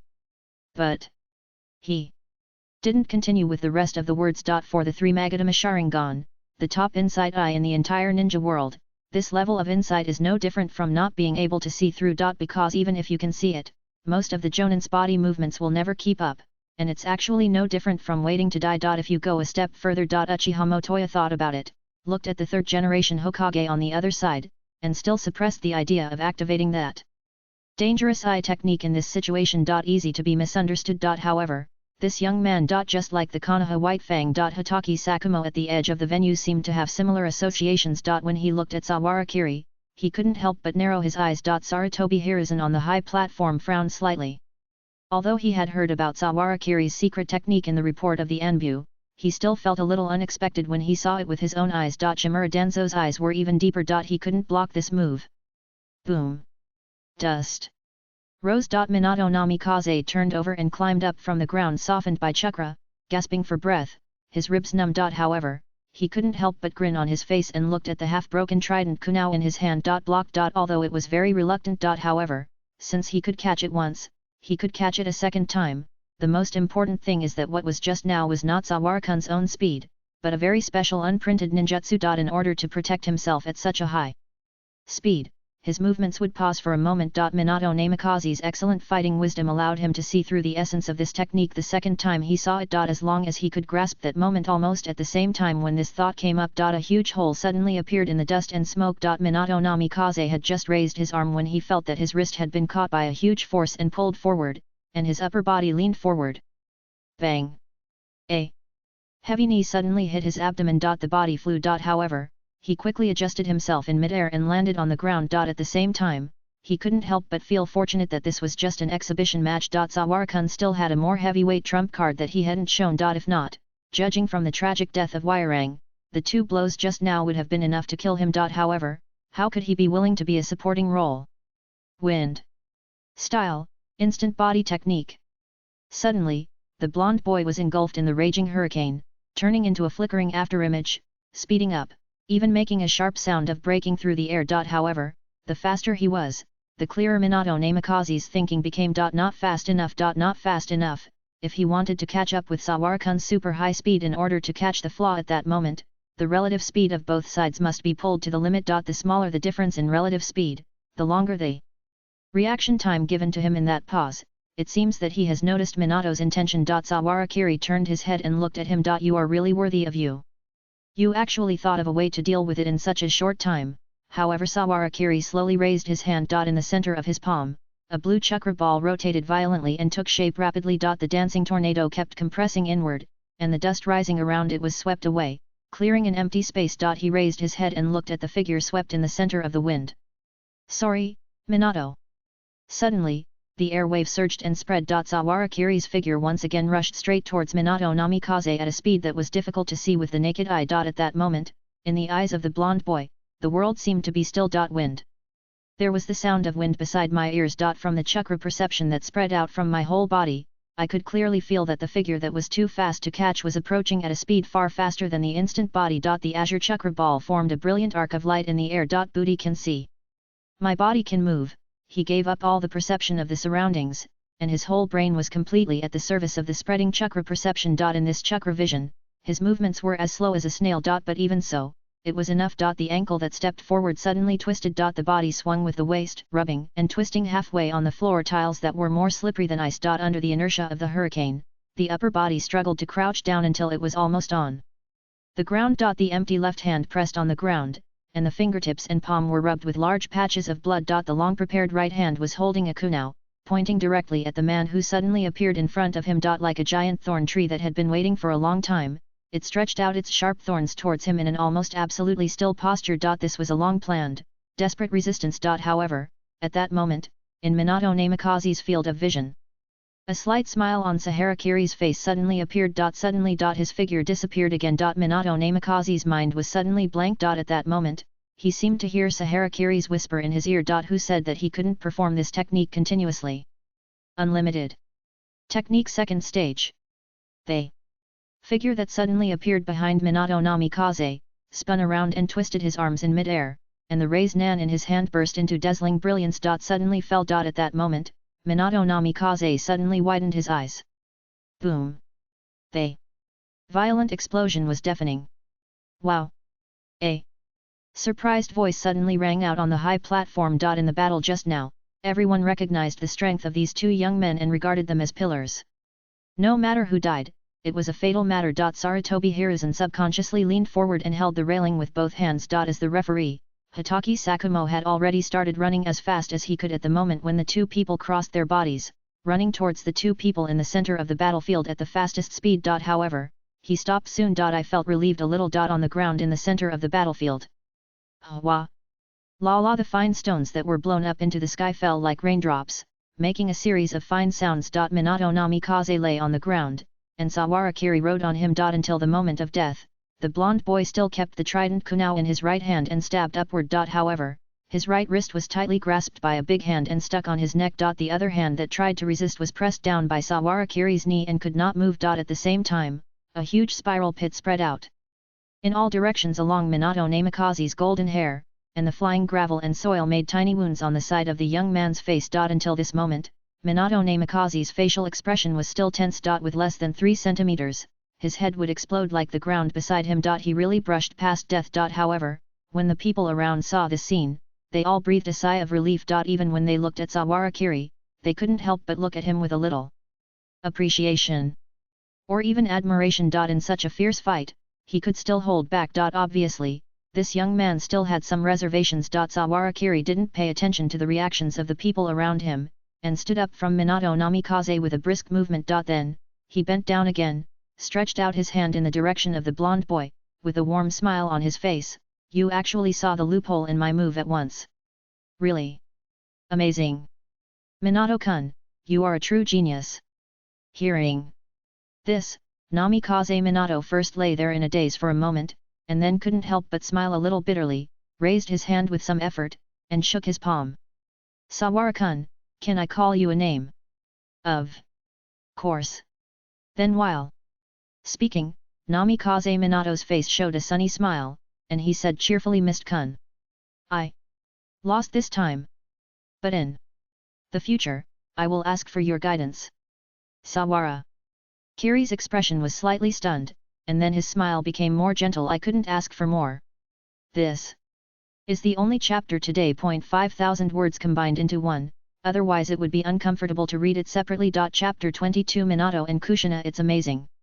Uchiha Yuanya stood on the high platform, looking at the two young men standing in the field and chatting, and he didn't know how many times he sighed like this. Whether it was the two powerful unprinted ninjutsu mastered by Sawarakiri, or the extraordinary combat wisdom displayed by Namikaze Minato under extreme conditions, they all shook his heart. He was even a little jealous of the young people. He was just 15 years old. And he was born a commoner. Among them, Namikaze Minato at least had the care of Jiraiya, the third-generation disciple, and had undergone systematic elite ninja training. However, Sawarakiri was truly innocent. This background also means that, whether it was the unprecedented extremely fast instant body technique or the powerful chakra ball, they were all developed by him. Uchiha Motoya would understand what this meant. When he turned around and looked at his eldest son, who looked fierce but actually had nothing in his head and was a little stupid. Uchiha Motoya felt more and more disappointed. Sometimes, he didn't know whether he should let this kid inherit the position of clan leader. Although his strength was barely acceptable, he didn't have the brains. While sighing secretly in his heart, Uchiha Motoya suddenly remembered something and asked Fugaku. Yes, father. If I remember correctly, Sahara-kun should have a good relationship with a child in our clan, right? Uchiha. Fugaku was stunned. He had memorized all the information very hard before coming here. He nodded and replied yes. The daughter of Sawara-kun and Shimeji used to be in the same class at the ninja school. Her name is Uchiha Yayoi. Uchiha. Motoya's eyes lit up, and he immediately asked, how is their relationship? I heard it's pretty good. Fugaku seemed to understand, and whispered, Father, are you going to use her to get these two techniques from Sawara-kiri? Pig. Brain. Short-sighted. Uchiha. Motoya was feeling somewhat relieved just now, but he fell to the bottom of the valley when he heard this. He glared at his stupid son fiercely. If the Konoha high-level officials nearby were not present, he would have slapped this idiot on the spot. Ninjutsu, ninjutsu, just focus on those ninjutsu. Now. The times have changed. Do you think we Uchiha can still fight alone like we did in the Warring States period? We Uchiha want to rise, what we need is people. Talented people. Fugaku's shoulders trembled when he was scolded by his father, and he subconsciously pursed his lips and lowered his head. Uchiha Yuanya looked at him like this, and for a moment he couldn't help but lose his temper, and had no intention of continuing to talk. This idiot is really. That's enough. Don't worry about things related to Sawara-kiri. Uchiha. Yuanya looked at the two people who left with the medical team below, and said impatiently, after the recent things are resolved, I will go to the frontline staff headquarters. You are not needed for the affairs of the clan, at least learn how to fight first. Yes. A few hours later, Namikaze Minato came out of the Konoha hospital. Except for the great exhaustion and dull pain in his ribs, the injuries in other parts of his body had almost healed. Kiryu-kun was very measured in his attack. Even the heaviest hit was on the chest and abdomen, which did not cause fatal injuries or even fractures. He played at the level of a show match throughout the whole process. Even at the most intense moment of the battle, he still had some strength to spare. Minato had seen the miserable state of those Iwagakure ninjas with his own eyes. If Kiryu-kun really went all out, he didn't even know if he could last more than 20 seconds. The reason for doing this was probably to show more talents in front of the top leaders, and also to leave some face for this so-called genius. Ninjas are not only about fighting and killing, but also about the ways of the world. It's sigh-worthy. In terms of physical injuries alone, this injury is nothing. However, the blow to the inner level is quite serious. This kind of frustration of controllable injuries cannot be overcome by just laughing. For this reason, since the treatment in the hospital, Minato Namikaze has been reviewing the battle between himself and Kiri-kun, forgetting to look at the road, and walking forward subconsciously. Unconsciously, he walked to a secluded mountain neighborhood. When he woke up, there were two more figures in front of him. Minato-kun. One of the people standing at the door called out his name and teased him, are you here to see your girlfriend again today? Minato Namikaze was stunned for a moment, then reacted, looked at the block in front of him that was completely covered by a super large barrier, and smiled at the guard in front of him. Yes. How is Kushina doing recently? That's not something we can know. The guard, Daimon-kun, waved his hand and motioned him to go inside. Don't forget sign the visitor record. Okay, thank you for your help. Minato.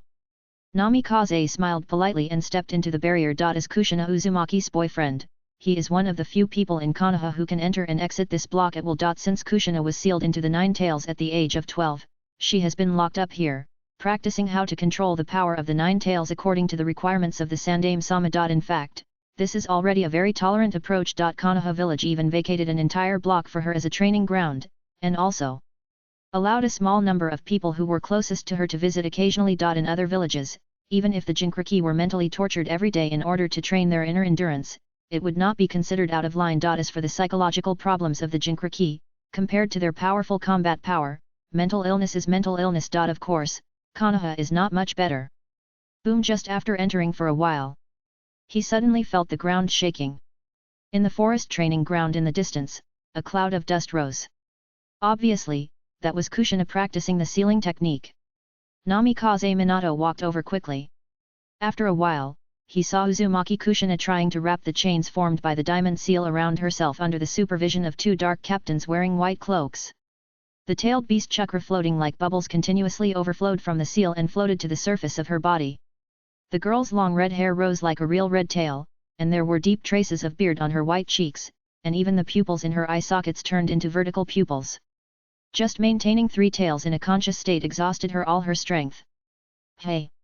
It took another quarter of an hour for Kushina to finally retract all the tailed beast chakra into her body and let out a long breath. Then, she immediately turned towards Minato, put one hand on her waist, waved her little hand and shouted energetically, "Hey! Minato! You have been staring at this side with a sticky look since just now, and you are still standing so far away." Uzumaki! Kushina said, trotting towards him excitedly. The two Anbu behind her were about to follow, but Kushina immediately turned her head fiercely and shouted angrily, "What are you doing? You have never been in love before. How dare you follow me? Go away, all of you stay away." The two Anbu looked at each other, but did not continue to follow, just stood in the distance and watched. Kushina then ran to Minato with a smile, and complained with some dissatisfaction, "They are almost annoying. They have to wait at the door to go to the toilet, just like door gods. Don't mind, Anbu guards are all like this." Minato said helplessly, quietly lowering his voice, "The third generation is the same as you, he is still constipated." Puff Kyuxin Kushina laughed out loud as if she imagined that when the old man of the third generation was constipated, there were Anbu outside eavesdropping. But just halfway through her laugh, the girl suddenly punched him again. "I'm not constipated. I've been eating vegetables well recently." Ugh! This punch hit his side abdomen, and he couldn't help but cry out in pain. Minato! Kushina paused and said awkwardly, "Were you beaten up? Are you seriously injured?" Minato! Namikaze looked at him with resentment, pretending to be pitiful. "Yes, I just came out of Konoha hospital. I was beaten up hard today. I had no power to fight back. My whole body was covered with wounds." Hey! Kushina's eyes suddenly sparked, her fists clenched and cracked, she gritted her teeth, and said fiercely, "Who dares to beat you up? Look, I'll beat you back. I was able to control the three-tailed beast a few days ago. Today, I will let you see the power of the tailed beast ball." "Wait! Wait! Minato!" Namikaze immediately softened, hugged Kushina around the waist to prevent her from going outside, and said quickly, "Just kidding, kidding. Actually, it was a work injury during the promotion assessment." Hey! Kushina looked at him with obvious suspicion, "Didn't you get promoted to Jonin last year? How did you get promoted again? This time I was assessing others. And was beaten like this." Kushina is good at complaining. Minato suddenly became depressed and sighed. "Yes, do you remember, when we were in the ninja school, there was a boy named Sawarakiri in our class?" Kushina thought about it and gave a very iconic feature, "The guy who looked a bit stuffy. Ha ha ha, he is called Calm. He has become super strong now, I am afraid that many old-fashioned jonin can't compare to him." Namikaze. Minato smiled and told Kushina the ins and outs of a series of events related to Sawarakiri, just like telling a story, which can also enrich her boring daily life. "Wow, it sounds like a super dangerous guy." Kushina gave such an evaluation with a pursed mouth after listening. Minato didn't say anything, but was quiet for a while. He sat on the hillside, looking at the street below, he was a little absent-minded.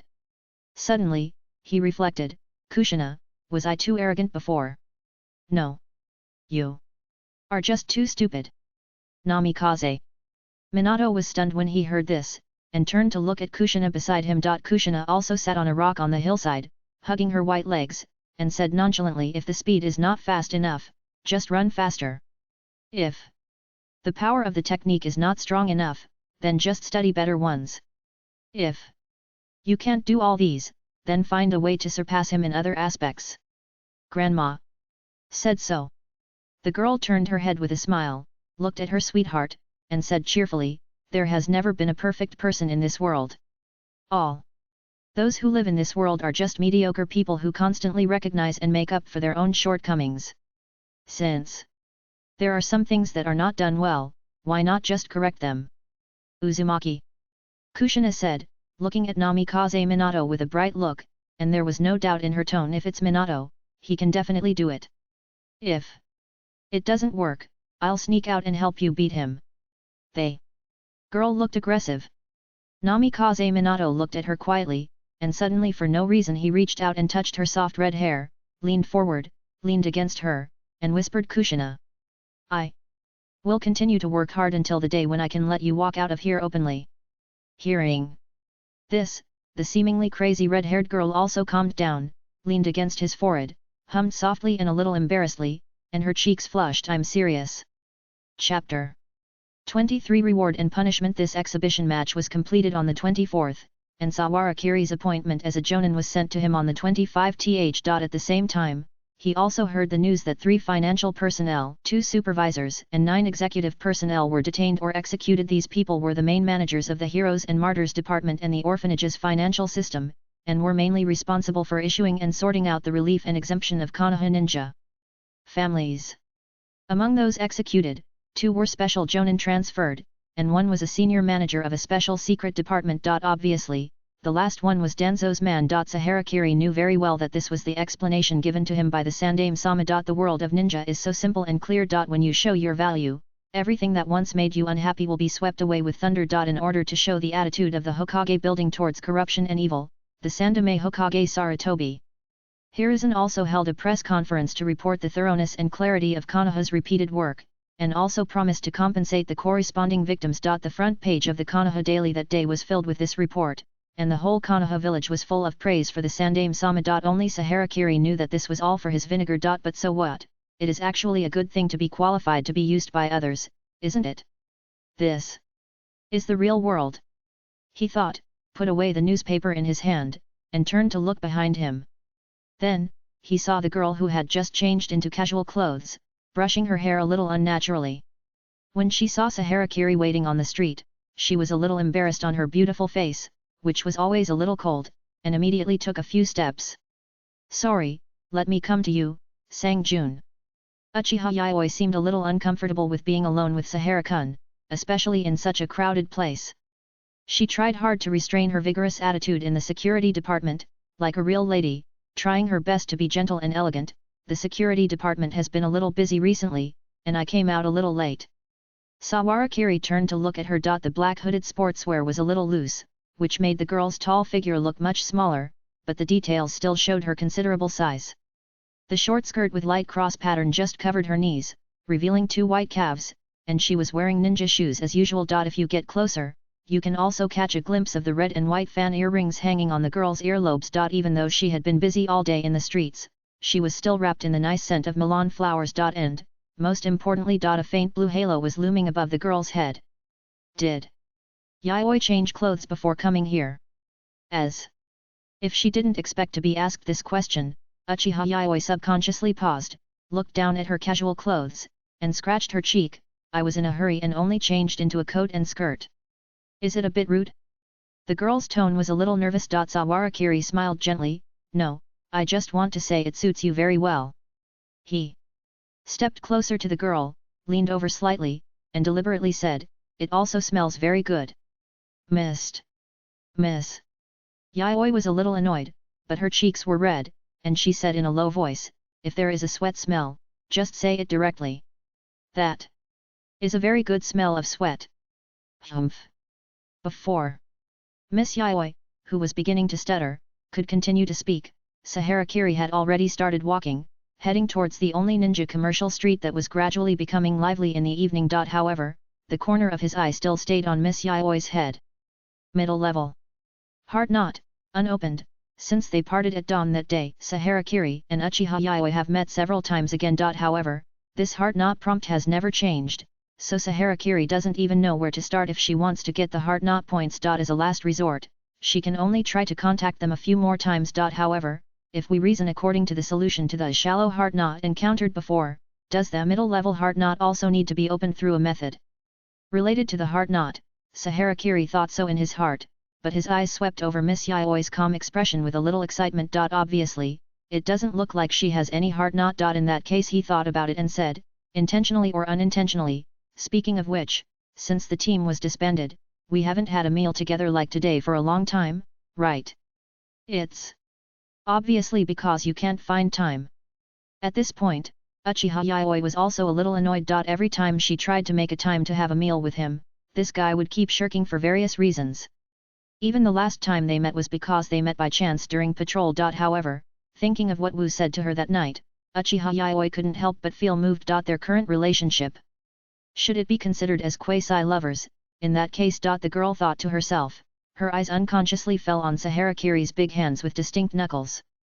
Her small fingertips imitated the little man's legs and quietly approached as if she was ready to move. Because the work at the Hokage building has been very busy.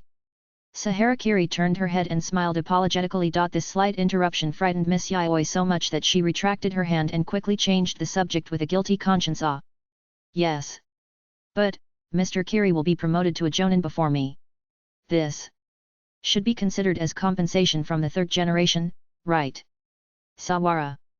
Kiri smiled nonchalantly and walked into the barbecue restaurant that had been reserved. It is easy to book a private room now. In the war years, those who have the leisure to eat in such places are either the high-ranking officials of the ninja clan or the ninja teams that have just come down from the battlefield not long ago. There are not many of them. After simply ordering the dishes, he poured a drink for Miss Yaoi and himself. By the way, do you have any news about Captain Oshima and Tomoya? When Uchiha Yaoi heard this, his eyes dimmed slightly, and his excitement due to being alone before also slightly lowered a little. He passed away at the end of last year.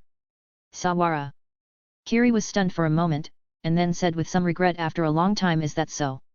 They two people he mentioned were teammates in the same team as him, but they were not as lucky as him to find a job in the village. The fate of ordinary chunin and genin on the battlefield is not much better than that of a moth flying into a fire. However, Yaoi quickly stabilized her emotions and pretended to be dissatisfied. Today is to celebrate Kiri's promotion to jonin. Really?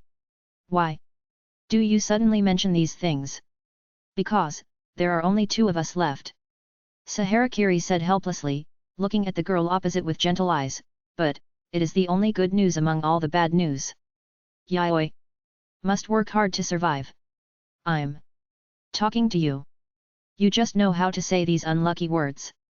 The girl pursed her lips as if she was a little dissatisfied, and refilled his drink. It should be we both have to work hard to survive, right?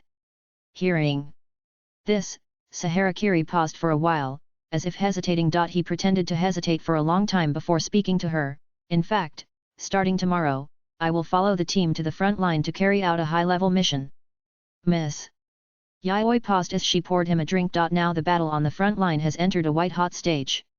At this point in time, everyone knows what it means to go to the most intense battlefield. Almost at the moment when this sentence fell, Saharakiri immediately saw the light blue halo above Uchiha Yaoi's head flash twice, and even her heartbeat could not help but speed up half a beat. However, it was only a flash for a moment, and the halo returned to its original state. Saharakiri's expression could not help but pause. Then, Miss Yaoi's voice seemed to be a little relaxed, and she chuckled as if she didn't care and said, "What, so you are worried about this kind of thing?"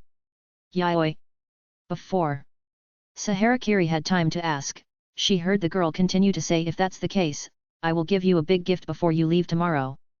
Keep you safe." Hey. No need to say more, it's settled. They girl set the tone quite strongly, which was completely different from her usual appearance of trying to pretend to be a good girl, leaving him no room for rebuttal. Just as Miss Yaoi finished her words, the charcoal fire and the barbecue arrived. The conversation between the two returned to the track of a young couple on their first date, chatting and laughing while eating barbecue, as if they had forgotten everything that happened just now. Bringing back the past, it seems that the middle level heart knot is not opened in this way. Or should I take the initiative to plant the corresponding heart knot for Yaoi? Until the end of the meal, Saharakiri was still thinking about this question. After sending Uchiha Yaoi home, he walked alone on the empty and quiet streets at night. After a while, he suddenly stopped. The figure flashed. When he appeared again, he was already on the rooftop of another secluded building. In front of him was the short and thin figure of Gaji Yagura. The pair of lavender pupils glanced at him, and there seemed to be a slight smile in the tone, and the voice was neither light nor Heavy, very sharp. Len. I thought that going on a date with Konoha's girlfriend would make you let down your guard a little. That depends on what you are here for. Kiri said, leaning against the railing on the edge of the rooftop, turning his head to look at him in the evening breeze. If you are here to chat, I can also be completely unguarded. As for whether you will be caught, that's your business. Kokura. Yagura saw his slack appearance, but he was not annoyed at all. Instead, he took out a scroll from the ninja tool bag and threw it over. This is the reward for your last mission. The scroll rolled to the ground on the rooftop and rolled twice in the direction of Kiri, but he did not lower his head to pick it up. Yagura Kyuji was not surprised, and slowly took out a kunao from his waist, looking at him quietly. In addition, the third Mizukage also asked me to bring him a message. There are rewards and punishments. Almost. At the moment the voice fell. Yagura Kyuji's short figure suddenly disappeared. Chapter 24 Mirror Flower and Water Moon Stop. The young man who suddenly appeared on the other side of the rooftop shouted. However, Kiri seemed to have no feeling at all, and quietly looked at him with her blue eyes, with a faint ironic smile on her face. Then, she suddenly took a step towards him. Noticing this scene, Yagura Kyuji immediately realized something and frowned. At the same time, he immediately released the seal and ran towards him. The matte surface of the kunao was held upside down in the seemingly immature hand, silently drawing a fatal arc in the air. Zhang! The kunao collided, and a sharp metal friction sound rang in his ears. During the confrontation, Godaki Yagura looked into his azure eyes. Kiri raised the kunao on his neck, and his body turned half a circle with the force. The horizontal elbow strike was aimed at Godaki Yagura's temple. At the same time, the toe of his left foot touched the ground, and a powerful knee strike was ready. Obviously, every move was aimed at the enemy's life, and there was no intention to hold back because of the ninja from the same village. However, the seemingly short-statured Godaki Yagura had his own reasons for being the top young ninja in the entire Kirigakure at such a young age. When the heavy elbow strike like an axe swept by, his footsteps did not retreat but advanced, and his free left hand inserted diagonally like a hook, and his thumb accurately pierced along the numbness of the elbow tip. Bang! At the moment of the collision, Kiri's entire arm lost consciousness in an instant. At the same time, the left thumb joint of Gaji Yagura also made a crisp sound of dislocation. Following that, he detected the flying knee strike in advance, and the calf that slanted between his legs suddenly tightened and exerted force. While leaning sideways, the seemingly short body stuck to the knee strike that made a sound of wind, and plunged into Kiri's arms. The little finger of his right hand hooked the kunao and rotated half a circle, and stabbed it upward with all his strength, pointing directly at the neck artery. At this critical moment, Kiri was calm and composed, enduring the severe pain of his arm as if pierced by a steel drill, and his left shoulder was swung out by inertia. The unconscious arm suddenly swung like a whip, and the end of the raised fingertips even made a crisp sound of breaking the wind. The kunao in the other hand turned and stabbed diagonally, taking advantage of the arm span to point directly at Yagura's heart. A killing move against a killing move. Clang it! The last moment, the kunao in Yagura's hand finally turned around and clashed with him diagonally in front of his chest. A ball of fierce sparks exploded in the night. The entangled figures in the battle circle suddenly split into two, each retreating several meters. It's really scary, Lian Jun. Kaochu. Yagura expressionlessly reconnected his thumb joint, and there was no emotion in his voice. Although the village had expected your strength to improve, it was beyond my imagination that you could reach this level. Not only did you break the seal alone, but even your physical skills have grown to this level. I should be the one who is afraid. Kiri still had that smiling expression, while forcibly rubbing the blue skin on the tip of his elbow. He said in a neutral tone, Lord Yagura actually attacked one of the most important intelligence personnel in the village. I don't know, is this your personal behavior, or the will of the village? If it's the latter, my loyalty to the will of water will begin to waver. A ninja who refused the village's mission and broke the village's seal is also worthy of talking about loyalty with me. What? They words stopped here, and Yagura Kyujira's eyes became more and more indifferent, with two fingers raised. Suddenly, a violent chakra reaction broke out on his body surface, and quickly spread in all directions. The streets under the moonlight were suddenly covered with a thin layer of fog. Like the dark buds in the petals of the flower pile in the late spring wind, wrapped with a little sporadic chill. It was the iconic starting ninjutsu of the Kirigakure ninja. Water. Escape Kirigakure jutsu. Although the village's order was just to give Lian Jun a small lesson, let him really realize the necessity of the village to him. However, after the fight just now, Yagura Kujira has realized it in his heart. Even if he doesn't use his full strength, it may be difficult to completely suppress the opponent. In this case then, let's make a big fuss. Kujira Yagura murmured in his heart, his short figure completely immersed in the thick fog. However, in the moment before he disappeared into the deep fog, he caught a glimpse of Saharakiri, who had already put two fingers together and was looking straight at him. Under the dim moonlight, the pair of blue eyes were shining brightly. Shatter almost. At the moment when the voice sounded, the deep white dense fog completely engulfed his sight. Shoo! Suddenly, silent footsteps stepped on the ground, and a swirling breeze stepped out in the thickening fog, but it was almost the figure is almost invisible. Kurotachi Yagura's figure changes rapidly, and the matte surface of the kunao pierces the fog silently. The fog, composed entirely of chakra, in this environment that cannot be penetrated by vision, acts as the eyes of the ninjutsu users, exploring every inch of corner for them, and is also one-way transparent to them. At the same time, coupled with the extremely fast and silent special steps, this is the true meaning of the silent killing technique of the Kirigakure. In an instant, the figure of Kurotachi Yagura appeared behind Sawarakiri, and the kunao in his hand suddenly pierced through his blind spot. Clang! Clang!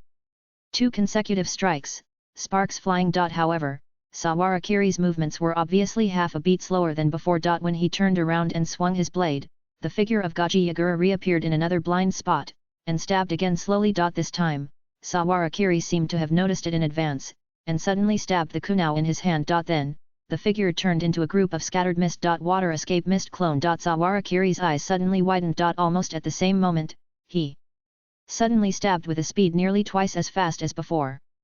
Shh! Blood splashed, dark red splashed. The intense stinging sensation made Sawarakiri forget to search, and immediately jumped several meters in the opposite direction of the slash, and quickly formed seals in his hands. Shenyu Sui. Fire! Escape fire whirlwind!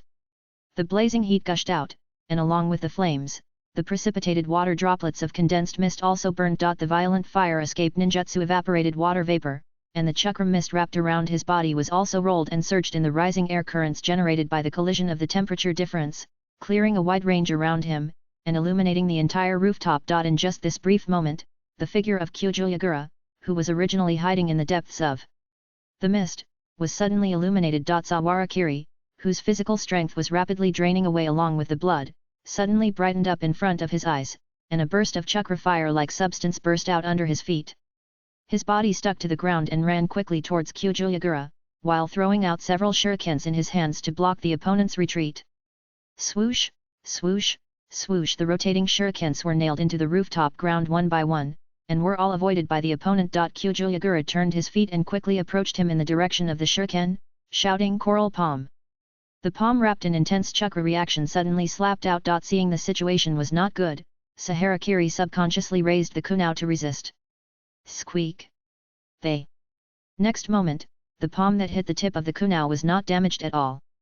The surface of the steel kunao actually condensed layers of pale pink coral tubes like blood vessels, which continued to extend towards his palm. Sawarakiri immediately threw away the kunao. The next palm of Gojo Yagura immediately followed like a thorn in the flesh, pointing directly at his heart, and stepped forward. However, Saharakiri couldn't help but smile as if his plan had succeeded. The figure suddenly leaning back. At the same time, his other hand suddenly pulled back with force. The expression on Kujira Yagura's face suddenly changed. Almost at the same time, the matte thin steel wires that were connected to the shurikens just now were suddenly pulled up from the ground and wrapped around Kujira Yagura's short figure without any warning, immediately wrapping him up. Sawarakiri bit the steel wire in his mouth and formed seals with both hands quickly. Si Shenwei.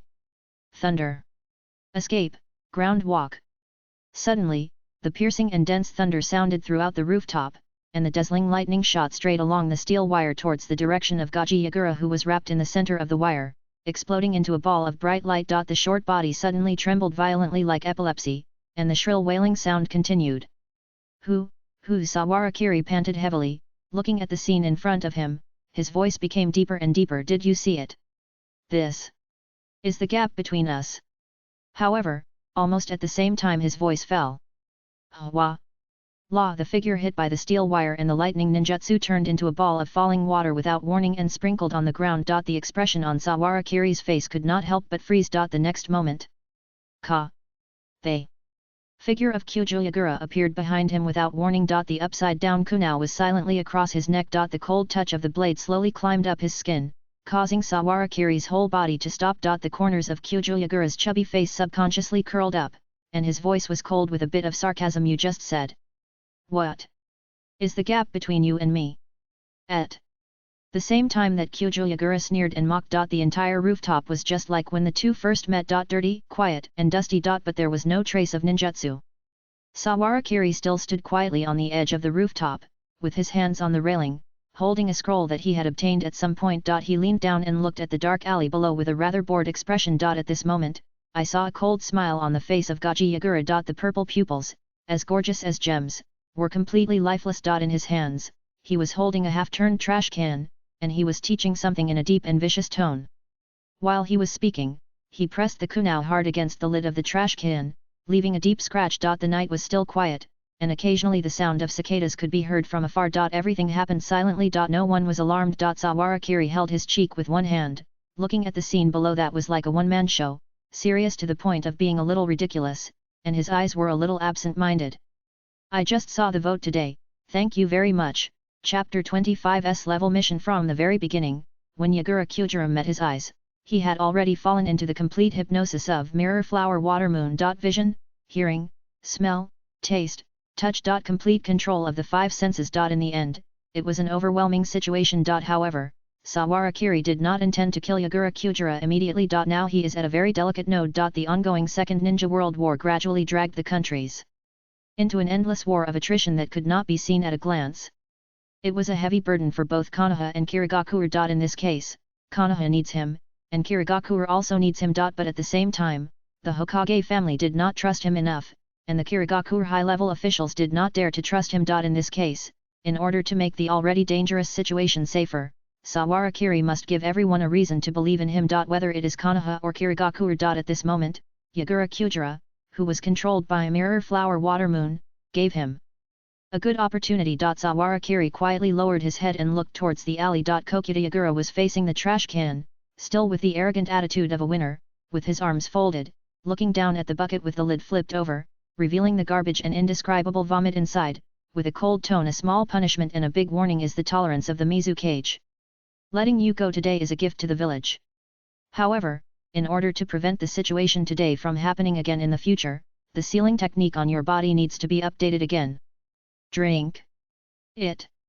While speaking, I saw the little hand of Kyujo Yagura slapped into the wall of the bucket, smashing the beer bottles inside with a bang, and the 5 fingers lit up with abundant sealing chakra, burning a hole in the bucket. When he took his hand back, Yagura admired the trash can in front of him, nodded with satisfaction, and suddenly stood with his fingers together, and said in a low voice, "Fix." The effect of the sealing technique was very good. At least, the bucket filled with beer bottles and trash bags did not move. On the young face of Yagura, a little smile appeared, and he said to himself, "It seems that you have understood the majesty of the village. Thank you, Lord Mizukage, Lien." The young man tapped the lid of the trash can with his fingertips and said coldly, "Next time, I don't want you to be forgiven." Meow. The cat in the distance at the alley shouted for a while. Yagura immediately raised his head vigilantly and looked in the direction of the cat. Humph. The view of Konoha is really slow. He turned his head again and continued to look at the trash can, warning in a cold voice, "Lien, remember the kindness of Mizukage-sama. The tolerance of the 3rd generation will not be repeated a second time. You can take care of yourself." When the voice fell, he slowly left the scene. In the alley, only the lonely trash can with several holes burned in it stood there, making a clanging sound when the wind blew. Watching this scene quietly, Sawarakiri felt a little relieved. At least, from the perspective of Kirigakure, he has regained control and is worthy of continued trust. But Sawarakiri frowned as he looked at the several burnt eyes on the trash can. The sealing technique is a hidden danger after all. He thought to himself and stretched out his hand to unfold the reward scroll he had taken from Kyuji Yagura.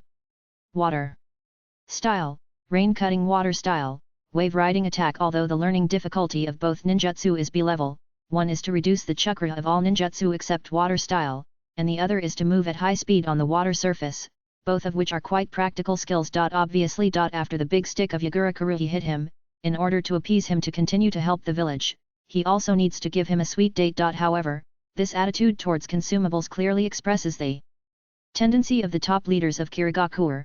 Kirigakure no longer has the extra energy to play the game of pulling and consuming with these chess pieces like before, and must solve it quickly and integrate the power as soon as possible. Kirigakure, there has been no serious external war recently. Sawara. Kiri looked at the night in the distance and quietly inferred, so. Is it an internal conflict? The conflict between the Kirigakure ninja clan and the Mizukage is more serious than imagined. The entire ninja world is in a mess everywhere. I just hope that Kirigakure, this big bomb ready to implode at any time, will affect him as little as possible. Tisk. What? A luxury. The next day, at a remote side door. After bidding farewell to Miss Yuki, who was reluctant to leave, Sahara Kiri came to the gathering place on time with a tactical backpack and a full set of armor-type standard equipment, uniforms from World War II as shown in the picture. When he came, Hotaki Sakumo, who was in charge of the team, and another teammate Namikaze Minato had already arrived. In addition to them, there was also the Hinata Kurama front detective team responsible for assisting them, and a 4-member NBU medical team, all of whom were waiting quietly at the same place. Sorry, I'm late. Sawara. Kiri ran a few steps quickly and greeted them with a smile. Master Hotaki, Minato-kun. Hotaki. Sakumo is usually a very kind and gentle man. Even when facing his juniors, he doesn't put on airs. Instead, he smiled at him and waved his hand, saying, "It's okay. There are still 3 minutes before the gathering time. We came early. Have you had breakfast?" he said, and pointed to the paper bag in his hand. "It will be very tiring to travel later. If you haven't eaten, remember to buy some over there." Looking at his calm and relaxed appearance, he didn't look like he was preparing to perform a very difficult task. Instead, he looked like he was taking elementary school students on an outing. "Yes. I have eaten." Sawara Kiri answered quite seriously at first. Then, he immediately exposed his true nature and said politely, "Of course, if you don't mind, you can give me half. The side dish is cumin beef, right? I smelled the smell just now." "Is that so?" Hotaki Sakumo was talking, and suddenly stuffed the half-rice ball into his mouth, squeezing his cheeks, and then turned to look at him. "It's a pity, it's finished. It's obvious that this guy has no idle burden of Konoha White Fang at all." On the contrary, Namikaze Minato next to him looked at this scene and couldn't help laughing. Sawara Kiri was also stunned. This adult and his future dead fish-eyed son are completely different. Namikaze Minato patted his shoulder as if he was used to it, and explained, "Don't worry about it, Master Sakumo is still very reliable during the mission." "Not only during the mission." Hotaki Sakumo sneaked out from between the two of them, puffed his cheeks and chewed big mouthfuls, adding a sentence for his image. "You are also a reliable senior at ordinary times." Yes, Namikaze Minato responded somewhat helplessly. Sawara Kiri turned his head to look at him, puzzled. "Does our team have to wait for others?" Hotaki Sakumo swallowed the breakfast in his mouth and tilted his head to look into the distance. "Well, we're here." Almost at the same time as the voice fell, Shua, the tall and slender figure, suddenly appeared in the center of the crowd. The girl stood up and turned to look at Hotaki Sakumo. When she spoke, she was as calm and serious as she was in front of others. "Special Jonin, Uchiha Yayoi. I'm here to report." Seeing the person coming, Sahara Kiri's expression couldn't help but pause, and when she looked at her, she didn't react. "Why are you here?" Miss Yayoi secretly looked in his direction and winked playfully. Suddenly, Sahara Kiri suddenly remembered the girl's nonchalant look at the farewell dinner last night. "I will never let you die." So that's what she meant. Sahara Kiri looked at Miss Yayoi and couldn't help showing a subtle expression, which was a little funny. "This guy is really seeing that he didn't say anything." Miss Yayoi was a little anxious, and thought he was angry. She blinked at him quickly with her big eyes and tried to wink. Missed. As if noticing the eye contact between the two of them, Minato Namikaze looked between them, as if thinking about something. With all the members present, Hotaki Sakumo began to announce the details of the mission. This mission is to sneak into the Land of Lightning and lead Tsunade's team to evacuate from the unformed encirclement. The publisher is the 3rd Hokage. The mission level is tentatively set at A, and it may be upgraded to S level at any time due to encountering the 3rd Raikage or multiple Jonin. The route is kept secret throughout the journey, and I will lead the team. Do you have any questions about the mission? No. Everyone answered in unison. Hatake Sakumo nodded slightly. Let's go. Thanks. To the book friend eaten for the monthly ticket, Chapter 26. Tsunade's team is in action in the south. The alarm barrier over there has been triggered. Damn. Konoha ninja. Go. To the front and encircle those little bugs. The various noises behind him continued to be heard, and then quickly disappeared in the sound of the wind that filled his ears. The speed of his body leaping between the giant trees was getting faster and faster, and the sense of crisis in his heart was getting stronger and stronger, which made everyone in this team dare not stop. Tsunade rushed to the front of the entire team, and the ponytails tied with golden hair on both sides were pulled into a straight line in the whistling wind. All kinds of thoughts were mixed in his mind. Damn it, when did the patrol circle expand to here? Damn it, it has been a month since they sneaked into the land of lightning. During this time, they have always maintained a daily routine of hiding during the day and going out at night, following the villages. The information given at the beginning was that in a mountain range in the middle of the front line between Kirigakure and Raito, an ambush was planned for the third Raikage. For this operation, the entire Konoha had mobilized the most elite personnel. Tsunade glanced behind her. She, Komkuto, Ando Daisen, and Kato Dan. All four were veteran jonins with excellent combat records. At the same time, there were 3 ANBU teams as assistants. In their team, except for Kato Dan, all 3 were physical jonins. Even though Ando Daisen also served as a sensory ninja, his swordsmanship was also quite famous in the village. As for Kato Dan, he was even more famous in the ninja world for his mysterious soul ninjutsu. At the same time, he is also the trump card of this operation. Their target this time is the third Raikage, who is famous for the strongest spear and the strongest shield in the 5 major countries, and is recognized as the strongest Raikage in the land of lightning. It is rumored that he can even face the powerful 8-tailed beast head-on and forcefully defeat it. So far, there has been no news that the third Raikage has been injured by anyone. That strong body is the strongest in the entire ninja world. It is for this reason that Kato Dan's technique of directly attacking the soul is so important. The reason why they set up so many powerful physical technique type jonin is to create that instant killing opportunity for Kato Dan. However, during the month of lurking and searching, the number of their 16 people has been rapidly reduced to 7, and they can't even form 2 teams. Tsunade's brows are getting more and more furrowed. Although there is no definite news, she still judges by instinct and experience that their action is likely to have been exposed. The reason is also very simple. In recent times, the frequency of their attacks has suddenly become more and more frequent. This phenomenon is very abnormal. Just as Tsunade was trying to think about how to proceed next, Ando Daisen on the right wing of the team suddenly stopped, pressed his finger on the ground, quickly spread his chakra perception, and shouted a warning. Northwest, 3 kilometers. There are about 2 teams approaching this side quickly. As the captain, Tsunade did not hesitate at all and immediately ordered go. Break through the designated base. Yes. The team members behind him responded in unison. For a ninja, a mere 3 kilometers is less than 2 minutes journey. In a flash, the 2 Kirigakure ninjas in the front had already caught Tsunade's eyes. The captain of the Kirigakure ninja on the opposite side seemed to recognize the leader of the Konoha team the moment he saw her. His steps paused and his voice was sharp. Yes, it's from the 3 Konoha ninjas. The moment they heard this title, the entire team's forward speed slowed down by half a second. However, Tsunade did not hesitate at all. She narrowed her eyes and flew out like lightning. The seemingly slender beauty twisted her body, and the strange chakra that was suddenly refined and burned gathered at her heels in a short moment. The white and powdery solace of her feet, like soft jade, suddenly burst out with terrifying power. When Tsunade was in the air, she used the power of rotation to split her legs into straight splits. Tenshou-kyaku.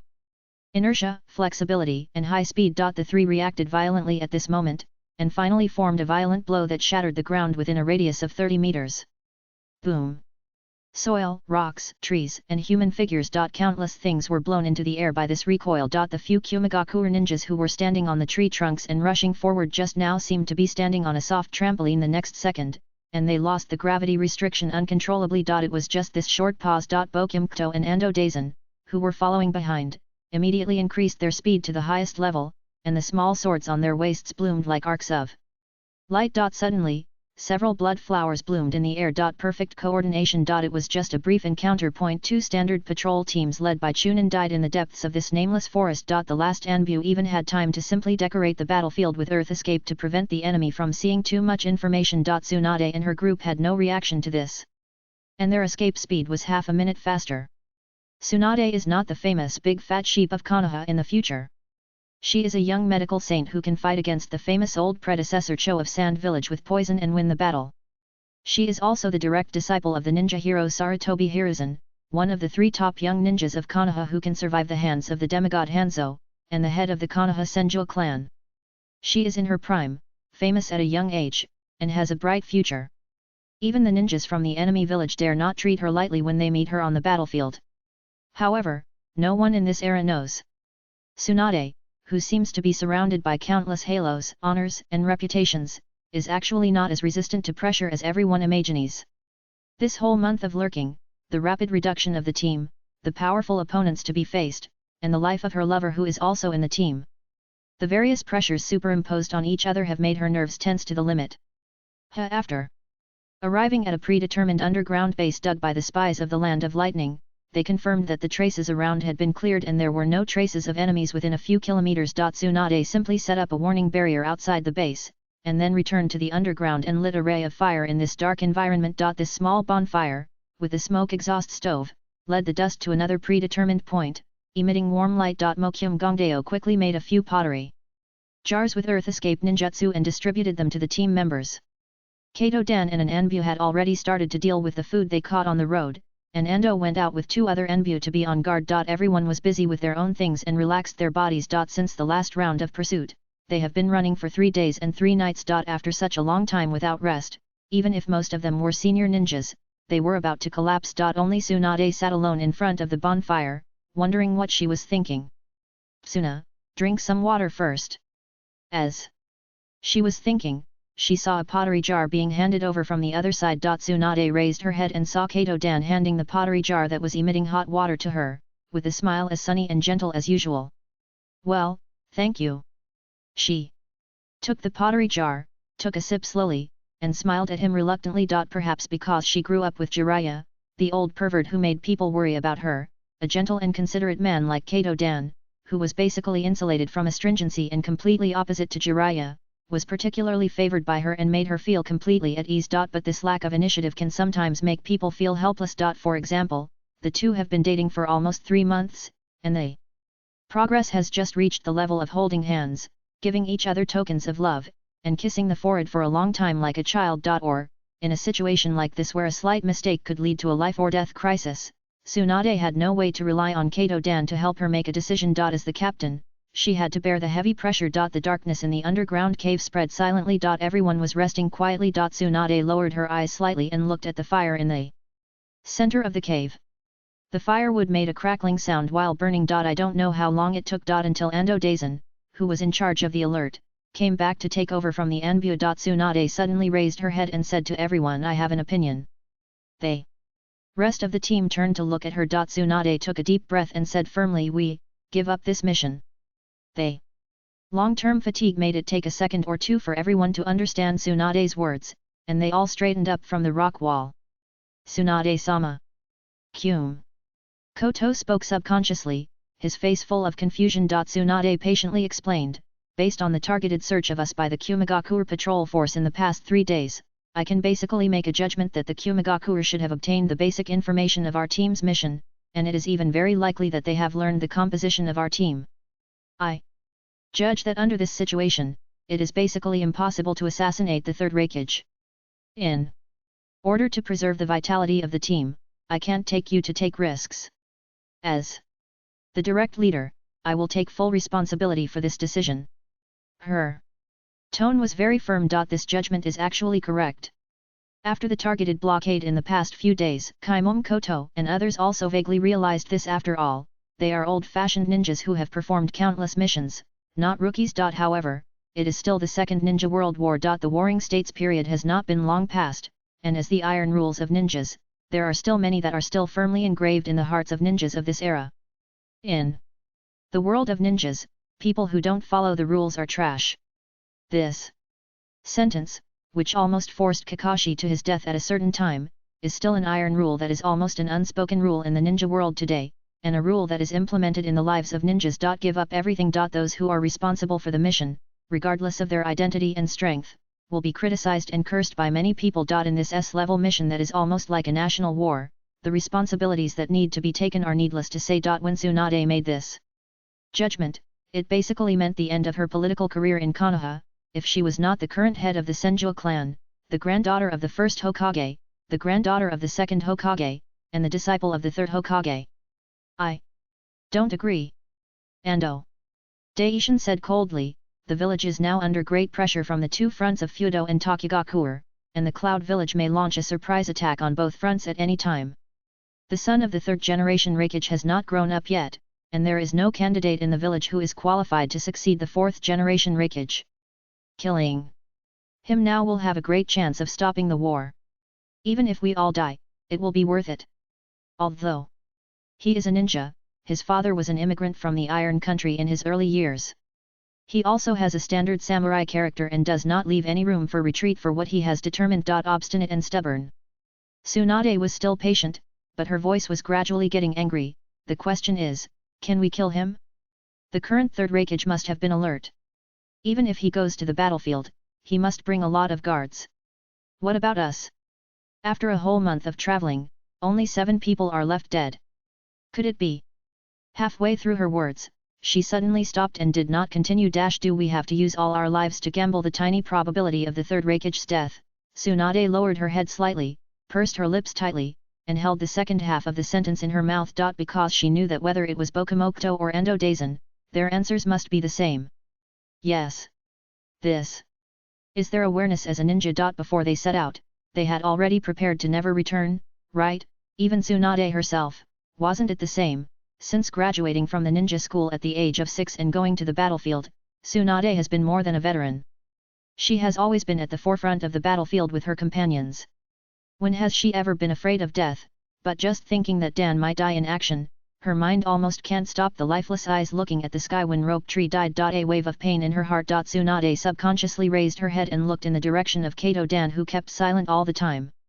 She bit her lips unconsciously, and a trace of bloody smell came out. The silent eyes reflecting the firelight were almost begging. If the ambush action was carried out according to the original plan, there would be nothing to say. However, if it was like now, forcibly attacking the large number of Raikage guards with strict defense, it would be almost a dead end for Kato Dan, who was supposed to stand at the back and use the spirit transformation technique to launch a fatal blow. Because, as long as his body releases the ninjutsu, he can't move. Everyone present knew this. Including Kato Dan himself. The trump card is a one-time tool. That's why everyone is waiting for his decision. Tsuna. Kato Dan was silent for a long time, and suddenly raised his head. On his face, he still had the same gentle smile as before, and even his tone was very light. If you want to become Hokage, you can't back down at this time. What's more, I am also willing to give everything for the village. Where Konoha flies, the fire will never stop. The reason why Konoha can grow so strong under the erosion of countless flies and dogs and termites is that there are countless people like them who stick to this responsibility even when facing death. They who start the fire with their lives are the true inheritors of the will of fire. Dan Tsunade wanted to say something. But her hand was already grabbed by Kato Dan. Believe me. He took a deep breath and smiled as gently as before. Even for you, I will survive. Crackling, crackling. In the underground base, only the slight crisp sound of firewood burning was left. Even the breathing of the crowd was almost inaudible. 3 days. In the end, Tsunade gritted her teeth and made a conclusion, looking at her companions with a fierce look like a mother wolf. Search for another 3 days, this is the deadline. If there is still no trace of the third Raikage at the designated location within 3 days, it means that the intelligence of this mission is completely invalid. The team must break through the encirclement immediately and abandon the mission. Otherwise, under the encirclement of the large Kirigakure force, even we can't escape like before. As for any subsequent results, I will bear it all. Any objections? Under the cold and covetous eyes, Mumu Gongdeo and Ando Daishin agreed to her request. A meaningless death, even they would not do it. The underground base returned to silence. Tsunade leaned her head against the hard stone wall tiredly, and unconsciously played with 2 dice in her palm, turning them silently. Is it really okay? Just as she was thinking worriedly, one of the dice in her palm accidentally fell to the ground. Tsunade did not pick it up, but leaned against the stone wall tiredly, closing her eyes and pretending to sleep. The dice spun and fell far away until it hit a rock in the corner and suddenly stopped. The 6 points were facing up.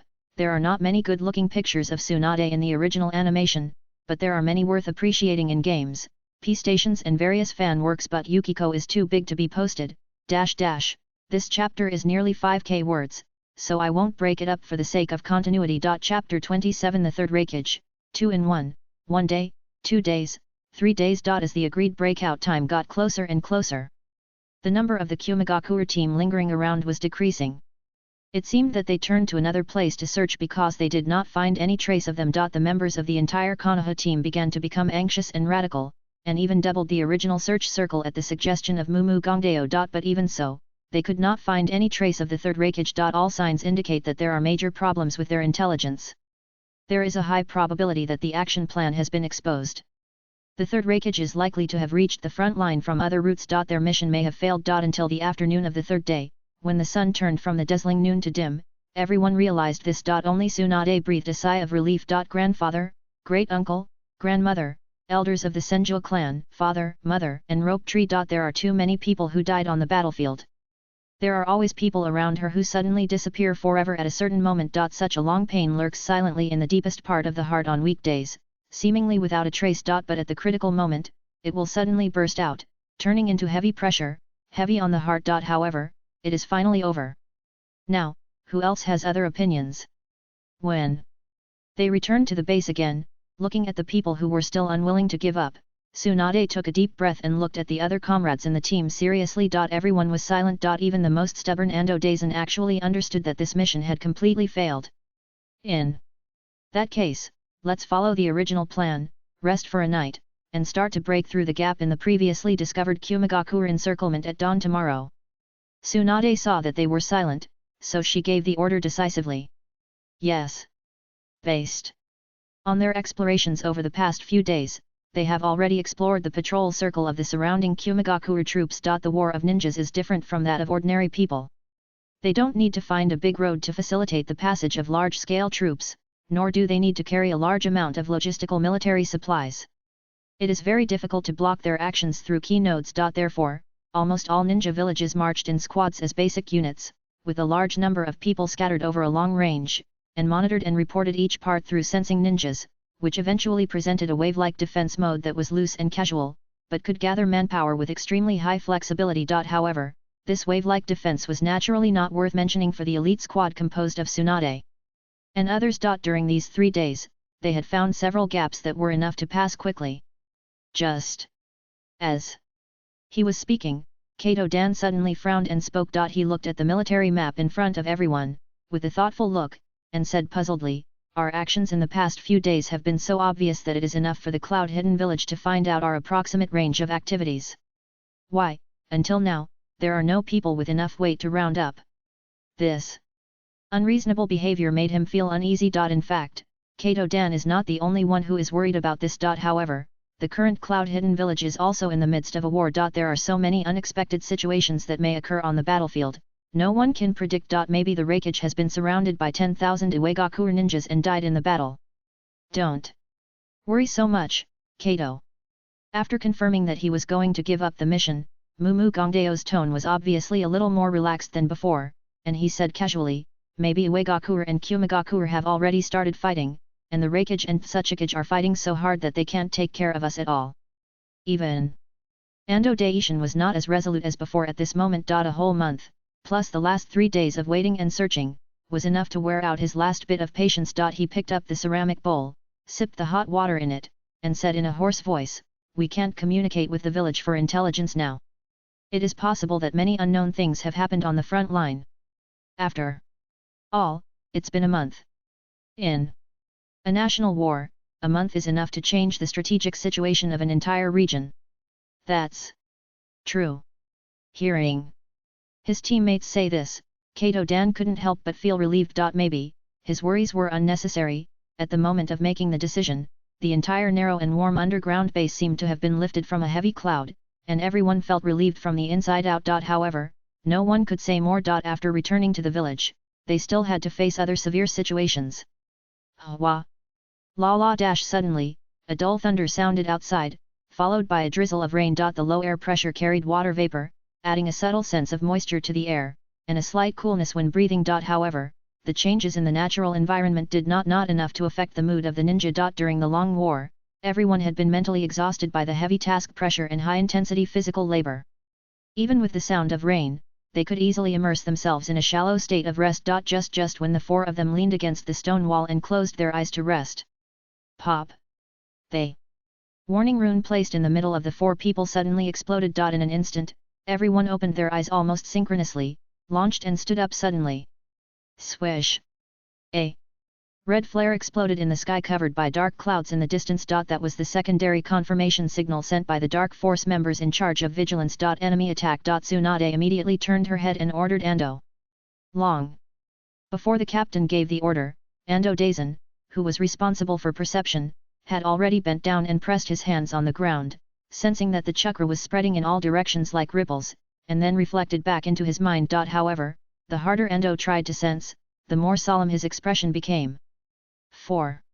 In the west, 3 in the south, a total of 7 teams. The nearest one has approached 5 kilometers. The total number of people is unknown, at least 30, and the chakra reactions of 4 Jonin level or above are within the sensing range. He spoke faster and faster until the end, suddenly opening his eyes. We are exposed. These people are very fast and have a clear direction. Ando Daishin's subtext is. This base has probably been discovered long ago. Damn it. Cum. KD slammed his fist on the ground. It's obvious. In recent days, they have been played by others. At this time, only Tsunade remained calm. Perhaps because of her extremely pessimistic deduction of the current situation, she had prepared several escape plans long before the attack. It just happened to be used at this moment. Ando, send a signal to the outside, asking them to leave on their own and join us after breaking through. Tsunade said, turning her head to look at the other side. Cum, use Earth escape to take us to the number 4 reserve exit 3 kilometers away, and then prepare to force our way through the encirclement in the south. They are driving us to the northeast, don't let them do what they want. Yes. After receiving the order, Kaimom Gongdeo immediately formed seals with both hands without any hesitation. Earth escape, Earth Dragon hiding technique. They next moment, the 4 people present were immediately swallowed up by the soil under their feet. The softened soil, like a mudslide, quickly retreated in the sight of the 4 people. Even when moving underground, the speed was no slower than a galloping horse. However, for a ninja, this speed is still too far behind. Ando, who always maintained the perception ninjutsu even underground, closed his eyes. Suddenly, he shouted, "It's right above us." Boom! The soil and rocks rolled back. 4 figures rushed out from the ground without distinction. The Kirigakure ninjas who were still running on the trees seemed to have not expected this scene at all. Their bodies in the air even paused for a moment because of this brief shock. That was enough. Super power punch. The super power chakra that condensed explosive power maintained the most ordinary chakra glow until the fist was thrown out. However, almost the moment it touched the human body, it immediately turned into an impact that ordinary people could not imagine. It suddenly turned the strong body that had been trained for decades into a ball of exploding meat in the blink of an eye with a one-way repulsive force that was almost terrifying. Bang! The whole person was like an imploding rag bag, wrapped in fine dark red slag, and exploded in all directions. This extremely impactful scene made all the Kirigakure ninjas present utter a whine of anger or sadness. However, the figures that rushed out with her swung their swords at the people around them at the same speed. The sound of metal collision continued in the wide forest, and the splashing metal light spots spread in all directions. It is a pity that strong emotional fluctuations cannot further make up for the lack of ability. After only 3 or 2 moves, the 2 Kirigakure chunin who rushed towards them were mercilessly torn into pieces. On the contrary, the strongest Kirigakure jonin turned around and fled without any hesitation almost the moment he saw them, and joined his companions further behind. Don't chase, keep running. Noticing that the Mumu Gongdeo was ready to move, Tsunade immediately scolded and took the lead in rushing to the front. The heavy rain was pouring, and the raindrops like beans hit everyone, even the cloth armor became a little heavy, and the clothes inside were sticky to the body. The process of escaping lasted for a full 20 minutes. Among the 3 Anbyu who fled from the base, only one Jonin covered in blood managed to reunite with them. The other 2 were obviously unlikely to come back. Everything tonight made people feel so irritated. However, What irritated Tsunade the most was the ominous premonition in her heart. Their base was discovered. But when was it discovered? Why did these three in the past, the patrol teams they encountered would shrink their search circles at the same time, but they launched an action tonight? All these phenomena pointed the situation to the most worrying direction. That is, a big man with enough strength to be the finale appeared in this Kirigakure garrison. Stop! Suddenly, Ando Daisen roared, and even the tone became a little sharp. He closed his eyes, pressed his hands on the ground, and said quickly, abnormally huge chakra reaction. Jinhyuriki. Such a fast-moving speed. 10 kilometers. 9, 8, 7. With his face full of rain, Ando Daisen turned his head to the east and roared to everyone, it's the third Raikage. At this time, he was not the only one. Everyone present had turned their heads towards the rain curtain in the east. Damn it, how could it be? Tsunade's beautiful eyes widened. The originally planned ambush turned into a counter-ambush.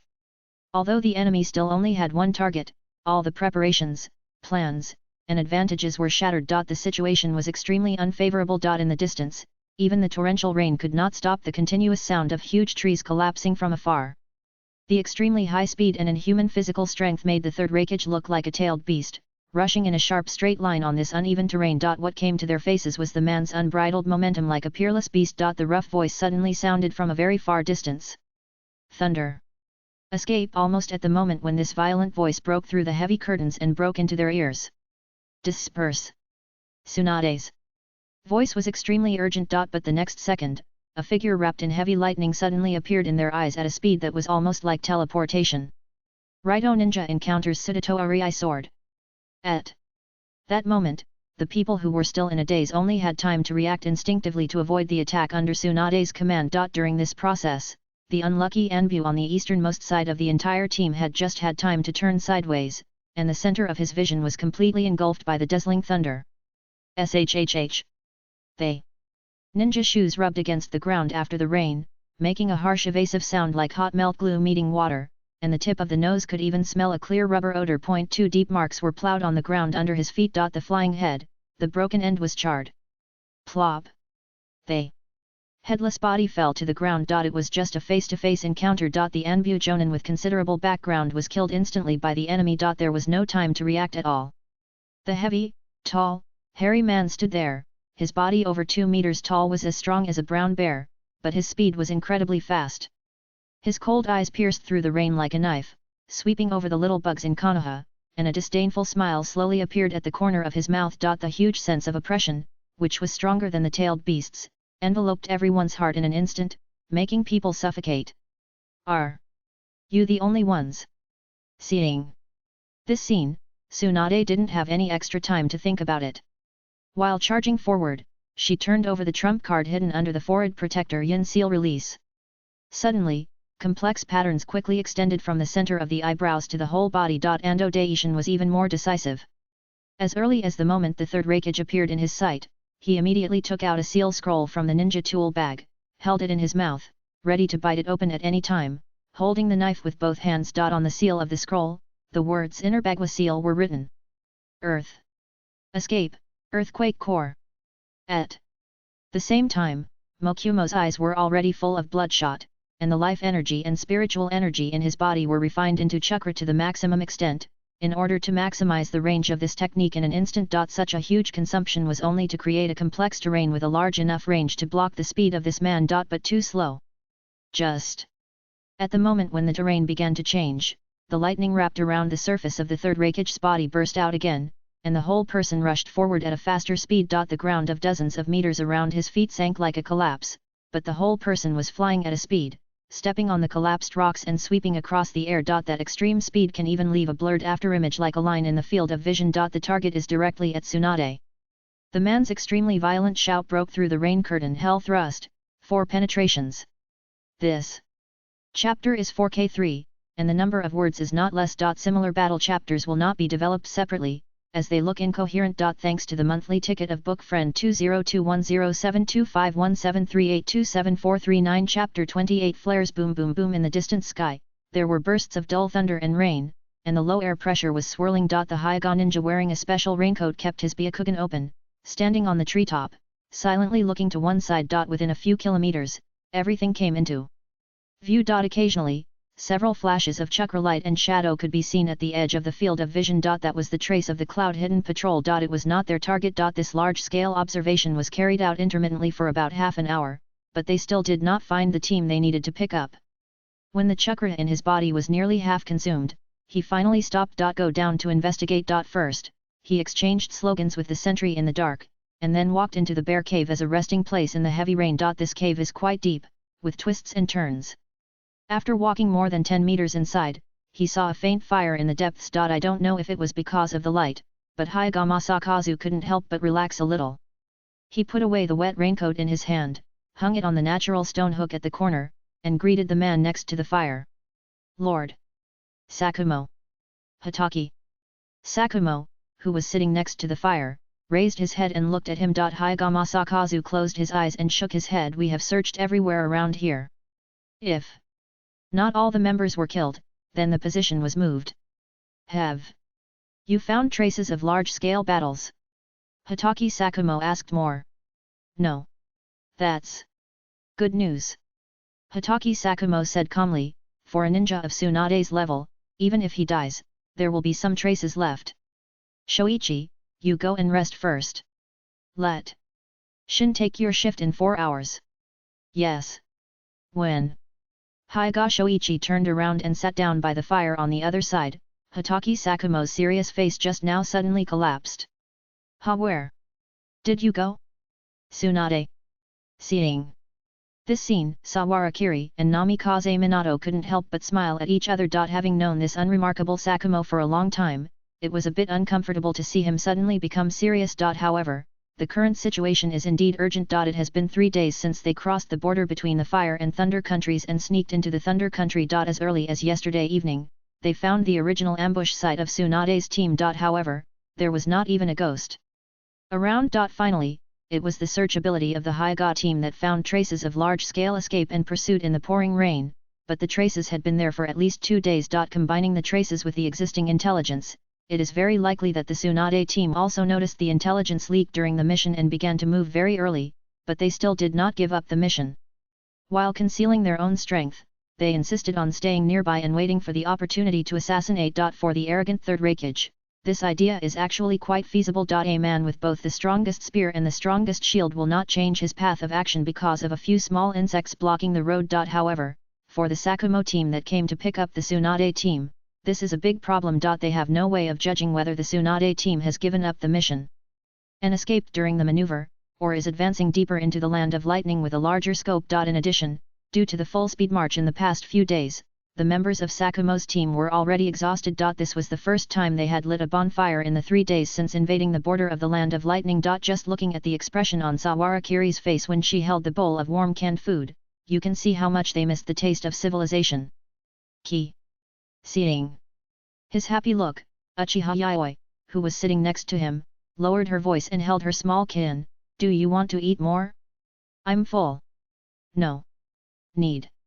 Sawara Kiri reached out and gently touched the girl's cheek, which was a little pale due to the cold, with her warm fingers.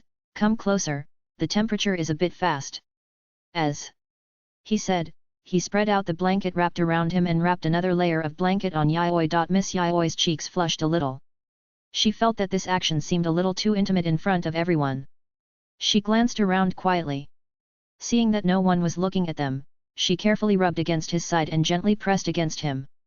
The girl glanced at the face of the person next to her with her eyelashes slightly shaking. Sawarakiri leaned against the wall carelessly, continuing to hold the warm canned food. Yo! Hotake Sakumo noticed this scene and joked like a child, "It's great. I also want to be warm and close to a girl in the cave." Miss Yayoi glanced at him sideways. After getting along with him for a few days, the cognitive filter of Konoha White Fang had long been shattered. She stretched out a long tone without caring. "I'm really sorry for letting you see such an indecent scene." As she said, she leaned a little closer. Sawarakiri smiled indifferently. Life in the wild is much harder than imagined, and sometimes you need some adjustment. Minato Namikaze sat across from the campfire, looking at Sawarakiri, whose aura was restrained to the extreme. If you didn't look up, the whole person seemed to be non-existent. The inexplicable curiosity in his heart became more and more vigorous. Development ability, no seal ninjutsu, extraordinary observation. No matter which aspect, he should be an extremely outstanding person. However, I, who grew up with him, never seemed to notice his figure. This phenomenon, even he himself felt a little incredible. Kiri-kun. He thought about it, scratched his cheek as if a little embarrassed, and asked, although it may be a bit shameless to say this, but can I ask you some questions about the development of the unmarked ninjutsu? I have been developing the wind escape unmarked ninjutsu for more than a year, but the direction is not quite right. Because of his extraordinary talent since childhood, in addition to asking elders like Jiraiya for answers, this is the first time that Namikaze Minato has made a similar request to his peers. In addition, he is still at the sensitive age of 15, and the boy's face is thinner than paper. However, due to his eagerness to achieve the goal of becoming stronger, Minato still resisted the pressure and spoke with difficulty. Okay. However, before he could explain anything, I heard that Saharakiri had agreed as if he didn't care. Hey! Namikaze! Minato was stunned. Saharakiri continued, the unlimited technique requires the cooperation of super high computing power. It is probably difficult for ordinary people to learn it. In fact, the only thing I can teach you is the Raise Nan. Wait a minute, wait a minute. Minato Namikaze waved his hands repeatedly, his face swollen with nervousness. I don't want to steal your skills, just the development. In the world of ninjas, stealing ninjutsu is a very serious problem. However, Sawarakiri just smiled, the easiest way to develop a non-printed ninjutsu is to learn one first, right? Besides, our fighting styles are very similar. I think the Raise Nan might be quite suitable for you. Minato. Namikaze couldn't help but widen his eyes and looked at Sawarakiri in astonishment. Surprised, and a little moved. It is an extraordinary favor to teach ninjutsu without relatives. Miss Yayoi was also stunned when she heard the words, turned her head to look at him, and then quickly reacted, and suddenly interrupted. It's not free. At least you have to exchange it with the ninjutsu you developed yourself. Yayoi?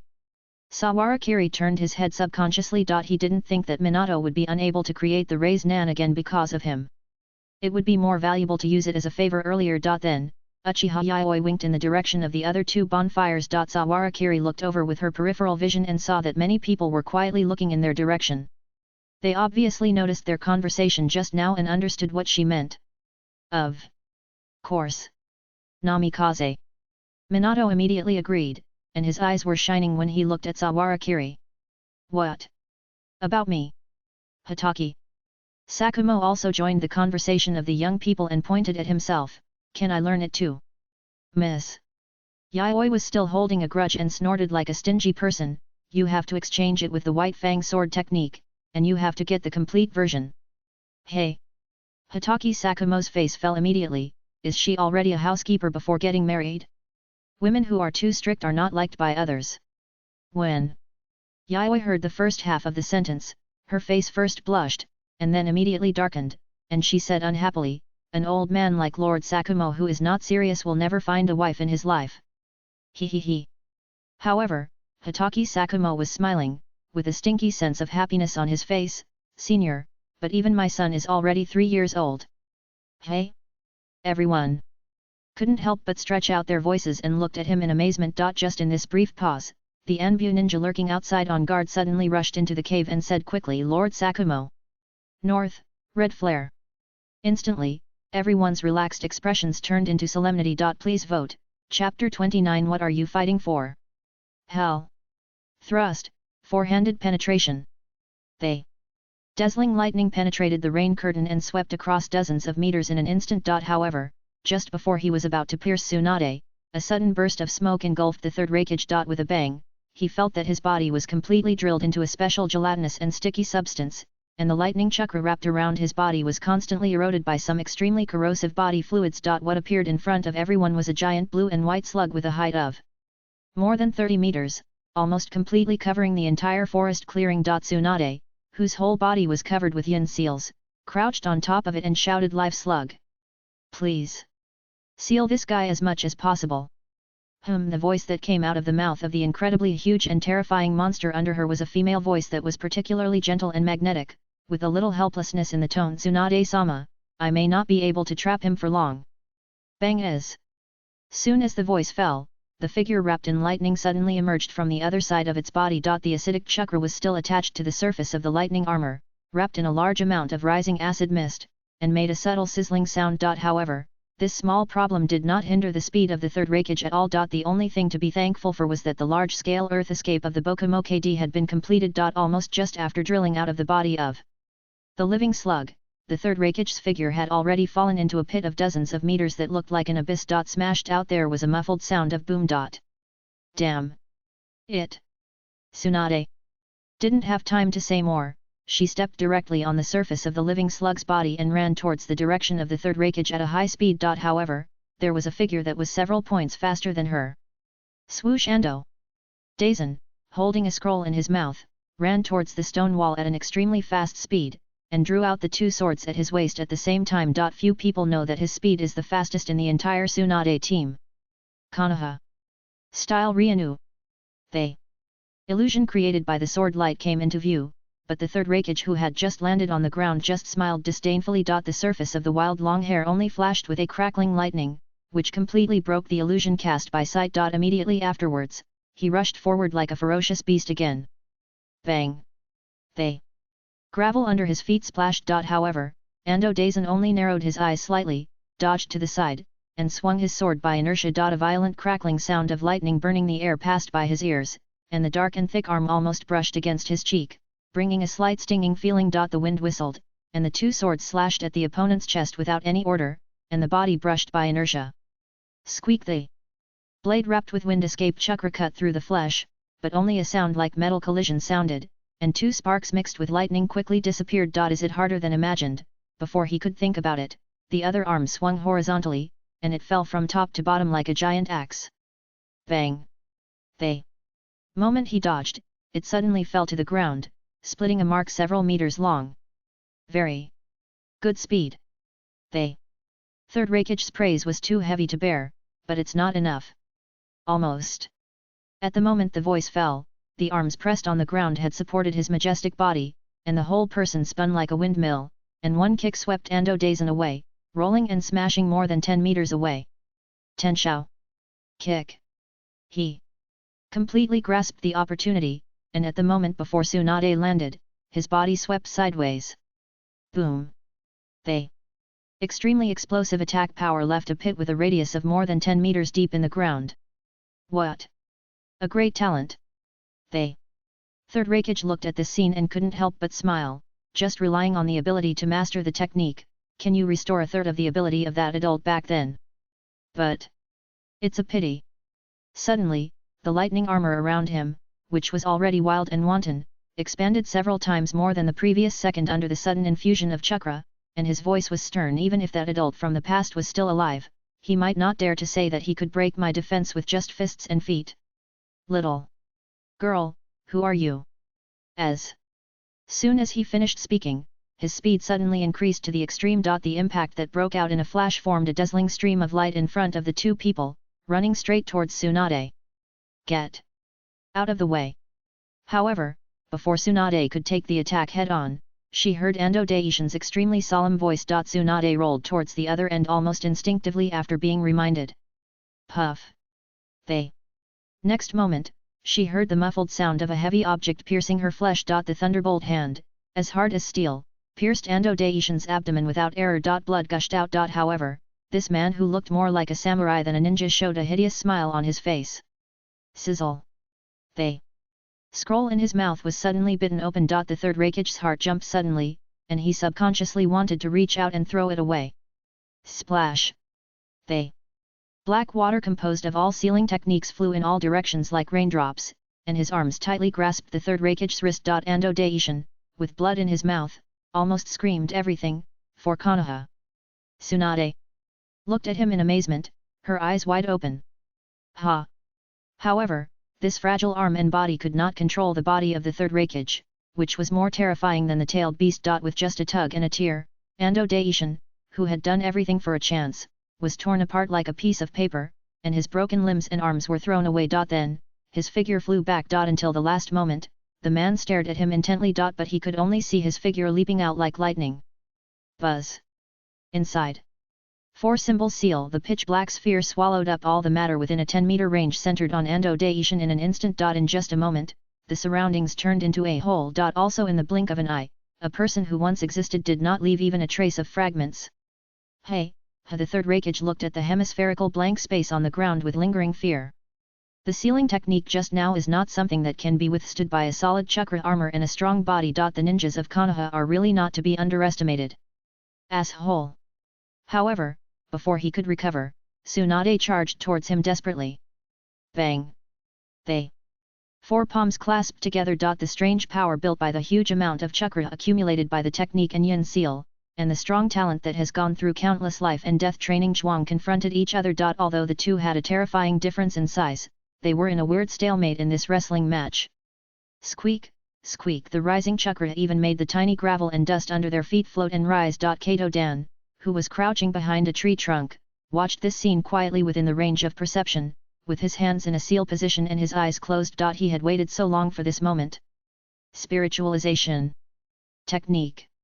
They chakra that suddenly burst out turned into a pillar of fire, as if it completely ignited the whole body. Under the gathering of this extreme spiritual energy, Kato Dan, who was completely in a state of nothingness, was immediately ejected from the body. Invisible and intangible, silent and breathless. Even with special pupil techniques, he could not be observed with the naked eye in a state of soul. However, in his vision, everything became extremely clear. But in this state, he could not hold on for too long.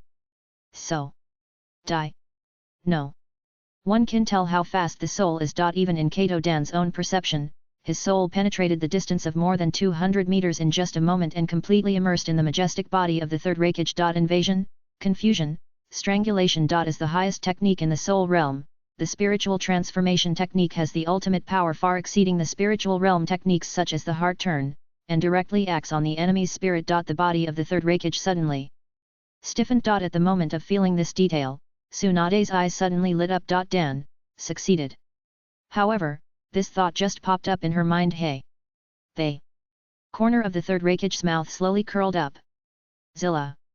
Law in the spiritual world that Tsunade cannot see. Just in the moment when the soul state completely invaded the spiritual realm of the third Raikage. In Kato Dan's soul vision, a giant seal formation appeared, extending in all directions like a spider web, completely covering his entire brain. Almost at the moment when he rushed forward in the spirit state, this huge seal instantly ignited his soul. Oops! They soul has no sense of pain. However, the fear of losing nearly half of the spiritual energy in an instant swallowed up all of Kato Dan's instincts in the blink of an eye. Bang! They next moment, his spiritual body was ejected from this body. Guade! Howling in the depths of the woods in the distance was so painful. Tsunade's movements could not help but stop. Humph, humph, ha ha ha. Looking at this scene, the third Raikage laughed out loud as if he had found some interesting toys, and shook his head helplessly. You guys, don't you think that I didn't make any preparations and ran into the trap alone so rashly? Tsunade looked straight at him, but didn't realize that her face was already pale. The third Raikage kicked her out with a bang, and raised his mouth. You must be wondering now why I have an extremely rare soul defense technique, right? His smile became more and more disdainful, but he told us everything. The top leaders of the, but only used 20 million taels to give us the intelligence that our spies spent countless efforts on but couldn't get. You told us everything about your mission, number of people, personnel composition, and even the trump card of Kato Dan. So, from the patrol team to the location of the base, to the technique on my body, we were prepared in advance. Only the kid who used the sealing technique just now was a small accident. Ha! I don't understand it at all. What are you fighting for? Every word uttered by the third Raikage was like a heavy blow to Tsunade's heart. Until the end, her face had completely lost its color. Tsunade desperately told herself in her heart that all this was just a psychological attack by the enemy, the third Raikage. However, everything she had experienced these days told her are these true. The third Raikage looked at her expression of doubt about life, and his smile became more and more evil. He listened to the wailing in the distance gradually decreasing, and suddenly noticed some subtle wetness and slipperiness on the tip of his nose. The soul seal in his brain had disappeared. It was obvious that Kato Dan's desperate attack was not without any effect. His eyes narrowed slightly. If he was accidentally hit by another shot, it would really be a disaster. Out of this fear, he immediately threw away the opponent in front of him and made a decision. In an instant, his figure suddenly turned into a dazzling thunder, and jumped up from the ground dozens of meters away. Flying towards the direction where the sound came from. Tsunade was a little slow, and suddenly woke up, chasing after him with all her might. However, she couldn't catch up with the third Raikage at all. Stop! Mokyom! Gongdeo, who was guarding above, drew his short sword, but in a one-on-one situation, his situation was no better than and how much better. In just 5 or 6 rounds, he was hit in the abdomen by a heavy elbow, and fell to the ground as if he was about to split apart, with blood gushing out of his mouth. Thunder was running. At this time, Kato Dan was struggling to endure the severe pain from the depths of his soul, and the smell of rust constantly gushing out of his mouth and nose. He still raised the kunao with difficulty in the direction of the thunder in a desperate posture. However, the scene in front of him was bleak and blurred. His consciousness was constantly flowing along the wound of his soul. However, his hands still kept the seal of the spiritual transformation technique. Even if his life was about to end, he had to use his last strength, the last. It was a pity that he didn't have time to perform this life-burning blow. Lightning! Escape! Thunder burbles! This familiar voice sounded in Kato Dan's gradually fading consciousness. This moment before death seemed to be stretched out for a long time. But Kato Dan found that he seemed to have no time to think about anything. However, there was still a strong sense of shame and apology in his heart. Sorry, Tsunade. Swish in an instant, a hand knife made entirely of blazing thunder cut him in half from the waist. Blood was all over the ground. The necklace with blue crystals fell quietly to the ground. Thank you book friends Death God, XICI and Scene Kongu SI for the monthly tickets. In order to eliminate the sense of plot discontinuity as much as possible, 2 chapters have been released. Today is 7K and update. Keep asking for votes. Chapter 30 Sorry, I'm Lady It's Pouring. After climbing down from the bottom of the cliff, Tsunade's golden hair was already in disarray. Her face was stained grey by the flying dust, and her body was stained with a lot of blood, which stuck to her body with the rain, becoming heavier. However, even in the most intense battlefield, she was extremely concerned about her image, but at this moment, she didn't care about anything, staggering in the puddles on the muddy ground. Running towards Kato Dan. However, just as she got closer, Tsunade's steps slowed down involuntarily, her pupils contracted, her beautiful face turned pale, and she could even through the skin stained with raindrops. The blue blood vessels underneath can be seen. Finally, she stood there in a daze. Looking at the body that was cruelly cut into 2 pieces not far away. Until the end, Kato Dan stretched out his arms and tried hard to grab the necklace that accidentally fell on the ground. The depths of his eyes filled with blood had already turned into a deep darkness. While the heavy rain was getting heavier and heavier. The puddles accumulated in the pits on the ground completely swallowed up the necklace that had been cherished for a long time, leaving only a blue crystal tip exposed outside. The raindrops fell on the ground, making a crackling sound. Duan? It seemed that she couldn't believe it, or that her rationality was overwhelmed by the violent emotional fluctuations. At this moment, Tsunade seemed to have completely forgotten that she was still on the battlefield. She was unable to control her whole body and even her legs were shaking. The scene of Rope Tree dying on the battlefield in the past and having his entire abdomen blown up by the detonating trap replayed in her mind like a slideshow. The pain at that time, the sadness that was forcibly suppressed, and the memory that was diluted by time, poured into her mind more and more, forming a deep fear that permeated the entire brain. The dark red blood that slowly flowed to her feet along the gullies on the ground and washed by rain became the deepest mark in her heart. That was obviously the color that she was most familiar with as a doctor. But at this moment, just seeing the flowing blood, Tsunade seemed unable to even stand up. How could things turn out like this? It's so sad. The last legitimate son of the Senju family. The third Raikage stood in the rain. He had been a soldier all his life and had experienced countless battles. He seemed to see through her current state at a glance. There was even a hint of irony in his voice. At this moment, he was no longer in a hurry. Although the outer cloud-hidden army was left behind because they could not catch up with his speed, they were now in the land of lightning, and all of them were slowly surrounding them with an unstoppable force. At this moment, when he looked at Tsunade, his eyes were like a cat playing with a mouse. They Senju Hashirama, who created endless glory for Konoha in the past, I'm afraid it would be hard for him to imagine that his last clan member would end up in such a shameful way on the battlefield. What? Can't move anymore. The third Raikage walked slowly forward with a body as tall and heavy as a brown bear. The muscles of his arms, which were thicker than ordinary people's thighs, were tense and clenched into fists, wrapped in dazzling thunder. Lightning flashed in the sky filled with dark clouds. The shadow of the forward movement seemed to cover all the corpses and blood under his feet, and together with the rain curtain covering the sky, it ruthlessly swallowed up everything in front of him. With an extremely heavy momentum. A hideous smile appeared on his beast-like face. In that case, I'll go over. The moment the voice fell. The thunder wrapped around his body suddenly exploded. The whole person was like a dazzling stream of light, flying towards Tsunade. Shooting out, the hand knife wrapped in violent thunder, pointed directly at Tsunade's fragile neck, who had completely lost her will to fight. Tsunade watched this scene with her eyes wide open, but her body seemed to be completely stiff, not listening to her brain at all. At this moment, she, who had already experienced countless battles, could fully predict her fate in the next second.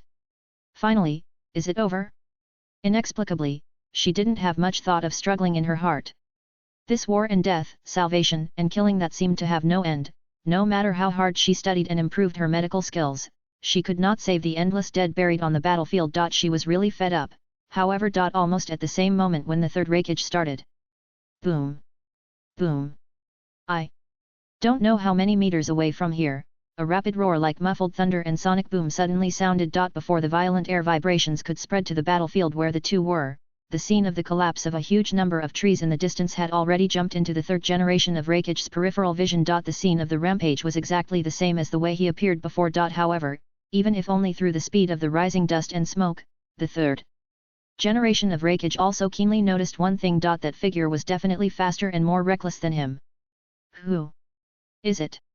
Almost instinctively, the third generation of Raikage, who was still charging in the last second, suddenly gave up the prey that was close at hand and subconsciously made a defensive posture. Before Tsunade had time to understand the reason for his stop. The messy and wet golden hair had been pulled into a straight line by the wild and whistling gale. The next moment. The whole figure turned into a white line of human figure in the gale, and appeared in front of the third generation of Raikage without any warning. At a terrifying and incredible speed. He raised his foot.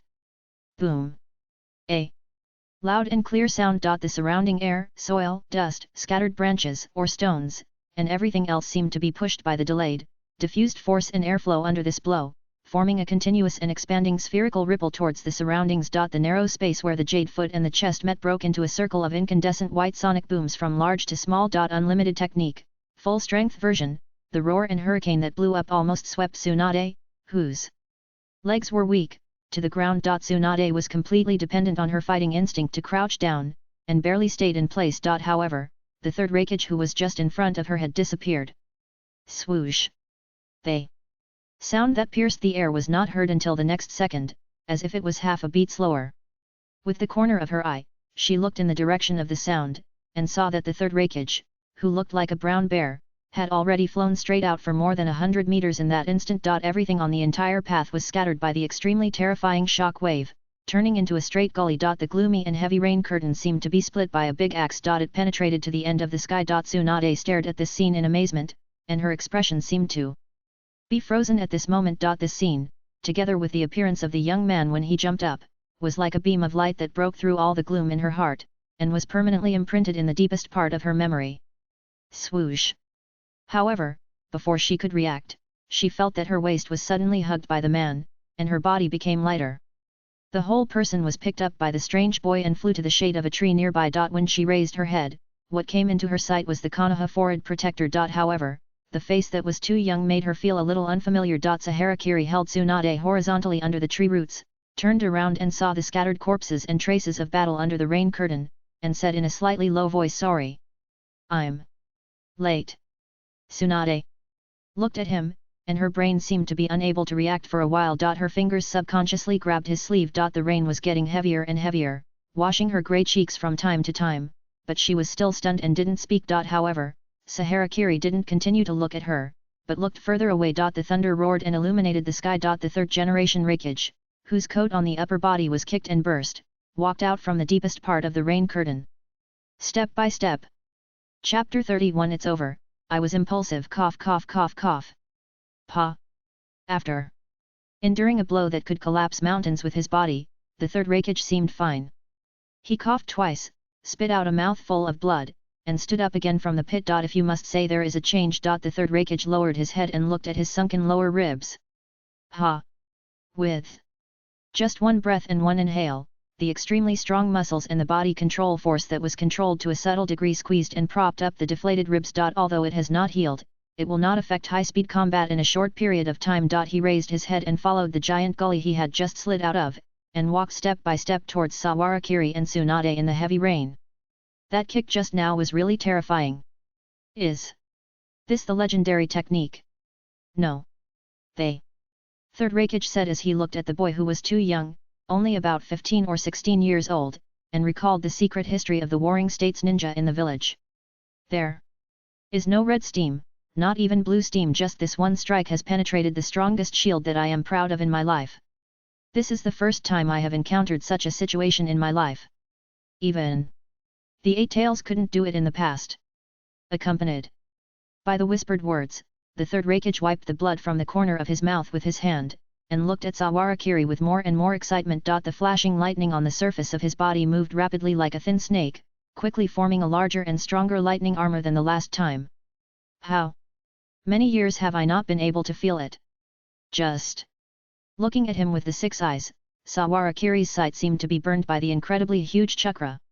Whether it was the beast's body that could still move after being hit by a full-strength unlimited technique, or the surging fighting spirit, it was terrifying. Unlike the opponent's lightning chakra armor that could fight to the end. Sawarakiri knew his limits very well. He could only launch a powerful attack like the one just now 5 times in total. Now, he has already used it once. So under the rain, Sawarakiri's azure eyes looked at the humanoid beast opposite, and the divine light gradually withered. I can't match his chakra, so I can't use the mirror flower and water moon. I must hit the head. Thinking like this, he pulled off Tsunade's fingers that were holding the corner of his clothes with an indifferent expression, and stood up and walked towards the direction of the third Raikage. Behind Sawarakiri, Tsunade subconsciously stretched out her hand to him, as if she wanted to stop him. But he casually brushed it away. Sawarakiri's footsteps were not fast, and the sight of the six eyes penetrated the rain and kept sweeping over the brown bear-like figure opposite. The only advantage is the ability to observe. The reason why the strongest spear and shield have to be used together is because he couldn't react.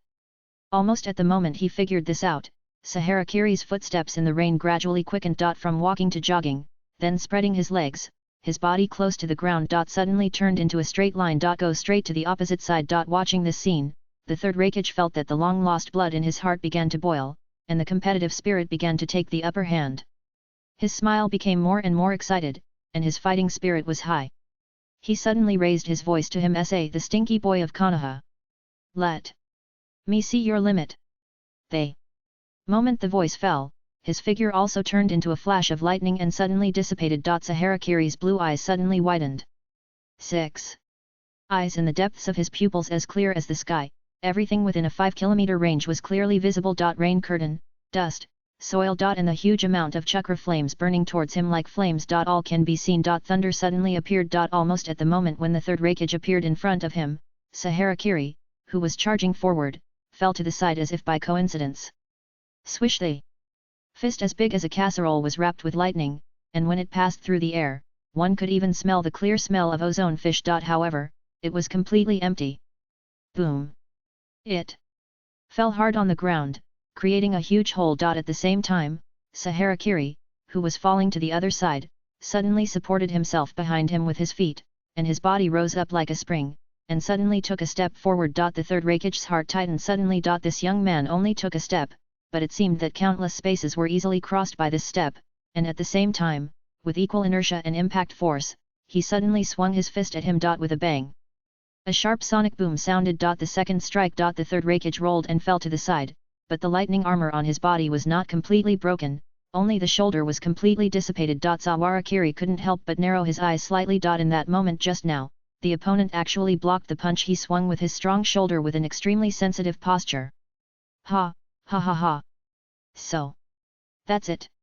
Just as he was thinking, he saw the third Raikage slowly stand up from the ground and let out a heroic laugh. Although he was covered in mud, he didn't seem as embarrassed as he looked. His sharp eyes swept towards Sawarakiri, and his tone was extremely certain. The attack just now was not a simple physical technique, but a special ninjutsu. I was almost fooled by you. But it was very powerful. He grinned, and forcibly connected the dislocated shoulder on the left side with a click, and moved it twice with a little effort. Although the black skin on his shoulders still showed a deep dark purple, the third Raikage seemed to be completely unconcerned and was ready to charge again, becoming more and more excited. But, even for you, the powerful technique just now may have considerable limitations. This technique is not as powerful as the one you used before. Sawarakiri did not answer, but looked at his pretentious heroic posture and just chuckled nonchalantly. Tisk. The third Raikage felt a little cold in his heart after failing to trick out any information. This kid is so calm. It seems that he can at least send out a few more times. Don't listen to his words, but after taking 2 blows personally, AI can already feel the impact of the severe pain in his left arm and ribs on the battle. At the same time, he also understood. The blow on his shoulder just now was clearly aimed at his head. That move, as long as the head is hit, he will be finished. Where did this little monster come from in Konoha? Where will he attack from next time? Just as he was thinking this in his heart, he saw Sawarakiri taking steps towards him again. Swoosh! Sawarakiri's figure suddenly disappeared. Suddenly, the muscles of the third Raikage were tense, and the thunder became more dazzling. The wind swept. The vague figure suddenly flashed. Tsunade, who was under the shade of the tree, was still watching the young man's attack again, but when she saw half of it, she felt her sight suddenly turned. And her whole body was hooked up by a strong arm, and the surrounding environment turned into a large area of fine color lines. Boom! At the moment of the sonic boom, the third generation of Raikage almost instinctively protected his head with his arms. But after waiting for a long time, the attack did not come again. He was stunned for a moment. Turning his head, he saw Tsunade under the shade of the tree, and the other Konoha ninja who was lying half dead on the edge of the pit before, all disappeared. The third generation of Raikage was stunned for half a second, staring at the figure that had appeared in the distance. Suddenly reacted. The brat's big move has been used up. The veins on his forehead suddenly bulged, and a burst of lightning flashed all over his body. Dare to play tricks on me? The majestic figure rushed through the bushes, smashed through the rocks, and approached the figure of Sawarakiri at an extremely fast speed. A distance of several kilometers flashed before the two of them. The third Raikage clearly realized that the distance between him and the other party was getting closer and closer. The murderous intent in his chest was boiling, and his anger was surging. Whether it was the anger of being fooled just now, or the threat brought by the appearance of such a young strong man in Konoha again, he had to track him to the end. Until the end, the young man in Konoha in front seemed to have finally run out of strength and stopped. Boom! The body of the third Raikage, like a meteorite, smashed into the pit. His voice was hoarse and dull like thunder and cloud, and his whole body was boiling with murderous intent. Smelly boy! You should have thought about how to die, right? Plop! Sawara Kiri threw the 2 figures in his hand to the ground, turned his head and looked at him, with a playful smile on his face. Oh, really? The moment he finished speaking, another figure slowly stepped out of the woods, and Sawarakiri was in a state of encirclement, one in front and one behind. The third Raikage was startled at first, then he looked up at the cold man with short grey hair who was drawing his sword, and then at Sawarakiri who was preparing to attack again. He slapped his thigh in his heart. It's over, I was impulsive. Chapter 32. Stop! It's been a long time, Master Raikage. Hotake Sakumo slowly stepped out of the depths of the woods, the white fang short knife in his hand flashing with cold light, and his expression was as calm and peaceful as when he first met Sawarakiri and others, without much emotion. However, Sawarakiri, who was standing not far from him, could clearly feel the trembling brought by the huge chakra that kept surging from the depths of this man's body. Although it was still the same person who came into view, in all of Sawarakiri's senses, Hotake Sakumo seemed to have turned into a knife at this moment. An extremely sharp dagger. Just looking at him would cause a slight stinging sensation deep in the eyes. However, Hotake Sakumo's voice was still unhurried, and he walked slowly around the third Raikage. For safety reasons, I will ask in advance. Today's matter ends here. What do you think, Lord Raikage? Ha! The third Raikage listened to his words and laughed suddenly, but his expression seemed to be suddenly out of anger. His muscles swelled, his forehead veins bulged, and he shouted, "And here! Are you insulting me? Konoha White Fang, whose land do you think you are standing on? Kumagaku, there has never been a coward like you." Hotake Sakumo stopped, turned his head to look at him, and sighed slightly. The negotiations failed. In that case. Almost. At the moment the voice fell. The figures of the 2 people disappeared from everyone's sight at the same time. There was only a delayed clanging sound in my ears. Swoosh! The wind whistled. Sawarakiri crossed his hands in front of him, and his feet were firmly attached to the ground with chakra. The deep blue eyes reflected the movements of the 2. 6 eyes. Although I have witnessed the extreme speed of the third Raikage many times, when 2 super-fast ninjas with almost equal speeds collide with each other, when they collided, The shocking feeling brought by that scene was hard to describe in words. It was incredibly fast. This was not just Saharakiri's idea. Even the third Raikage, who was fighting Hotaki Sakumo, was also shocked. If his extreme speed was completely driven by the super high physical activity brought by the special lightning escape and the electromagnetic force, then the man in front of him was the ultimate wind escape. In his eyes, Hotaki Sakumo was wrapped in a pure white. It was a protective circle composed entirely of wind escape. In front of him, the air not only did not become a resistance, but turned into the strongest driving force, constantly pulling him forward. At the same time, with the ultimate control of this technique, he could even jump between the dense bushes with an extremely flexible posture, avoiding his collisions again and again. Even the straight line speed was faster than his own. And the third Raikage was keeping his pace forward, but suddenly stopped and moved to the other side. The next moment, the pure white blade light that penetrated the rain curtain went straight through dozens of meters, and with countless extremely fine wind blades, it plowed a straight gully on the surface of the earth, just sticking to his figure and brushing past him. Sitsai. Third Raikage lowered his head and looked at the lightning armor on the side of his shoulder. On the surface of the originally intact armor, a subtle mark of about half an inch deep was left, stirring up a surge of thunder. Allah! Allah! Hotaki! Sakumo stood on the treetop, looking down at this scene, and seemed quite helpless. Behind the third Raikage, there were countless tree stumps that were cut off from the roots. Although I have heard of the name of the strongest shield for a long time, it is really disturbing that it did not leave any traces after a full-strength attack.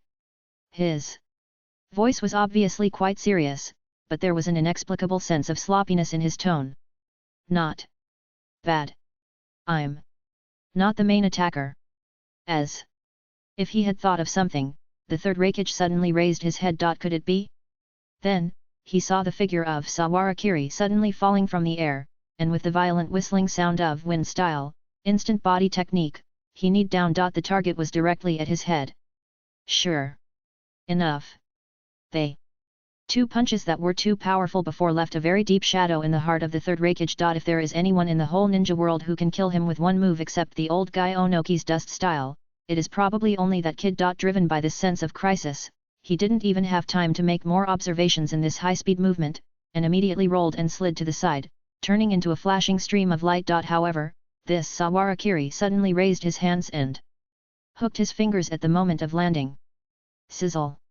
With a sharp friction sound, dozens of extremely thin steel wires were propped up along the broken tree stump near the ankle of the third Raikage, forming a ring of tripwires. Almost at the moment when the third Raikage passed that place, the steel wires that collided with the thunder armor broke one by one. But the slight resistance it brought also made his steps stagger for a moment. This brief pause immediately made the battle-hardened third Raikage realize the problem. If it was really that kid who appeared just now, there was no need to make such an unnecessary trap. But what exactly do they want to do?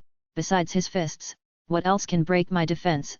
A series of questions continuously flooded into his mind in this brief moment. Roll, lie on the ground, twist, and prepare to sprint.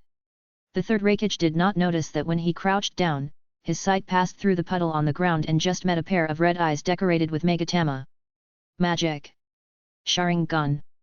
The long-awaited pupil technique entered his mind along the intersection of his sight. For a cage-level strongman who has extremely rich countermeasures for various illusions including Sharingan, this 2 Magatama Sharingan illusion, no matter how long it takes to prepare, has a weak effect on him that is almost ridiculous. At most a moment. It only takes this short moment for him to break free from it with his strong illusion resistance and mental energy. However, in the fight between life and death, this mere moment is enough to decide everything.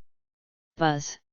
The third Raikage seemed to have foreseen something, and a roar more violent than a landslide rang in his ears. He has heard this sound twice. It was just at the moment when he broke through the illusion and took a step forward. Sawarakiri's figure suddenly appeared in front of him. The inertia that was so huge that even he himself could not change pushed him forward, twisted his waist, and continuously transferred the force from his feet to his shoulders with the momentum of penetrating each joint. The tip of his fist pierced the sound barrier after it was thrown out like a long whip, and with a piercing explosion, it pierced into the abdomen of this brown bear-like man. During this process, the third Raikage only had time to protect his head with both hands, and the lightning armor on the surface of his body became more and more dazzling. Unlimited technique serious punch boom. The sound of the punch was deafening. The lightning armor that resisted this punch was like a bubble made of ice crystals. After breaking a hole, it continued to the continuous force of dominoes continued to collapse backwards. A deep mark was imprinted on the surface of the long trained strong abdominal muscles. The swollen blood kept rising along the stomach, and it seemed that it would immediately gush out of the mouth like a fountain. However, the third generation Raikage still had a glimmer of hope in his heart. The last punch did not hit the head. However, the moment this thought came to his mind. But he saw a dazzling arc of pure white light slashed out behind Sawarakiri. The sound of the wind was chilling. Hotaki Sakumo jumped over Sawarakiri's figure and slashed forward with the blade. Die asshole! They. Two voices were in no particular order. The chakra short knife named White Fang cut deeply into the shoulder and neck of the third generation Raikage, and continued to chop down to the collarbone, but was blocked by the thick arms on both sides of the head, embedded in the solid muscles and bones, splashing blood. This well-trained body is not much weaker than the armor wrapped around it, but it is the first time that he has been cut by a real wound after his escape technique has been perfected. The rising wind escape chakra and the reignited lightning escape armor collide with each other, and the two chakras that are restrained in one direction are constantly offset and regenerated. The chakra of the third Raikage, which is more terrifying than the tailed beast, is constantly ignited into his power. Although he is on the restrained side, he has an advantage in this duel with a more terrifying quantity. Ha! They. Two sturdy and lean figures wrestled with each other in a series of roars, knocking down huge trees one after another, pushing forward step by step, and plowing deep gullies on the ground with their footsteps. Until the end, Hotaki Sakumo was finally about to feel exhausted, so he gritted his teeth and reluctantly stepped back half a step, drew out the short knife, and chopped forward again. However, when he swung the slash this time, the broken lightning armor had recovered a little. Squeak! Blood gushed out from the wound across his chest. This time, the third generation of Raikage finally felt the threat and jumped back more than 10 meters. They were facing each other, panting. Only Saharakiri, with silent eyes, quietly looked at the back of Hotaki Sakumo. Sure enough, this man is too dangerous. It's better to keep a few more cards. Whether the Raikage lives or dies has little to do with him as an undercover, but how to retain strength in the fierce battle has a lot to do with him. Sahara Kiri knew very well what he was doing. The 3 serious punches he had hit on the Raikage before were enough to consolidate his position and value in Sarutobi Hiruzen's heart. This silent confrontation lasted for nearly 3 minutes. Both the Raikage and Konoha were waiting for news from their own people. Until the end. Swoosh! They. The Akugan ninja in Konoha uniform jumped down from the treetop and whispered, "Lord Sakumo, Tsunade-sama, and the Jonin comb have been transferred." Hearing this, Hotaki Sakumo finally seemed to be relieved. He didn't say anything more, just stared at the direction of the third Raikage, and slowly and cautiously retreated behind him. After leaving hundreds of meters, he led everyone to jump onto the treetops together. This time, the third Raikage just watched them leave quietly without saying anything. Chapter 33 Widow Tsunade Chapter 33 Widow Tsunade After breaking contact with the third Raikage, another day and night passed. Sakumo's team made a big circle at the fastest speed, completely avoiding the search of the Kirigakure patrol team, and prepared to head towards the fire country. But before that, the team encountered another big problem. A very serious problem. O-type, besides the two of them, is there anyone else with O-type blood? Secret technique, blood coagulation slowing technique. Hey, that's not the hemostatic forceps. Don't move the shadowless lamp, Shin, you help hold it for a while. The entire NBU medical team was busy around a bloody figure, and other ninjas with some medical skills were also helping. Kyum Gongdeo was lying on the ground in the cave at this time, with multiple comminuted fractures all over his body, multiple internal organs missing, and chakra almost exhausted.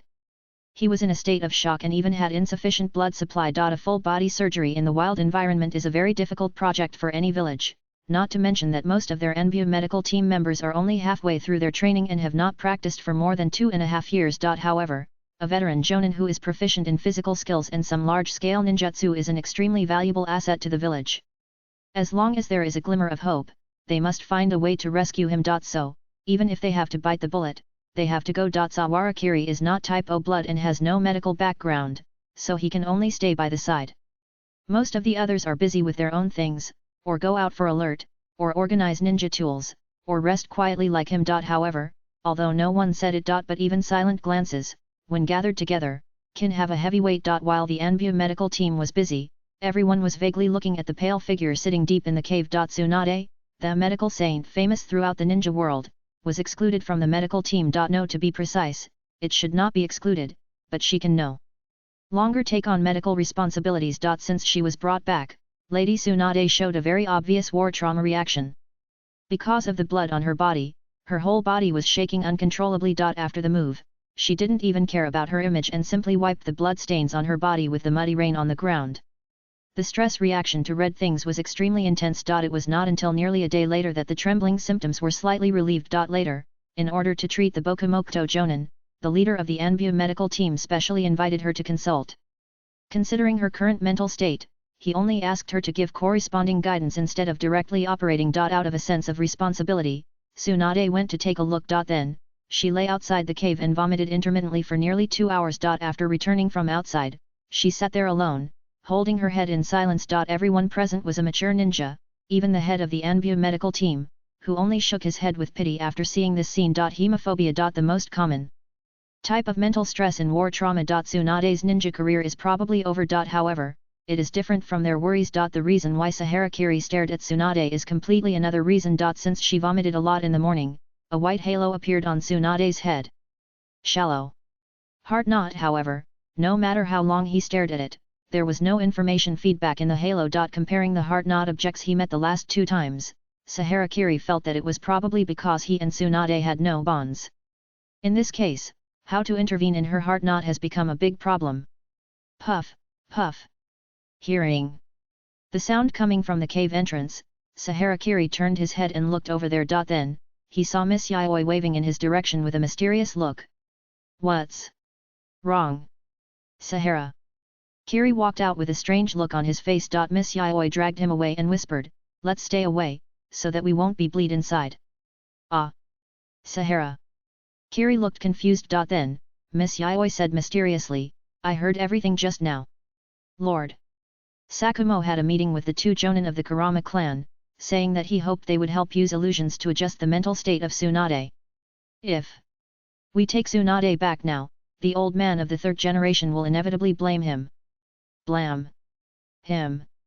Saharakiri also subconsciously lowered his voice. Humph. Miss Yayoi muttered unhappily, "Our clan leader said at the clan meeting that Sarutobi is weak and can only be a ninja inside and outside. He forgets his principles when he sees small profits and cherishes his life when he does big things. He is extremely stupid. Now, the village is fighting with the west, and he dare not go to the north. He can't take revenge, and so many elite soldiers have died. Then Tsunade's team can only find someone to blame for the failure. You will see, at the meeting of the Jonin, someone will definitely say that the reinforcements are not timely." Hearing this, Saharakiri almost looked up to Miss Yayoi. What a great idea, General. However, after hearing this, Saharakiri suddenly reacted and asked, "Can illusions also heal war trauma?" Normally speaking, it can. Miss Yayoi raised her voice a little, and puffed out her chest. "There are elders in our Uchiha clan who specialize in using the Sharingan to reverse the psychological trauma of their predecessors, but the success rate is relatively low." Sharingan, Sarah. Kiri imagined that famous scene. A mental patient treating a mental patient. It would be a miracle if this could work. If it can work, why did you tell me to stay away? Saharakiri asked puzzledly. Because, boom. As he was talking, a terrifying vibration suddenly came from the cave, and the Kurama clan's Jonin stumbled out, and even the medical team who were performing the operation carried the patient out. Get out, get out. Tsunade's voice was almost hoarse. Uchiha Yayoi's voice also paused for a beat. Seeing that there was no movement, he continued, "Under normal circumstances, this kind of illusion treatment can only be carried out slowly after the patient has calmed down for a period of time. Using illusion treatment on patients now can only make her immediately think of the person she misses the most, or the thing she fears the most." Hearing her say this, Saharakiri immediately understood what happened inside, and looked at Miss Yayoi with a helpless look. "Can you come to visit the master for a while?" Miss Yayoi said in a low voice, "How can they not know? For illusion ninjas, this is common sense." They. Girl's tone was obviously a little aggrieved. "Hey, Sahara." Kiri was stunned. He finally understood. Hitaki Sakumo was probably desperate. Sorry. I want to eat ice cream." "Well, how about adding some ramen? And 3 color dumplings?" "Hehe, that's what you said. Miss Yayoi is really easy to coax. While the two of them were talking, Sawara Kiri touched her ninja tool bag and suddenly remembered something, and her movements could not help but pause. Illusion. Mental conditioning. Heart knot, mirror flower and water moon, complete hypnosis, common sense modification, ethics forgotten. The widow Tsunade and hypnosis finger. Suddenly, a big inspiration emerged from the depths of Sawara Kiri's heart. If it's mirror flower and water moon, it should be possible, right? Tsunade is still in a state of heavy chakra consumption in that case. He immediately stood up and walked towards the direction of the cave. Missed. Miss Yayoi subconsciously wanted to follow.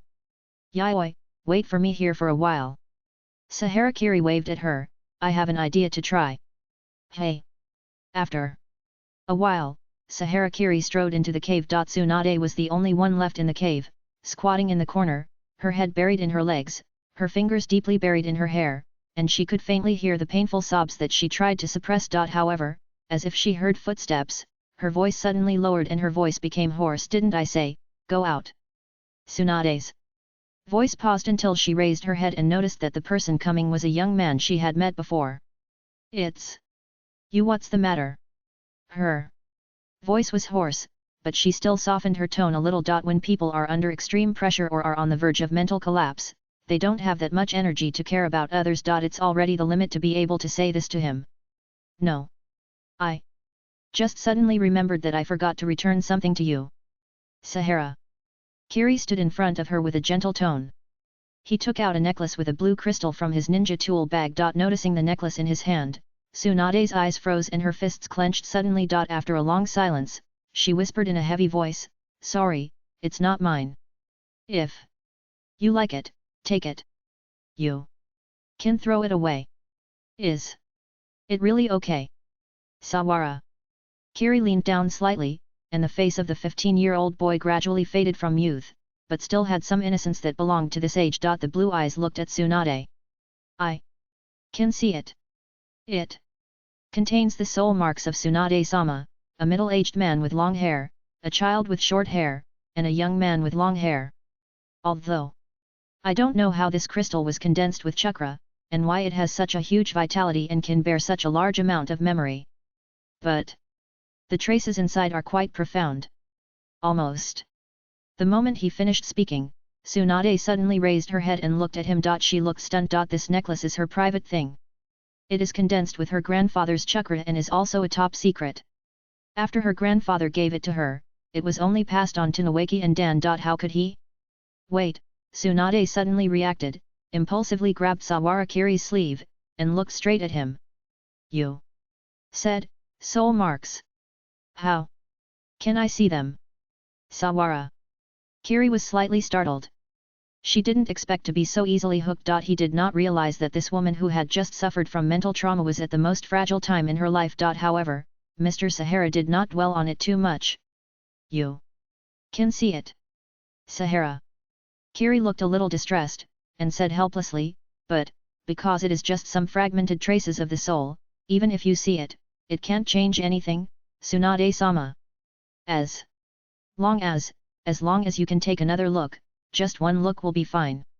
Tsunade raised her head and grabbed his hand tightly, her red eyes were vaguely moist, her pale and beautiful face looked sad, and her voice was almost weak and pleading. I will do anything. Please help me. Today's 6K update, please vote. Chapter 34. You're done. At this moment, the one kneeling in front of you is the descendant of the most honorable person in Konoha, the granddaughter of the god of ninja, the last heir of the Senjua family, the peerless medical saint praised by the entire ninja world, and the first place in the most wanted person ranking published by the Konoha Youth Men's Association for 10 consecutive years. She is under the 4 debuffs of weakness, hunger, mental depression, and inability to fight. She is nearly 30 years old and finally got her first boyfriend, but she returned to her golden single life like lightning. Miss Tsunade.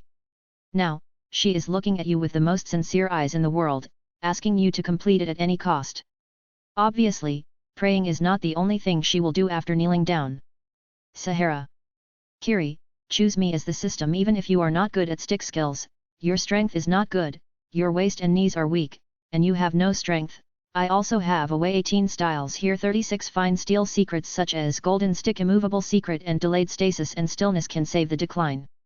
1 stick can keep you from falling, 2 spray guns can keep you from falling, and 3 can keep you from getting old forever. Deduct 1 and get it for free. Go. Abandon rationality, embrace animality, and show me your limit.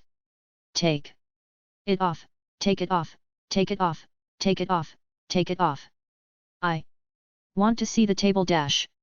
Suddenly, Sister Tongzi, who had been silent for a long time in the panel, seemed to be crazy, and suddenly uttered a series of nonsense, instantly covering the entire field of vision of Sawara Kiri. He almost wavered. However, he obviously hadn't lost his mind yet. Looking at Tsunade, who was kneeling in front of him with a sad face, he seemed to sigh with some pity and lowered his voice. Tsunade-sama. Because this sole secret method is passed down by my clan, after today, please don't spread this matter casually. And he said, his tone seemed to be a little hesitant, it's better not to disturb the deceased in the Pure Land. Even after using the secret method this time, the soul mark in the necklace still remains. I'm afraid it will only be this time for me to help you. Tsunade grabbed the corner of his clothes and was stunned. But after a long silence, the emptiness and heavy pain in her heart still made her agree, even if it's only once. Please. Looking at her undoubting obedience, Saharakiri breathed a sigh of relief. Since it's so easy, it doesn't seem to be difficult to solve Tsunade's knot while creating a bond, as he thought. He held the blue crystal on the top of the necklace in front of Tsunade and said gently, please hold it and look into my eyes. I'm going to start the spell. Tsunade knelt there, even the movement of raising her head seemed a little weak, but she held the crystal tightly. At the moment when she looked into the eyes of the boy in front of her, who had not even had time to ask his name, she suddenly realized that a flash of brilliance suddenly flashed in the depths of his blue pupils. Shatter, mirror flower and water moon. They. Next moment. The mind was still, and the world turned upside down. When she opened her eyes again, she had appeared in a dark world. 3 familiar figures stood quietly in front of her. Just seeing their faces, Tsunade, who was extremely fragile at this time, couldn't help but cover her mouth, fearing that her sobbing would disturb their sleep. Grandfather, Rope Tree, and Dan. Tsunade looked at the 3 figures, approached with trembling steps, raised her hand with difficulty, and wanted to touch them. She still remembered the young man's reminder. These 3 were just a mark of their souls left in this world. But she couldn't help it. However, when her fingers touched their bodies, Tsunade was stunned again. Real feeling. Although it was a little abnormal, there was still a clear sense of touch, the temperature of the skin surface, the slight softness on the scar, the frosted feeling left on the palm and knuckles, and the slight smell of sweat. All seemed to exist in reality. This clear feeling feedback made Tsunade subconsciously grab Kato Dan's shoulders, shook it hard twice, and tentatively shouted, Dan? Dan. Almost subconsciously, the body suddenly opened its eyes. Tsunade was startled. Deep in the pupils, there was a clear blue like the sky. At the moment of meeting that gaze, Tsunade felt a huge amount of memory pouring into her mind like a waterfall, causing her entire brain to howl unbearably. Scenes from Kato Dan's life kept appearing in her mind like slides. At the same time, outside. Saharakiri stood in front of Tsunade and slowly exhaled. Although he had expected the amount of chakra of this descendant of the Senjua beforehand, and had deliberately chosen a relatively weak time node to come, even the remaining chakra exceeded his expectations. The hypnotic will was almost pushed out. Fortunately, it was barely completed this time. Saharakiri looked at Tsunade, who was holding his hand and maintaining a mysterious praying posture, and felt relieved. He had read the original work and knew that Tsunade had an inexplicable guilt and nostalgia for those old friends who kept dying after wearing this necklace. As if her brother and lover died in the war because they wore the necklace he gave her. It was not until the original protagonist Naruto appeared that he broke this unfounded curse with his actions. Since the root of the problem lies here, just let these deceased people open their hearts to her, and make this cursed thing that she thinks of herself become a token that connects her soul with theirs, and become the most important thing in her life. I think it should at least alleviate some of the symptoms, right? Sawarakiri's requirements are actually not that high. As long as he can complete this knot, it will be a pure profit for him. If he can get Tsunade's friendship and officially get on the train of the Hokage series, then his future will be bright. Everything will go smoothly. In this way, he will be able to clear his identity as a spy soon, get a promotion and a raise, become the general manager, become the CEO of the ninja village, marry a beautiful and rich woman, and reach the pinnacle of life. Perfect. Mr. Sahara waved his fist lightly. However, this thought just flashed through his mind. Ding! A strange sound suddenly sounded in his ears. The next moment, his eyes were fixed on Tsunade's head. On top of the original white halo, a blue halo suddenly appeared. This is the sign of a middle-level heart knot. After a few seconds, a red halo appeared. Looking at this scene, Kirigakure was stunned. What's going on? Before he could react, he saw another line of serious prompts on the board. First, activation of deep knot. The amount of information that the host can query up open bond path. Just when he was still confused, he heard the weird voice of Sister Tongzi. Congratulations, Masita. You have made another step in the long bond hell. Didn't I tell you that if you pin me to the ground and beat me up, all the knots will be solved, but you have to make trouble. Go ahead. You have a big problem today. Hey. Hearing her say this, Kirigakure suddenly had a bad premonition in his heart. Although all the shallow knots he encountered since he got the system were small problems that could be easily solved, his vigilance against the unknown made him still have a little awe of the deeper world. After all, he didn't know what the consequences would be if he couldn't solve the deeper knots. With such a trepidation, Kirigakure clicked on the newly appeared bond path option with uneasiness, and subconsciously chose the image of Tsunade. A large string of information immediately popped up on the panel. Final Bond Path 1, the fourth Hokage. The reason why the war has progressed to this point is that there are only insects left above the high positions, doing nothing. Only a most thorough purge can completely wipe out the darkness of this village. Wu, you will always stand by my side, right? Final Bond Path 2, Mature Honey Princess Wu, breakfast is ready, remember to send Shu and Keiko to school later. You knew it was a weekday, but you slept so late last night. Kyuu. The room smells so bad, open the window quickly, I'll go wash the sheets later. You're still laughing. It's all your fault. Annoyed, Final Bond Path 3, Ten Tails Jinkriki. You are just 5 kg, you want to block my way? You can dance as you please. No matter what, I will create a world with fog. Final Bond Path 4, the rest of our lives on the island. From now on, we will spend the rest of our lives here. Isolate from the world, leave those unknown guys, in a world where only the two of us exist, there is only fog in my world.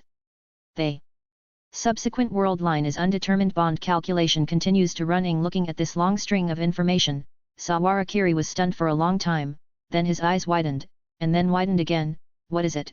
What is this path? Is the name on it wrong? While he was shocked, Sister Tongzi's voice was still whispering in his ears. You actually opened your heart to the deepest level in one breath, idiot, you have nowhere to run even if you want to interrupt. You're done. You're tied to death by this woman. Photo. Mature Honey Princess 3 Upper Half, Chapter 35. What do you mean? 2 in 1, who, cough, cough. The sudden change of the scene made Tsunade, who was half kneeling on the spot, retched uncontrollably. The short-term excessive mental consumption also made her clearly feel the weakness from the deepest part of her body, as if all the cells in her body would collapse like a castle made of gravel if she moved slightly. However, thinking back to the scenes she had experienced in Kato Dan's memory just now, Tsunade couldn't help feeling a little lost. When she saw the hands she was holding tightly reflected in her vision, she forced herself to stay alert and recalled what happened before in bits and pieces. Tsunade's voice was hoarse, and there was a hint of pleading in her eyes. Why did you stop suddenly? I haven't finished yet. Kirigakure looked at her haggard appearance, and shook his head with some regret. Sorry, Tsunade-sama. I'm afraid I can only go here today. My chakra consumption has exceeded half. Tsunade was startled when she heard this. Only then did she notice that the sky outside had changed a little, and it seemed that a long time had passed. Tsunade-sama, the dead are gone, and the journey of the living must continue. Kirigakure seemed to persuade sincerely, my father once told me when I was young. Overindulging in the past will backfire. However, Tsunade at this time couldn't listen to anything, and the force of grabbing his wrist was so strong that it was impossible to stop. Thinking, anxiously said, wait a minute. However, before she could continue to say anything, she saw Kirigakure suddenly looked at her with a very unfamiliar look, and at the same time stretched out his nails. Without hesitation, scratched a clear blood mark on his arm. The blood flowed down his arm and slowly fell on the knuckles of Tsunade holding his wrist. Hey! Almost. At the moment of seeing the blood mark, Tsunade's whole body seemed to be electrocuted, her pupil shrank, and she suddenly let go of his wrist, subconsciously shrank back, and hit the stone wall with a bang. The thin bloodline dripped onto the ground, leaving a shallow layer of marks. As expected. Seeing her like this, Saharakiri, who had already seen a series of knots from the shallow to the deep, let out a low breath, because it provides a place for the weak spirit to escape, it makes your fear of blood even more profound. Tsunade-sama, you should calm down a little by yourself. Besides, after hearing the reminder from Koba Toshiko, he also needed some time to calm down. As Saharakiri said this, his eyes swept over Tsunade, who was leaning against the wall and trembling all over. Now, he could not imagine how Tsunade in the final bond path turned into the kind of familiar XX, Island XX, Office XX, Master and Apprentice XX and so on. Although this world is so weird that XI Zone can wear a mega hat, reality should at least have a little logic, right? In short, Saharakiri did not dare to do anything to Tsunade unilaterally for a few knot points as before. He had to think carefully about which path to take and what kind of impact it would have on his daily life. And whether Yayoi and Yuki also had similar hidden dangers. However, before Saharakiri walked out of the cave, he heard Tsunade's voice behind him, still holding some hope, and even with some caution. Then, wait until you recover. No, after returning to the village. Can you, Sawara? Kiri turned her head and looked at her Lady Tsunade. I should have said it before this ritual started, right? Only this time, if you continue to sink, have you ever thought about what price you will have to pay for this? Hearing this, Tsunade was stunned and looked at him blankly. Sawarakiri did not say anything more and walked out of the cave on her own. However, he did not notice it. His original intention was to make Tsunade give up and buy him some time to think, but it made the other party's face change slightly, and his expression was hesitant. Price. Tsunade looked down at the blue crystal she was holding tightly in her hand, and murmured, as if she thought of something. The legacy of the Senjua family is extremely profound. Ninjutsu, sealing techniques, medical techniques, various historical records of the ninja world, hundreds of categories of taboo knowledge, and the research reports of the second generation of Hokage in the past. That huge legacy even had to be guarded by multiple Anbu teams and large barriers all year round. It was inevitable that someone coveted those things. Obviously, Tsunade also regarded Sawarakiri as one of them. This guy, a bastard who took advantage of the fire. However, Tsunade recalled the time she had just spent in that strange scene. In this nearly half an hour of real time, she seemed to be in a maze of memories, experiencing the whole week from the first day she met Dan to the date after the Jonin meeting. At the same time, during this period of time, she seemed to have completely forgotten what happened in reality, and relived the scene after scene of meeting her first love with the emotions of that year. It was not until she was separated from that scene that she suddenly woke up and recalled everything that happened in reality. The conflict between the two made her feel a strong sense of separation in her heart, as if she had suddenly fallen from the paradise of happiness to the reality of hell. The young man's cold words made Tsunade realize clearly what she saw just now were just memories. All the good feelings she had in that memory had been torn apart by this reality. Damn it! After struggling alone for a long time, Tsunade suddenly cursed, but seemed to have made a decision. If he wants those useless things, just give them to him. He saved my life. What's more, I am the only one left in the lineage of the Thousand Hands.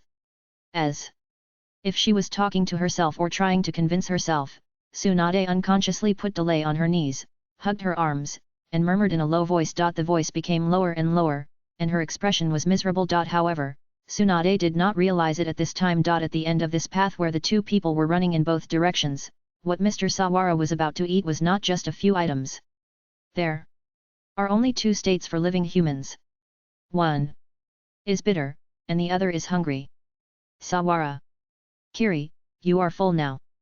Looking at the panel that suddenly popped up, Mr. Sawara, who had just finished his meal, waved his hand with obvious disdain, and leaned against the tree roots to close his eyes and rest. No bitterness in public places. I never thought that Sister Tongza would sudden lithe son was anxious and urged him. Why don't you look to the side? That Uchiha guy, look at the shreds. Let's execute her in public now, and the middle-level heart knot will be immediately taken. When the time comes, you can eat dry food if you want, and drink as many bowls of liquid as you want. With heroic spirit, I'll go to hell. Sawara Kiri has discovered that his broken system is really inhumane. However, he did raise his head and glance to the side. Miss Yayoi, who was leaning on him, was startled. It seemed that she didn't expect that her peeping action was discovered. She turned her head away in embarrassment. It was not until a moment later that she suddenly realized that her current identity was different from that in the ninja school. Now she is a quasi-lover who can call Kiri-kun by name, eat dinner together, and stand at the level of more than friends. Almost subconsciously, she turned her head again and stared at him openly. Sawara Kiri didn't know what was so good about her. However, considering the final bond path that had just appeared, he thought about it and asked proactively, Yayoi. I'm just watching. The girl looked righteous and a little silly. I'm not asking this. Sawara Kiri organized her words. I want to ask, is there anything strange about your body recently? Hey. Uchiha. Yayoi reacted immediately, her cheeks flushed a little, and she subconsciously covered her small drum. How do you know when I'm that? Sawara Kiri's face darkened, except when relatives come. No, no. Miss Yayoi said, while carefully looking around a few times, for fear of being heard by others. Girls of this age are still very thin-skinned. Is that so? Sawara Kiri looked at the blue halo above her head, which was still empty, and nodded slightly. No, information is also a kind of information. Based on the process of the shallow heart knots of Suiwai, Yayoi, and Tsunade, Sawara Kiri can roughly judge the following 3 points. First, if he wants to complete the heart knot task, he must have a certain degree of bond with the object, at least more than an acquaintance. Second, the heart knot aura needs to encounter a certain event before the corresponding content can be seen. Finally, his different ways of dealing with the heart knot will lead to different final paths between him and the bond object. So no matter what, he needs to choose the way to deal with it carefully. During this whole process, the bond object will not show any degree of physical abnormality except that the relationship with him becomes better. Sawara Kiri thought halfway, suddenly turned his head and looked in the direction of Yayoi. However, no matter how he clicked on bond query, Miss Yayoi did not respond. It's useless. In a single cycle, you can only query the final bond path of one object. Sister. Tongs's voice sounded lazily in his mind. You have to find a way to defeat the golden-haired Big Thunder in front of you first. At least reach the shallow standard before you can find a way to reach the deepest soul of other beautiful girls. Didn't I say it? You are bound by that Big Thunder. Hearing this, Sahara Kiri frowned a little. It has nothing to do with whether he is a Lolita control, and he doesn't dislike Big Thunder. The key is that Tsunade's identity is too sensitive. It seems that I have to wait for another suitable opportunity. Sahara Kiri leaned against the tree, thinking so in his heart. However, he didn't expect that this opportunity would come so suddenly. Boom. The second day when the group returned to Konoha. The Hokage building, which had just been repaired not long ago, exploded with a deafening sound again. The Hokage's office on the 4th floor was hit with a huge gap that was transparent from front to back, with sufficient light and good ventilation. Sarutobi Hiruzen stood in the office, his eyes widened, looking at his own disciples, and shouted, Tsunade. What on earth do you want to do? Tsunade stared back without showing any weakness, gritting her teeth and cursing, what am I doing? I want to ask you what you did, old man. The Hokage building, the most central office in Konoha, has complete barriers and Anbu defenses, and many veteran jonin are guarding. How could a few pawns of Iwagakure snatch the information openly? Old man. What the hell are you doing sitting here? Sarutobi Hiruzen's face trembled immediately. Kohara Yudata next to her scolded with a serious expression, Tsunade. As a jonin of Konoha, you dare to challenge the authority of the Hokage with words. Do you know what crime this is? This old woman spoke like an old administrator. Tsunade didn't buy it, pointed at her nose, clenched her fist, and stiffened her neck. What's wrong with scolding you? I'm going to beat you up. There are 8 jonin, 8 elite chunins, and 4 sharp knife teams, and now only 2 are left alive. One of them is almost dead. What? You bastards must force the Senjo clan to exterminate their bloodline. Ah, As soon as these words came out, no one dared to answer. Although Konoha F4 is now glorious, their glory also needs a lot of things to support it. Among them, the reputation is the most important support point. All of them are disciples of Senju Tobirama. In this world where family and master-disciple relationships are extremely strong, secretly harming the teacher's relatives is a sin that even the third-generation Hokage cannot bear. Seeing this, Mito Kato-en immediately stood up to be a peacemaker and smooth things over. Tsunade, no one else could have expected this incident. Losing so many elites is a common loss for us Konoha. Hiruzen is actually very sad too. Yes, he must be sad. Tsunade stood there, her eyes coldly sweeping over the people. Finally, she fixed her gaze on the man who was at the back of the group and remained silent, and her voice was cold and hard. How could a spy sneak into the Hokage building, which is so tightly guarded? Is he skilled enough, or is someone covering up for him? The gap in the barrier of the sealed room is top secret. How did they know it? How did the unsealed S-level intelligence appear in the hands of other villages? In addition, the third Raikage accidentally said a small thing when he thought he had won. He told me that someone among the top leaders of Konoha sold some of our intelligence to the hidden cloud village for 20 million taels. What a coincidence! Our team randomly selected a secret base to hide in, and they found it from the beginning. Do you want to discuss in advance how to explain these things? Tsunade dissected these doubts one by one with a cold tone like a blade, and put them in front of them one by one. Other people present were not unaware of the possible problems, nor did they suspect that the third Raikage was trying to sow discord. However, after Tsunade finished speaking, everyone present turned their heads at the same time and looked at Shimura Danzo standing at the back. The entire Hokage office fell into a dead silence inexplicably. What do you mean? No, eunuch, don't talk nonsense. I came back late today, so I merged 2 chapters into one. It was posted at 8 PM yesterday, and the time between this chapter and this chapter is more than 24 hours, so it is shown as updated 1 day ago. Chapter 36. Hey, brat, looking at this scene, all the members of the Hotaki team standing at the door of the Hokage's office at the moment have the urge to push the door and leave immediately. What's going on? Are Konoha's high-level werewolves killing? Is this something that ordinary jonin like them can watch? Hotaki Sakumo, who already felt extremely troubled by this kind of thing, grinned impatiently, pretending to have heard nothing, and looked up at the Anbyo girl lying on the roof. The curve of this hip seems to be very suitable for the strongest physical technique of Konoha that he has just developed. Namikaze Minato frowned slightly, as if he didn't expect the conflict in the village to be so intense.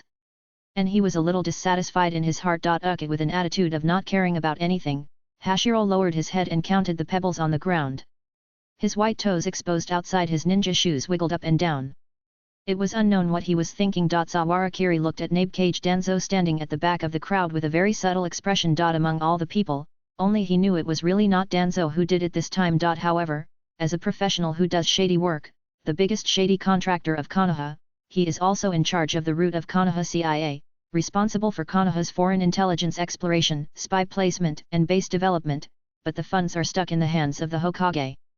So he is the most likely high-level candidate to contact foreign ninjas. At this moment, Shimura Danzo must stand up and say something. Stupid.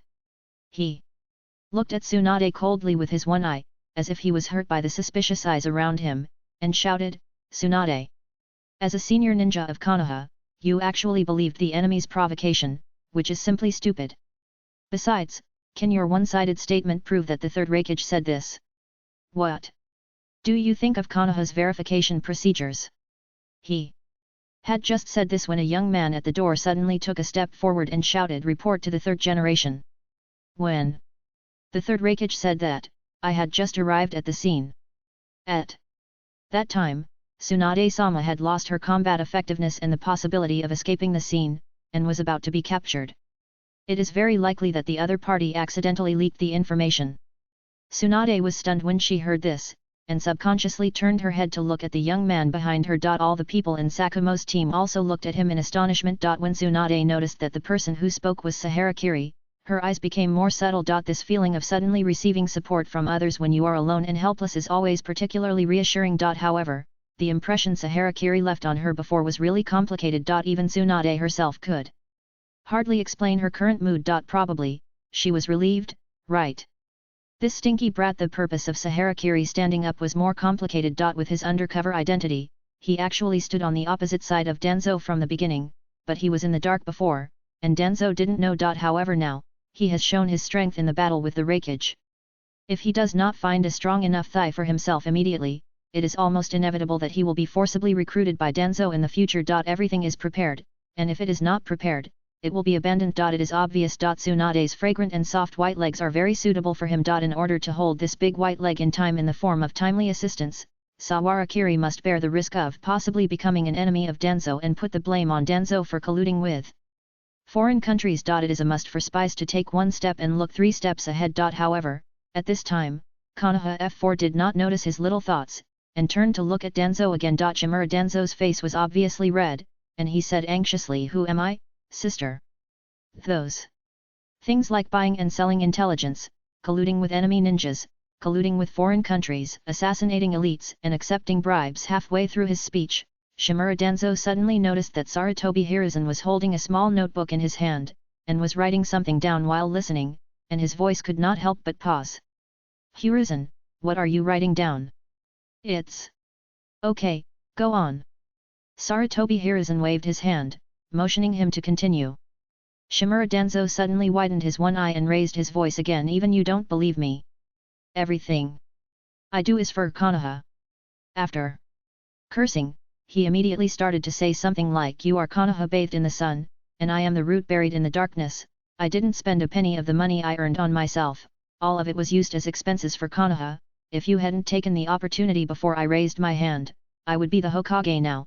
The teacher was smart all his life, but he was confused on the day of choosing the Hokage, and other nonsense that no one could understand. Sarutobi Hiruzen was so shocked that he wanted to cover his ears on the spot. Seeing that the 2 old guys were about to change the topic to "I saved your life 30 years ago," Tsunade finally couldn't help it. "Konoha swear asterisk, enough. I don't have time to listen to your nonsense about the past." She raised her hand unceremoniously, pointed at Shimura Danzo's nose, looked at Sarutobi Hiruzen, and said coldly, "Stinky old man. For today's incident, the Senju clan needs an explanation, and the whole Konoha also needs an explanation. I don't care how you deal with it in the end, but the heroes need to know who killed them." The whole audience returned to silence. When Tsunade brought up the name of Senju clan, it meant that this matter was no longer a problem between Hokage and ninja, superiors and subordinates, but upgraded to the questioning of a Hokage by the Ritsu ninja clan. Everyone knew that this matter could not be resolved peacefully. After a long silence, Sarutobi Hiruzen puffed on his pipe and finally said, "Tsunade, I will give you and Duin an explanation for this matter." Tsunade took a last look at him, turned around, passed the figures of Sakumo's team, and walked straight out the door. However, before leaving, her eyes crossed with Sawarakiri and stayed for a while. The Konoha F4 behind the desk exchanged glances with each other, but no one spoke first. "Third generation, sir." Instead, Hatake Sakumo stepped forward and asked, "Should we finish our team's mission first?" Oh. The solemn Sarutobi Hiruzen finally reacted and showed a warm smile on his face again. "Sorry to have kept you waiting." It was not until a long time later that the entire mission process was reported and the Sakumo team walked out of the Hokage's office with a big hole. Hatake Sakumo, who was walking in front, turned his head and looked at Sawarakiri, who looked like nothing happened. He patted his shoulder helplessly and reminded him, "Ki, don't be so impulsive next time. Those things are not something that small people like us can participate in." He noticed it just now. When he reported the mission, Shimura Danzo stared at him and the subordinate behind him with a dead look. Obviously, he had already written them down in his little notebook. Sawarakiri was not afraid, but said bluntly, "Those details, even if they are not said by me, will be written down by Lord Sakumo in the mission record. Instead of letting some people hate Lord Sakumo alone, it is better to disperse the hatred. Compared to facing it alone, if Lord Tsunade, Lord Sakumo and I are tied together, they will always be a little more afraid, right?" When Sawarakiri said this, he had no intention of being afraid at all, but smiled and raised his head to look at Sakumo. Hatake Sakumo was stunned when he heard this. Obviously, when this kid spoke before, he had already thought about the possible consequences and knew what it meant. However, in order not to take the risk alone, he still said it resolutely. This shows that he was not reckless at that time, but brave. "You kid." Looking at his smiling face, Hatake Sakumo suddenly felt a little sad. I don't know why does the village need these children to think about such things. Minato Namikaze listened to these words quietly, his thoughts becoming more and more confused. Is this the thinking of the Hokage? Let's go. Hatake Sakumo suddenly raised his hand, rubbed Sawarakiri's hair vigorously, and said with a smile, although it is a task issued by the village, the reward for this round of tasks is also a full 500,000 taels, and everyone will get a share. Okay. As they were talking, a group of people walked out of the Hokage building. However, just after they walked out of the door, they saw Tsunade, who had left before, leaning against the door, obviously waiting for them. Everyone was stunned. Hey, little brat! Tsunade hugged her chest, and the heavy thunder was lifted up by her arms, looking more proud than before, but her tone was very impolite and she shouted to them, looking straight at Sawarakiri in the crowd, come with me. Continue to ask for votes and follow up reading, this can be more, no more. The next chapter is still at 23:55. Chalo, Chapter 37 I can't do anything. Chapter 37 I can't do anything. A little monster like you can actually suddenly appear from the corner. Those old guys are really outrageous. Crossing the long street, walking side by side. Tsunade's little hand was holding a bottle of rice wine just bought from the street. While holding the Togulai wine pot, she spoke casually and squinted at the young man beside her who didn't look away. Tsunade-sama has already investigated it. What advice do you have today? Sahara. Kiri just smiled shyly. Her azure eyes didn't need to squint, and she could see everything within a 360-degree range. She didn't seem to care about Tsunade's observation. No. Hurry, my home is not far away. Tsunade's alcohol tolerance is surprisingly good, or maybe the alcohol content of the bottle of rice wine is quite limited. She drank half a bottle by herself without blushing or beating her heart, but the faint fragrance of gardenia in her hair was mixed with a smell of alcohol. Saharakiri didn't take it too seriously, but when passing by a snack shop, she bought 2 3-color meatballs. He handed one to Tsunade, and the old woman in her 30s sneered, it's something for children. Indeed. Sahara. Kiri picked up a meatball by herself, chewing the sweet yam flavor inside. I almost forgot because of my appearance. Lady Tsunade is also old. As soon as the voice came out, the 3-color meatball in the other hand disappeared. Tsunade held the meatball in her mouth, and she clearly felt that she should be offended, but the first half of the sentence seemed to be praising her, which was a dilemma. I could only scold him angrily, you sharp-tongued brat. Sahara. Kiri turned her head and smiled at her without saying anything. After a while, the two of them came to a building with a rather exaggerated area. The square courtyard wall with blue bricks and black tiles spanned most of the street. The red-painted wooden door was wide and heavy, and the double-headed halberd-shaped Senju family crest was carved on the door symbols. However, there was a little moss growing between the gaps of the stone steps. It was probably because no one had been in and out of here for a long time. This was the Senju clan's land. Tsunade led Saharakiri into the gate. Just as she was about to go inside, the young man suddenly stopped and stood by the wall. Tsunade-sama. Whatever you have, please solve it here quickly. I have to go home and cook for my sister.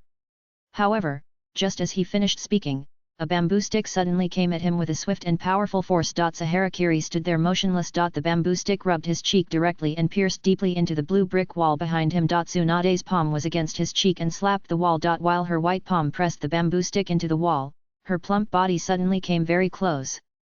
Although she was a little shorter, her momentum was exactly the same. Her forehead almost touched his nose, and even the feeling of her warm breath blowing on her skin was extremely clear. A very tough waldong. Eyes met. Saharakiri seemed to have expected this scene, and she was still waiting quietly. Sahara. Kiri, 15 years old, both parents are dead, and his younger sister is Sahara Yuki. My great-grandfather Sahara Masahide was born in the land of Rainbow, and my grandfather's generation moved to Konoha.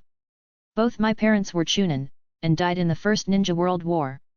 They did not have outstanding performance. The only great-grandfather in the family was a wandering ninja. Both my parents graduated from the ninja school. They have no family secrets, no blood limit, and no special teacher guidance. Tsunade stared at his blue eyes, as if she wanted to see every psychological change from his eyes. Do you have anything to explain? After several days of transition and rest, she had obviously gotten out of the previous accident of the death of her lover and comrades, and her reason had regained the upper hand. She was no longer as fragile and helpless as when she first met Saharakiri. At this moment, this calm and domineering woman was the most common Tsunade in the minds of everyone in Konoha. Fuck. Box. This. Damn woman is so beautiful, she can see through all your flaws. You dare to threaten me? I've already got a way to die.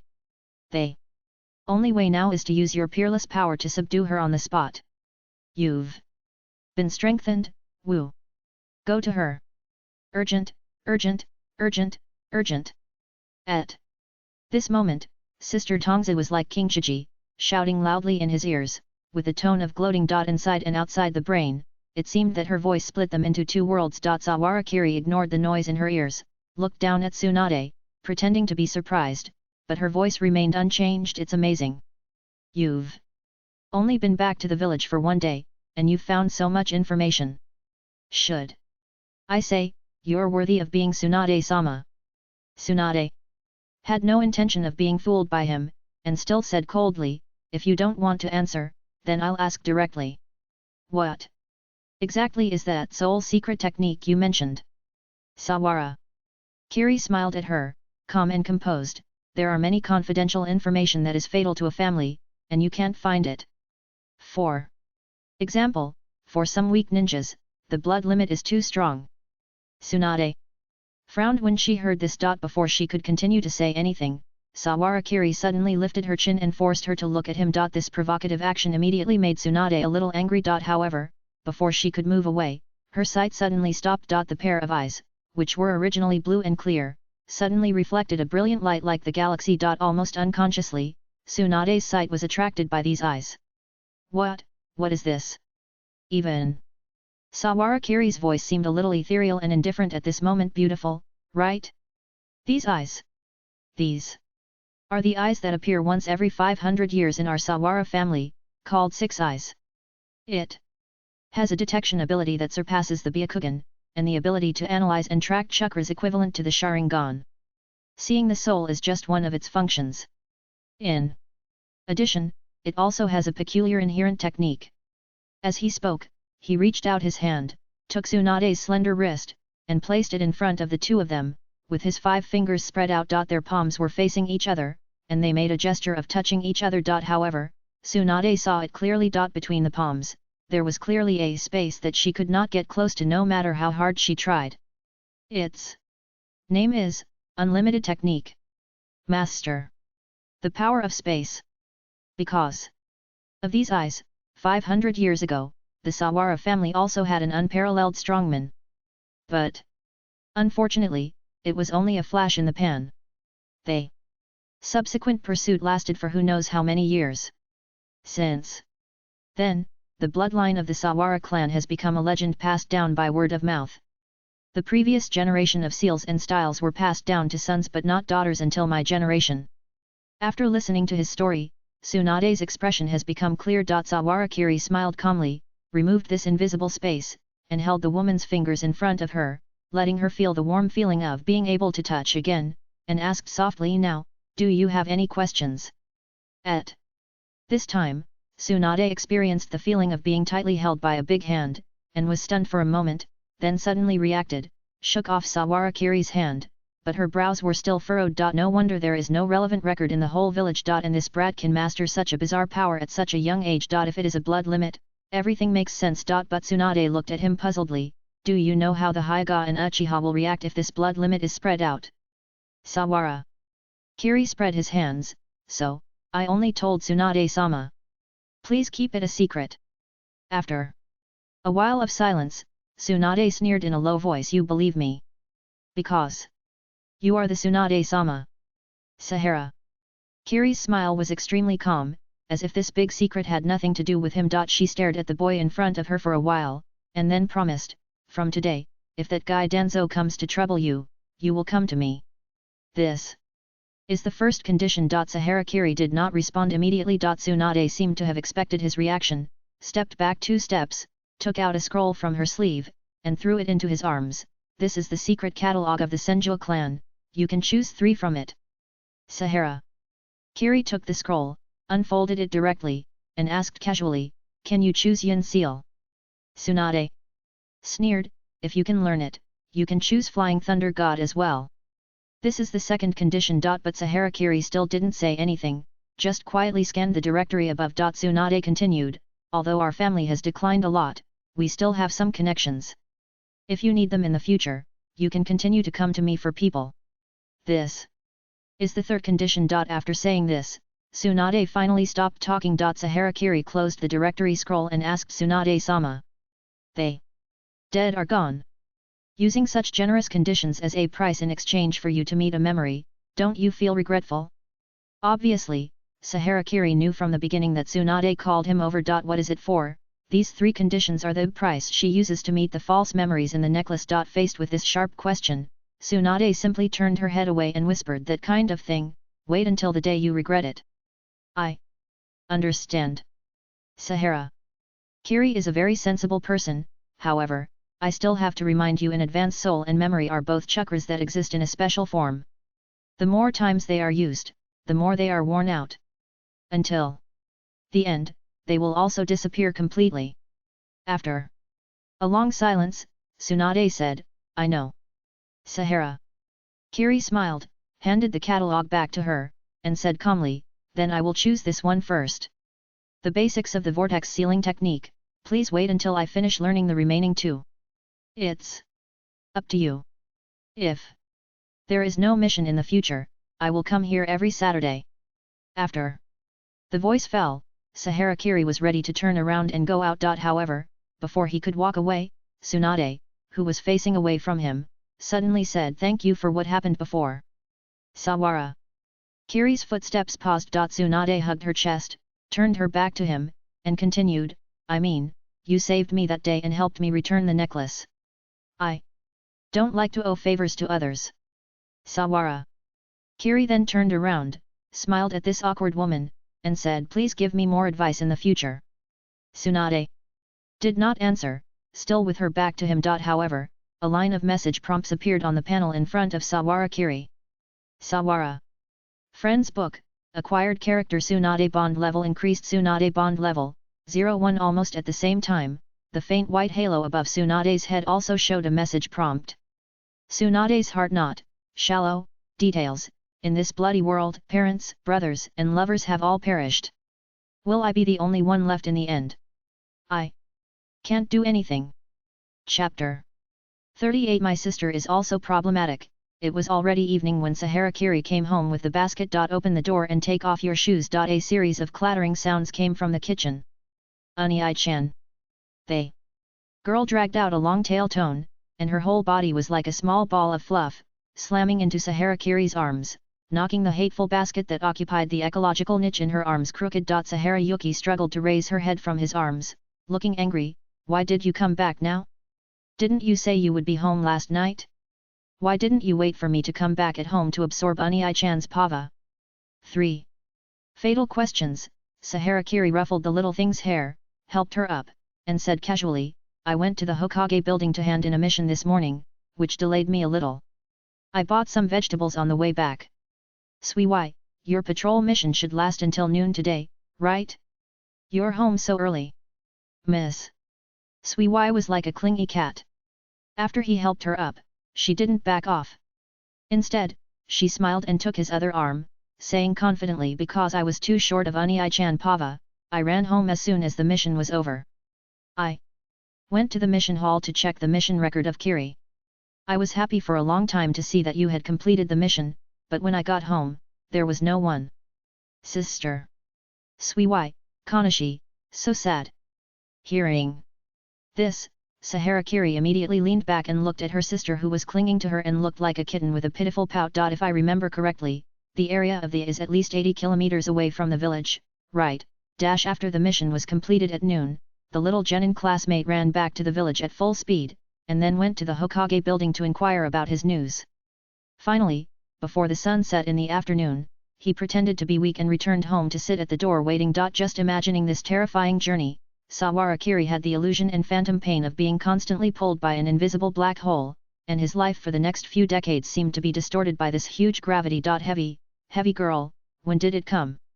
However, thinking that Miss Sui has now upgraded to the bond level of 4, Sawara Kiri calmed down again. He had not recognized the truth of this system before. But now, after witnessing with his own eyes how much Tsunade-sama, who has a very vulgar figure but unexpectedly traditional and serious temperament, can be distorted in the final path. He suddenly felt that all this seemed to be justified. Think about it. Life-saving grace, timely assistance, and exchange of favors. After these three measures, the bond level between him and Tsunade barely reached LV1.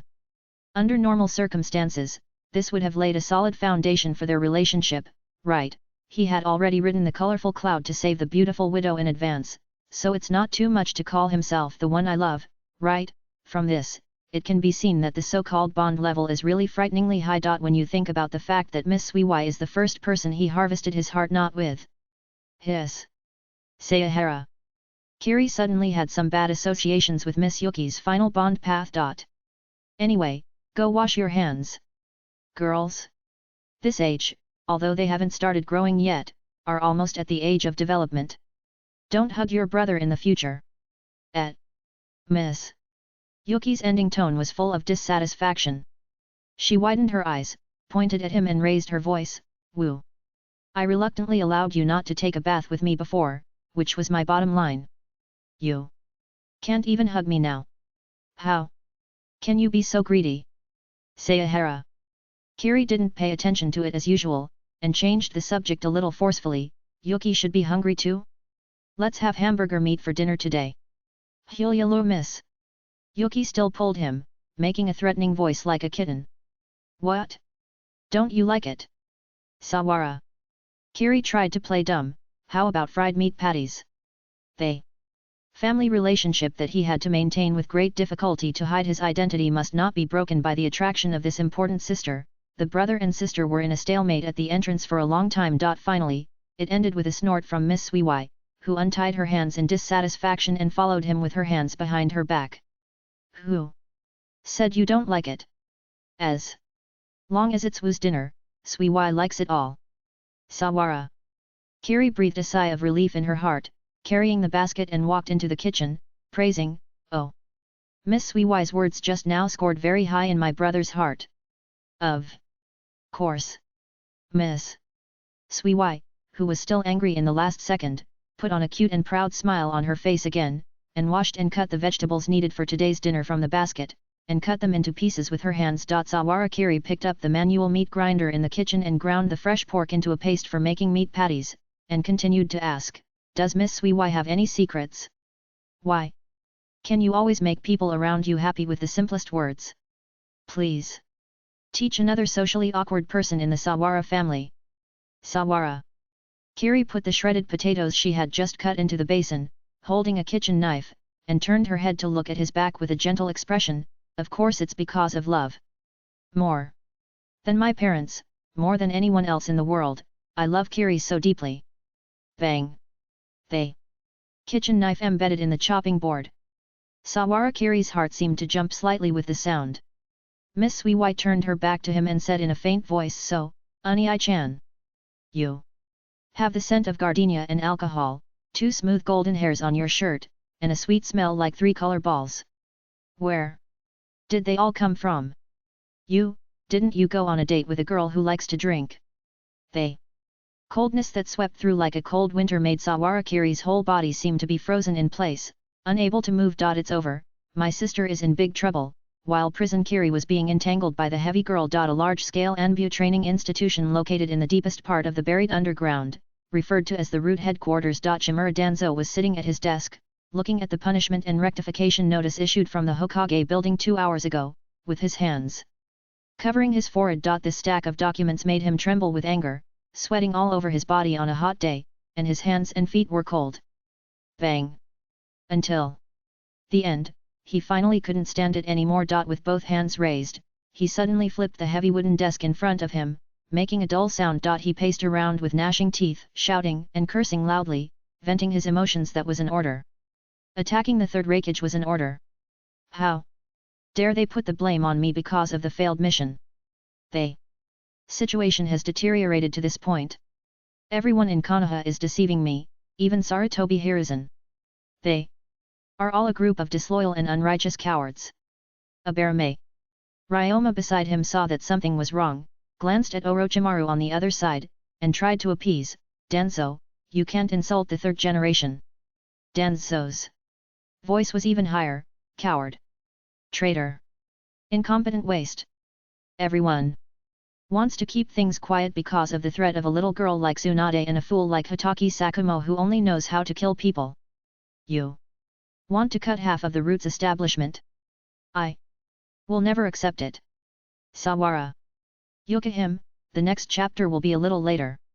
I went out for dinner with friends today and will get home a little later, maybe around 12 o'clock. Chapter 39. The root also has a trick up its sleeve. Orochimaru, standing aside, looked at Shimura Danzo's incompetent and furious appearance and couldn't help but laugh in his heart. Danzo is ambitious but incompetent, but he is arrogant. Except for his talent in fighting, he basically only relies on the two words ruthlessness and greed in other aspects.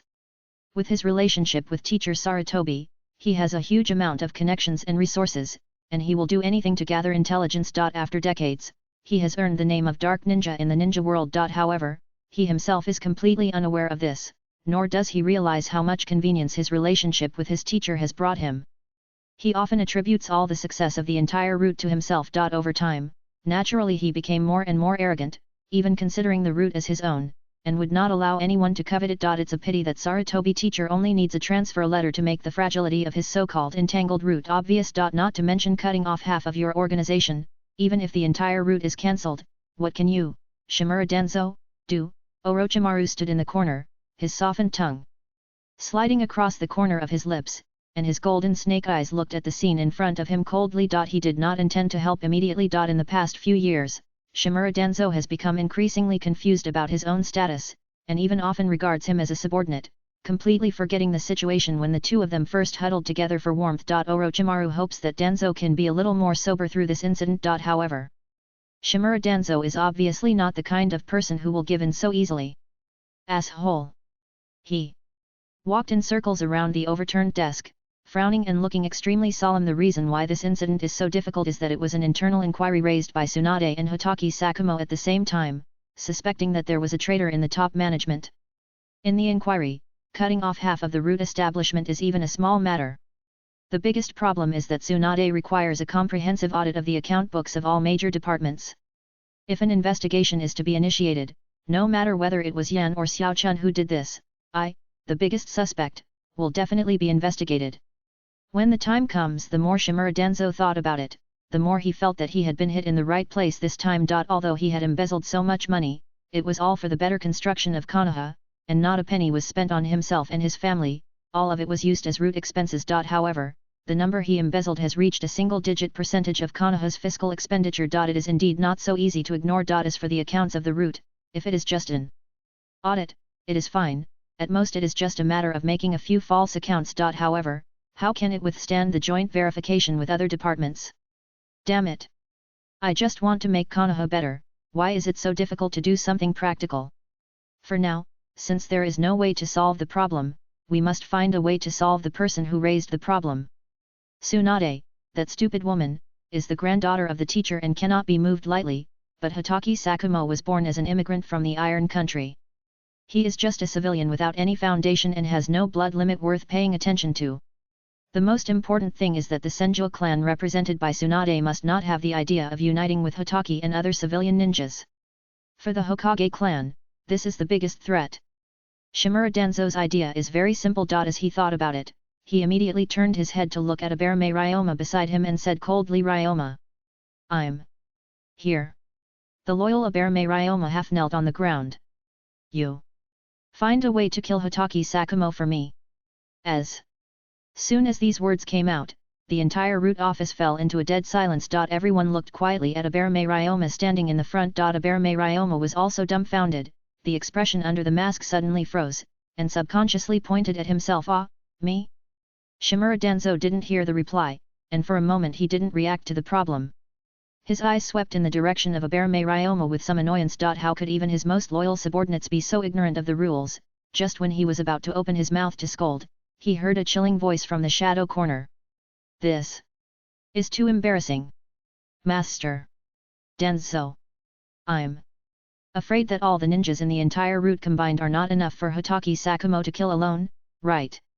Hearing this, Everyone's eyes gathered in the direction where the voice came from. Shimura Danzo raised his eyebrows and looked with his one eye. A figure with a slender figure, pure white hair, and a body covered in a white robe walked out slowly. The man had a hoarse voice, but his face was handsome and a little feminine, with a red mole between his eyebrows. Orochimaru also looked over, a little surprised. Hiroshige.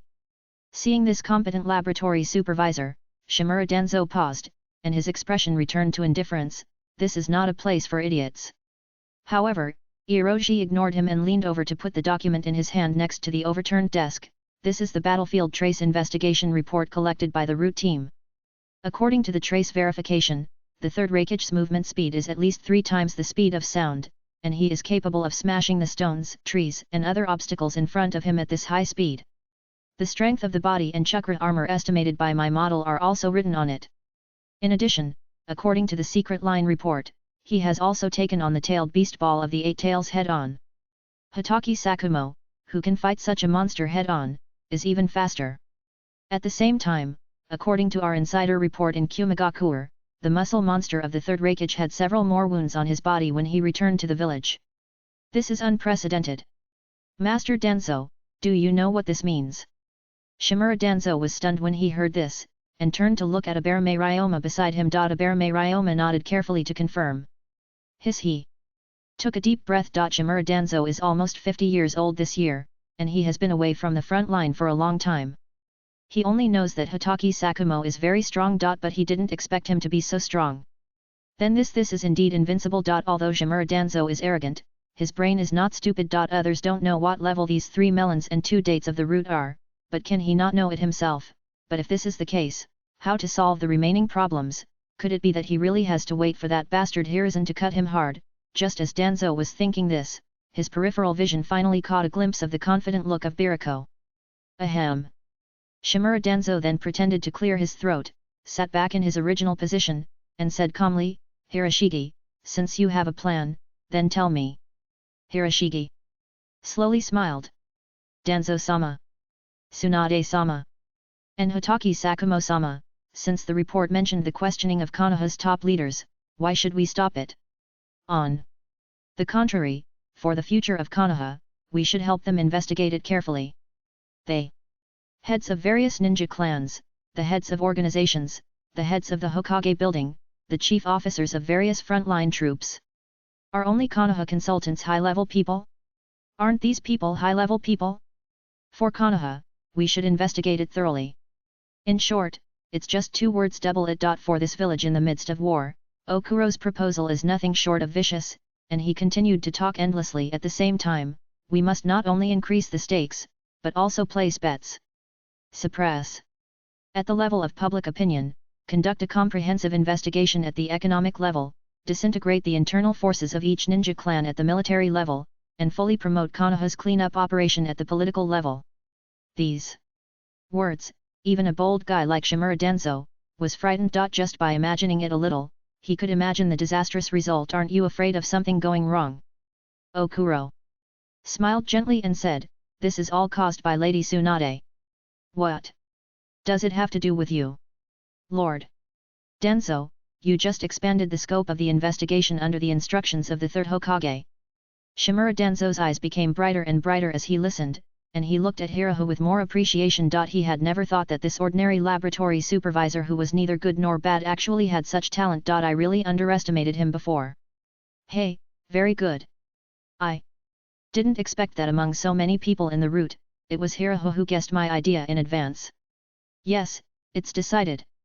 The corner of Biru's eye twitched fiercely, but he bowed down in the end to show respect. His experiment still needs the support of Danzo. At least in the next few years, his source of income must not be reduced. For this reason, this is the only way. He thought in his heart, and glanced at a man standing in the shadow of the corner with a tense expression. No matter what the price, he must prove himself. Even mortals can surpass geniuses like you. Wait, Orochimaru.